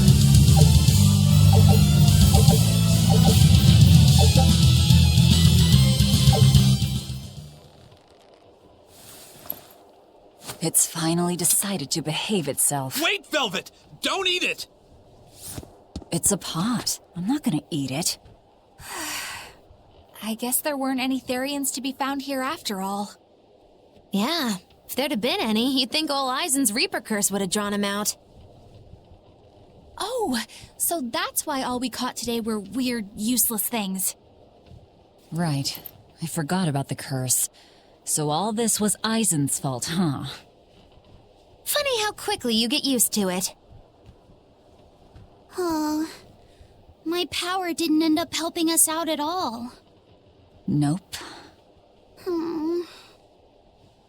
But I know you're not the type to give up after a little setback.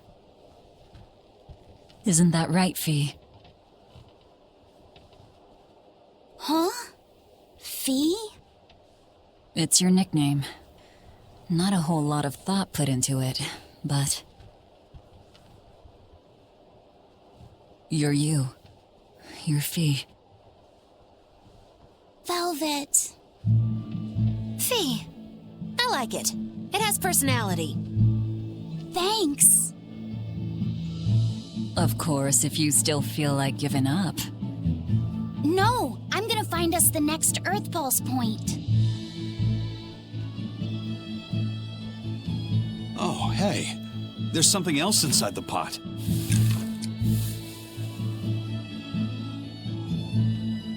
This golden luster, it's orichalcum!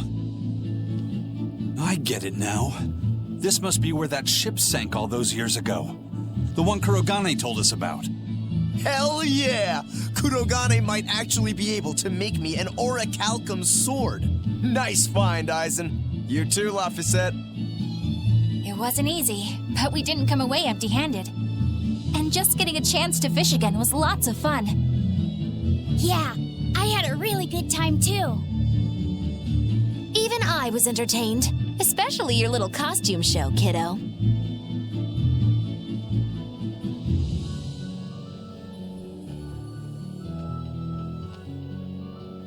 The sun's going down soon. Let's head back to Titania.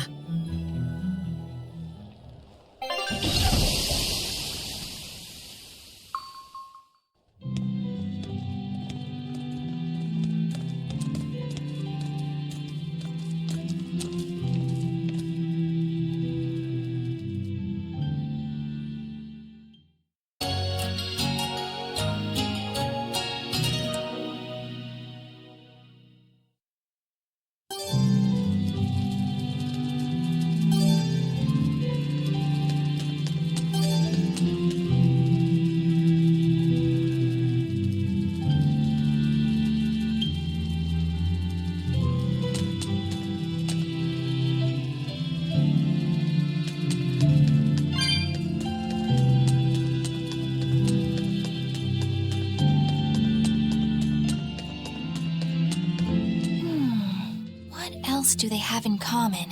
What are you up to? I'm compiling everything we know about Earth Pulse points, starting with what the ones in Ward Forest and Palamedes have in common. I'll compare those points with the ones that didn't have any Therians. Then, I'll factor in everything I currently know about the Abbey's deployments. Once that's done, I'll match all that information against what we know about the locations Laphicet was able to sense. When that's completed, we should be able to tell which locations are more likely to house a Therian. You're really going all out, aren't you? Must you sound so incredulous? If you're going to do something, then give it your all. There's no other way to live. Right. I'm counting on you then. I'm not doing this for you. This is for me and for Laphicet. Do you even understand why that boy's trying so hard? Yeah, I do.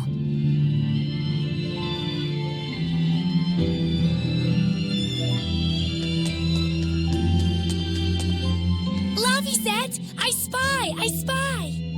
I can't, Kamawana. I've got stuff to... I spy with my little eye. Something that starts with V. Okay, I'll try. Is it... Velvet? No fair! How'd you do it so fast? Wait, Kamawana, I'm sorry. You don't have to cry. Poor Fee.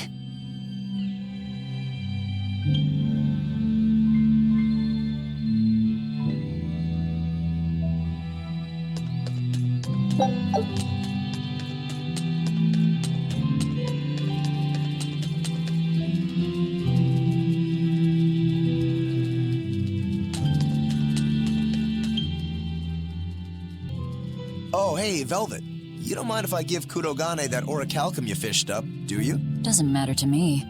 But do you really think you can make a weapon with that? I don't know. What does the expert think? Conventionally, no, it's impossible. But when has convention ever stopped a demon? I won't argue that. We're dealing with the hardest metal in existence.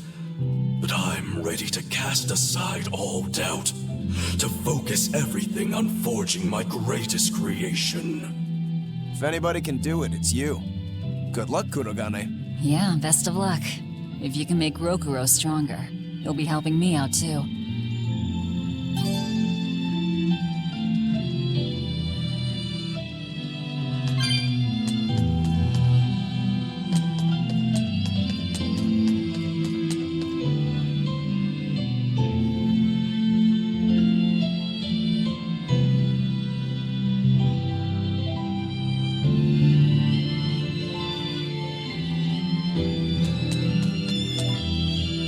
Have you been practicing your dove impression, Velvet? What? No. Now. A performer in Magilou's menagerie has to be more diligent than that. What if we're stopped at a checkpoint and the guards ask you to perform a trick? If that happens, I'll show them my trick where I devour an entire witch faster than the blink of an eye. Oh, that would be a sight indeed. But seriously, if you ever want some magic tricks up your sleeve, let me know and I'll teach you some. Just 10,000 gold each.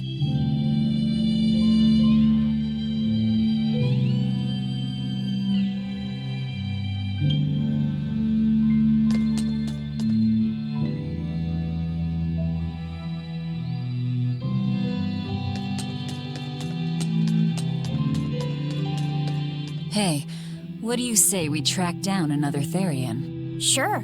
From what I can tell, the next closest Earth pulse point is near the center of Midgand. Midgand, huh? The capital's not far from there. I wonder how things are now that Griffin's gone, though. Only one way to find out. Maybe so, but Eisen's not here, you know. You're right. I haven't seen him in a while. We should probably ask Benwick where he wandered off to. Yeah. Hold on. There's a letter here. On pretty cutesy stationery, too. Let's just have a quick look-see. As the cold turns bitter and the snow piles up on the mountains, I cannot help but think of you and hope you are in good cheer. As for myself, I am the same as ever, although I recently acquired a rare item that I shall be sending your... It's rude to read other people's letters, you know. Yeah, but how else are we supposed to find out whose it is? Does it say who the sender is? Uzfamewu Wexov. Who the hell is that? Probably someone on this island, if I had to guess. Hey! Anybody lose a letter? Do any of these folks look like the type to write a fancy letter? Point taken. It could be one of the pirates. Why don't we go to the docks and ask around? Fine, just don't forget our mission.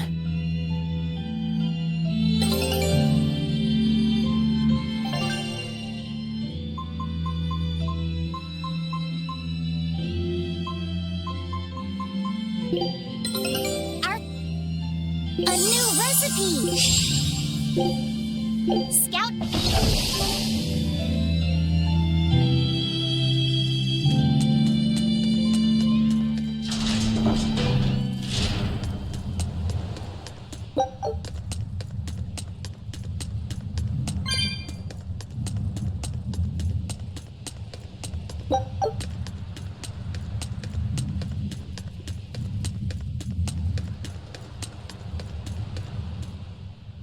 No reply this time either? But she's doing okay. I can say's that much. That's good to hear. I can rest easy then. Now's about getting that pot wrapped. I's got this new sunflower printer. How's that sound? Yeah, that one's cute enough. Let's go with that. Did he just say cute? Help you with something? Someone dropped this letter. Do you have any idea who it might...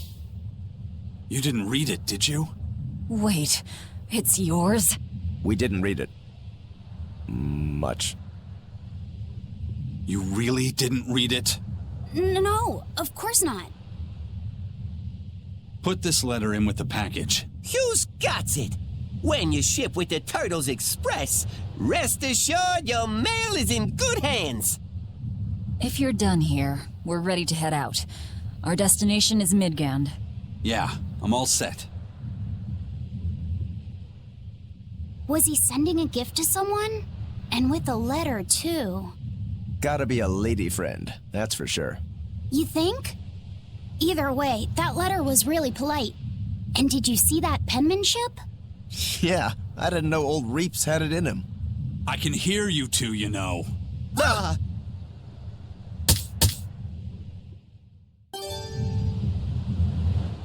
noticed you've come up with your little name for the kid. You sure are the sentimental type, aren't you? Oh? Calling him Fee doesn't cost me anything, and it's not like I gave it much thought. That may be the case, but no one else has taken even that token effort. And in doing so, I wonder if maybe you were trying to encourage him to be his own being. After all, one requires a name before he can consider his own identity. Having been given a name, he realizes he is his own entity, separate from others, and a certain formless essence comes to life inside him. And you're the one who set that process in motion for the kid. Whether you intended to or not, you changed him from a puppet into a living being. So what's your point? I've been with you since the start of this journey, haven't I? Wouldn't kill you to give me a nickname, would it? I've never really thought of us as being that close. And besides, you just forced your way into the group. Come now! I know you've got a bigger heart than that! Surely you have it in you to give a nickname to a dear friend! We're not dear friends. And even if we were, I'm not good at nicknames anyway. Please, I'm begging you! Okay then. Moggy. Oh, come on, that's so obvious! Can't you put some heart into it for your dear friend? Fine. Lou. Do I look like an old man to you? You're not even trying! Okay then. Witchy McWitcherton. Interesting. Well, if I had to rank it against 1,000 other nicknames, I'd probably put it at number 1011. A nickname needs to have charm. It needs to leave a lasting impression. Sure then. Hattie. Now you're just saying what you see! Book skirt. That's not any better either! Ms. Creepy Eyes. That's just an insult! Look, no nicknames based on what you see, and especially no slandering! Lil Miss Witch who smiles around you but stabs you in the back when you're not looking. Hey, that's personal information! Look, I told you. I'm not good at coming up with nicknames. Forget it! I should have known this wouldn't work! Aizen, what happened to those octopuses? Dial and Kurogane took them to the kitchen. They said they were going to make dinner for Kamoana. They're going to feed demons to her? A Therian needs malevolence to survive. That's why they carried them off alive. What do they plan on making? Octopus ink pasta with takoyaki and fried octopus on the side, and Hellavesian octopus carpaccio. Do they have a takoyaki pan here at the prison? Kurogane hammered one out with some iron, along with a large pot for the pasta. Still looking like that? Takoyaki would hit the spot right about now, though. Octopus ink pasta, huh? Like squids, octopuses release ink as a defensive mechanism, but theirs is made of different stuff and is used in other ways. Squid ink is stickier and acts like a decoy, but octopus ink spreads out like a cloud of smoke. But squid ink has 30 times the savory flavor, so octopus ink isn't used in pasta all that often. Luffy told me the same thing. He said that's why octopus ink pasta isn't very good. Luffy said that? Yeah, so I ended up not making it for him. But I wonder... I guess it doesn't matter, since I can't taste it now. I'll taste it for you then. So make me some octopus ink pasta sometime, all right? All right, and I'll be sure to make some that doesn't come from demons.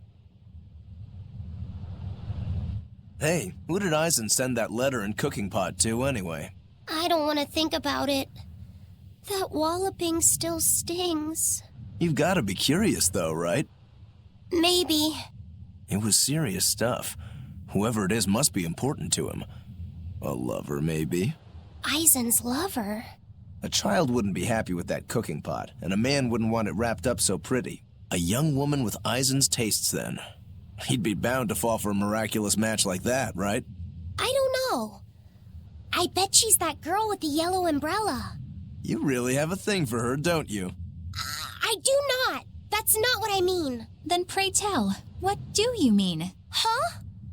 Eavesdropping, Eleanor? How unseemingly rude of you. Besides, Luffy said is free to like whomever he chooses. You're one to talk about eavesdropping, Moggy Lou. Anyway, it's just that the sunflower design on the wrapping reminded me of her. Now that you mention it, but does it really matter? He has someone to write to in any case. True. I can't help but feel a bit envious. What a nice way of summing it up, Velvet. So you were eavesdropping too, then? Say, what do you think about Eisen? Oh, so that's the kind of guy you're into, Huh. Not what I'd expect, but... No! I just feel there's something different about him. The way he picks presents, the objects that catch his eye. Oh, is that all? Boring. No kidding. All men have some kind of particular interest, big or small. I suppose that's true, but he seems a bit, shall we say, overly obsessive? Now that you mention it, he does have a tendency to ramble on about various topics. And it's not just the items he collects. There's more to it? Every weekend he eats curry for dinner, and every time we go into port, he docks at the 3rd bollard. Come to think of it, I heard the galley crew complaining that he always needs his pasta cooked exactly the right way. And when he needs a new outfit, he always goes to the same tailor and returns with identical clothes and boots. It all has to be exactly the same size and in exactly the same color. Turtle says he's very nitpicky. Sounds like he's not so much picky as he is a pain in the ass. But I do see a different side of him now. I thought pirates were all rough and filthy, but it seems they can be quite meticulous. Not much of a reassessment.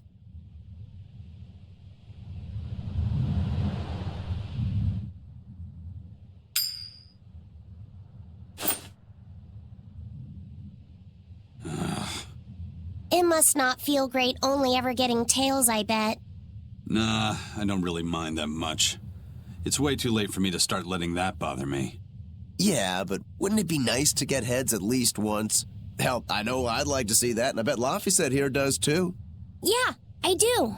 Right? That's why I've brought something a little special. Ta-da! What's so special about that coin? It looks identical to the one Eisen already has. The front side does, yes. But both sides of the coin are actually heads. I had Kurogane make it for me custom. If both sides are heads, then not even the Reaper's curse can stop it. Well, yeah, but that's cheating. What's the point in getting heads if it's rigged that way? It's not cheating. It's called effort and hard work. How? If you always work hard and never give up, you'll make your own way forward. All right, I'm in. I'll get that heads for you.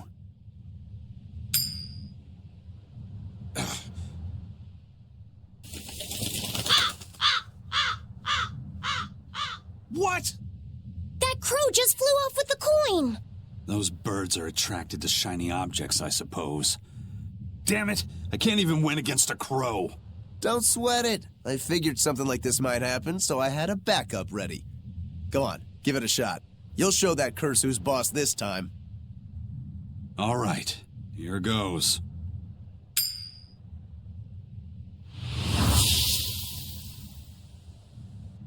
I don't believe it! Now Prince Percival's griffin's gone and eaten the other coin right out of the air! Are you kidding me? Not to worry. I've got a spare backup. It's time to put that curse on notice. Right. Here I go.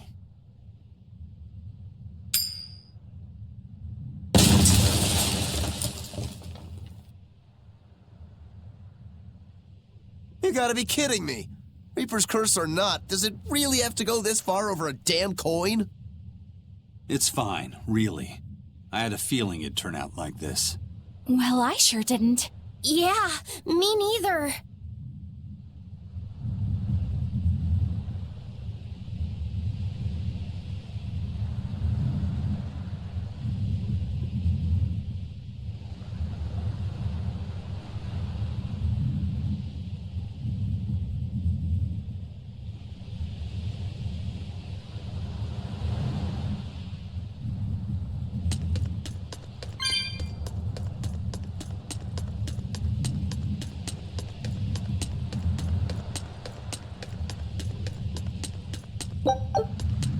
May I ask you a question? What? You're an Earth Moloch, yes? Why live on the sea when your kind sinks in water? I live on the sea because I'm an Earth Moloch. I'd be curious to hear more. Ifrid used to go on about how we should accept what we were born with. But one time he joked about the idea of a pirate who couldn't swim, and he laughed and laughed. I wanted to clobber him right then and there, but it wouldn't have changed the fact that I can't swim. I didn't want some predestined elemental affinity to control who I was. Instead, I underwent tough training to overcome it. Well, I guess that's one way to approach it. Did this training of yours bear any fruit? Well, as soon as I stepped into a river, a big flood brought down a landslide from the mountains and swallowed me up. Then, when I tried going into a lake, the seaweed suddenly multiplied and tangled around my body, nearly drowning me.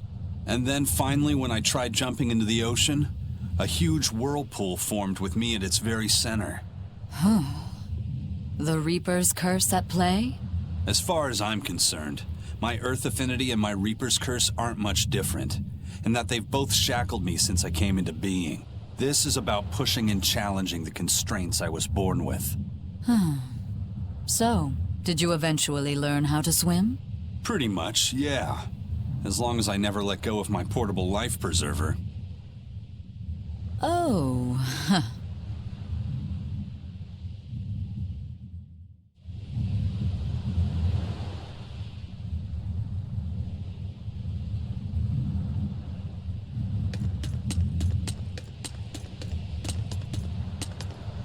Hey, Eisen, is there, anything we can do about the Prince's hawk? Griffin, I mean. Every day, it goes out on these hunts or whatever, and brings back the weirdest stuff. It's making a real mess out of the deck. Hawk's hunt? What's the big deal? Well, yeah. At first it was bringing back good stuff like seaweed and fish, things we could cook with. Sure, I was glad for a while. But then it started to escalate. Now we're talking 150 kilo amber cants and 350 kilo killer swordfish that it's catching. That's not a bad thing, is it? It just means more to eat. It is when they're being dropped from the sky onto the deck. Especially those killer swordfish and razor-sharp bills. What if somebody gets run through by one? Can't you just warn the prince that his bird needs to be more careful? Yeah, we could, but he looks so happy watching his hawk. I'd hate to spoil it for him. Yeah, the prince looks so happy whenever Griffin is flying free. He kept grinning and asking Grocky all nice-like if he wanted to fly some more. Grocky? That's what Kamawana kept calling Griffin. She says she came up with it by combining Griffin and Hawk. This is probably the first time in the prince's life that he's tasted any freedom. His whole life, he's only done what duty dictated of him. Letting Griffin fly was his first free act. To the prince, Grocky's an extension of who he is. So what are we going to do? Nothing, really. It's not like it really hurt anybody. But it's punctured some major holes on the deck! I'm sure even the prince knows when to rein it in. Let him have a little fun. He deserves it. I don't know about all that. I'd say the prince is letting his newfound freedom get the better of him. Hey, I was just up on deck and it looks like Griffin's caught an elephant tuna this time. An elephant tuna? That's the really big tuna that can swallow a killer whale whole, right? That almost sounds like a demon to me. Yep, huge fish, gills like elephant ears. I saw it myself. From the looks of it, I wouldn't be surprised if it was a demon. It's crazy valuable. On a good day, it can fetch 20 million gold on the market. But there's something ominous about seeing it hovering in the air above the ship. 20 million gold? I take back everything I said. The prince and Griffin can do whatever they want. Did she say above the ship? Oh, hell. Benwick, we need to stop Prince Percival. Aye, aye, sir. Hey! Don't drop that on the deck! Are you listening to me?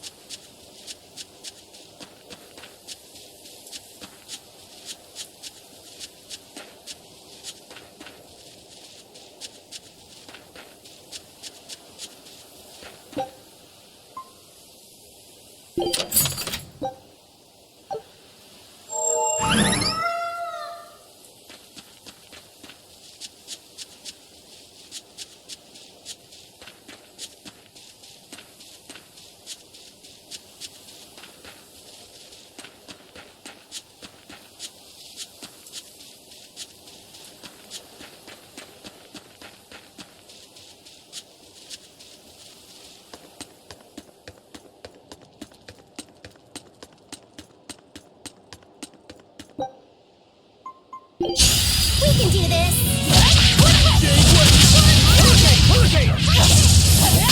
Down! Alright! Big star! Is that all you got?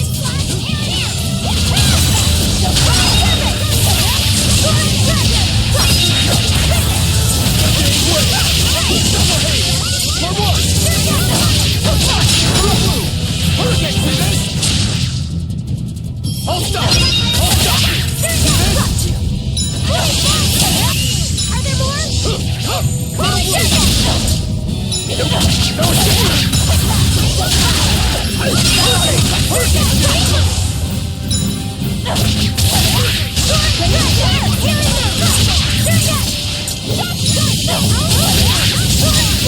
Is that all you got?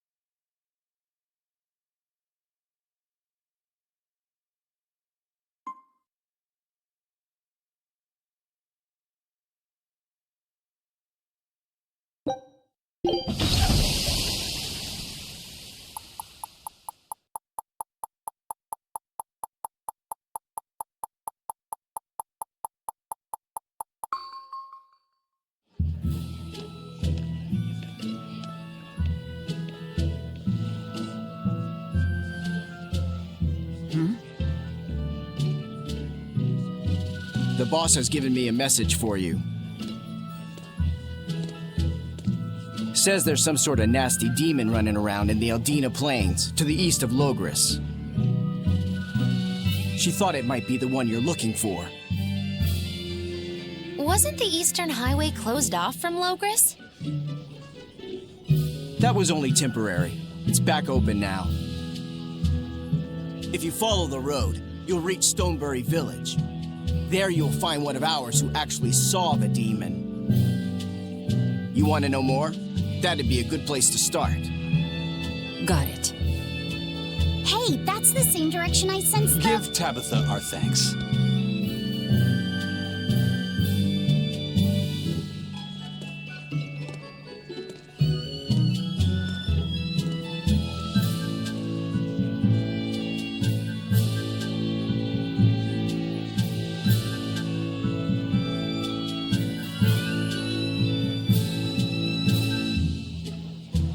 It's looking more and more like we're on the right track. We ought to go check out that Bloodwing story. Then let's start by going to Stonebury. Hey, Eisen, did I say something wrong back there? No. I just didn't think we needed to give the Bloodwings any information for free. Huh? He means the Earth Pulse points, kid. We're the only ones who know about them. But aren't we on the same side as the Bloodwings? We're not enemies with them. But I wouldn't go so far as to call them our friends either. That's just how it goes in the underworld. Things can change at the drop of a hat. A poison hat. But how are they supposed to trust us if we don't show them trust in kind? That messenger knew our faces, even though we'd never met. He was here waiting for us, even though we hadn't told anyone where we were going. You're right! We hardly know the first thing about them, and yet they seem to know every move we make. They could easily sell us out if it struck their fancy. They'll work with us as long as we're a useful ally in their resistance against the Abbey. But the more tricks we can keep up our sleeve, the better. We've got each other's back, but only as long as we hold a knife up our sleeve. That's what counts as trust in the underworld. That sounds terrible. But at least you can trust that Tabitha's cooking will be tasty. Can't argue that.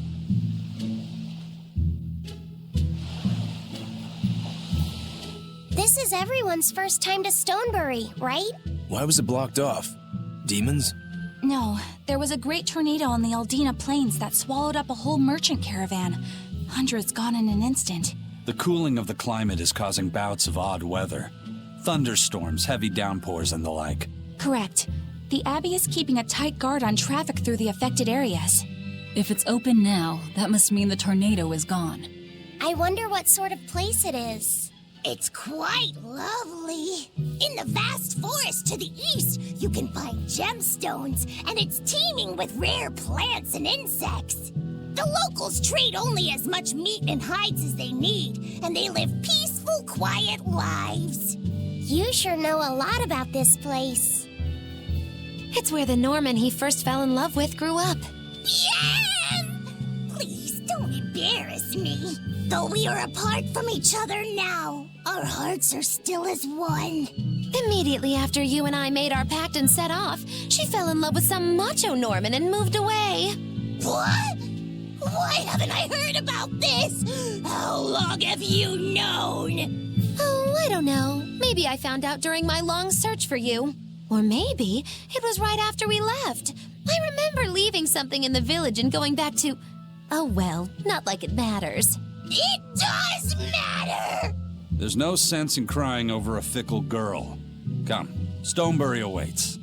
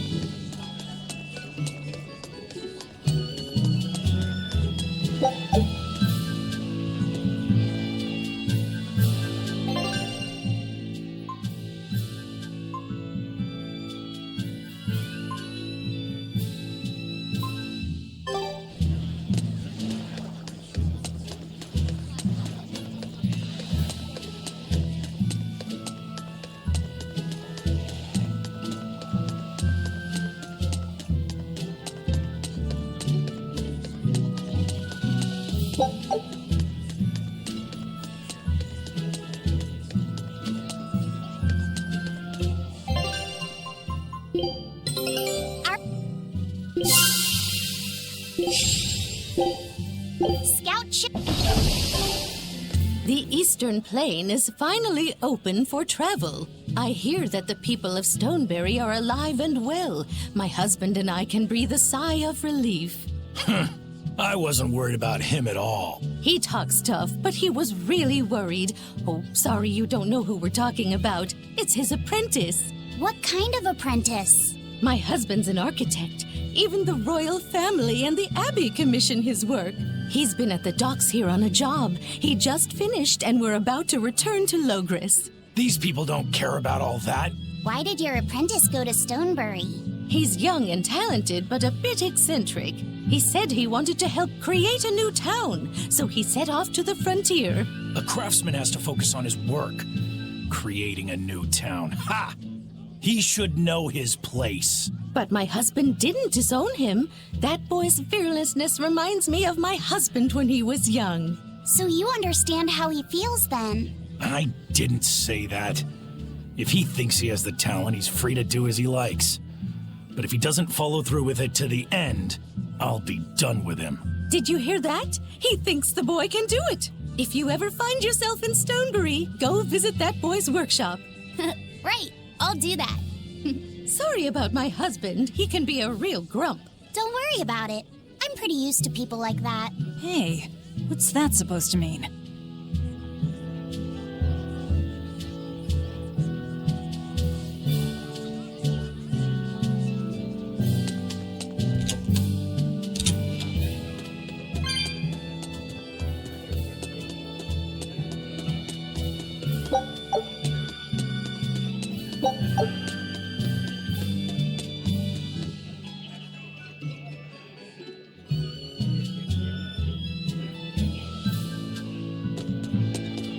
I'm so happy things have been peaceful around the capital. I could come to the harbor to shop without fear. I heard that those demons that made a mess of the palace have been wrecking towns all over, though. But Shepherd Artorius and the fine folks at the Abbey are on the job. I bet those demons are quaking in their britches. Let's hope that's the case. Of course it is. Lord Artorius is incredible. The demons have been mostly cleared from the area around the capital.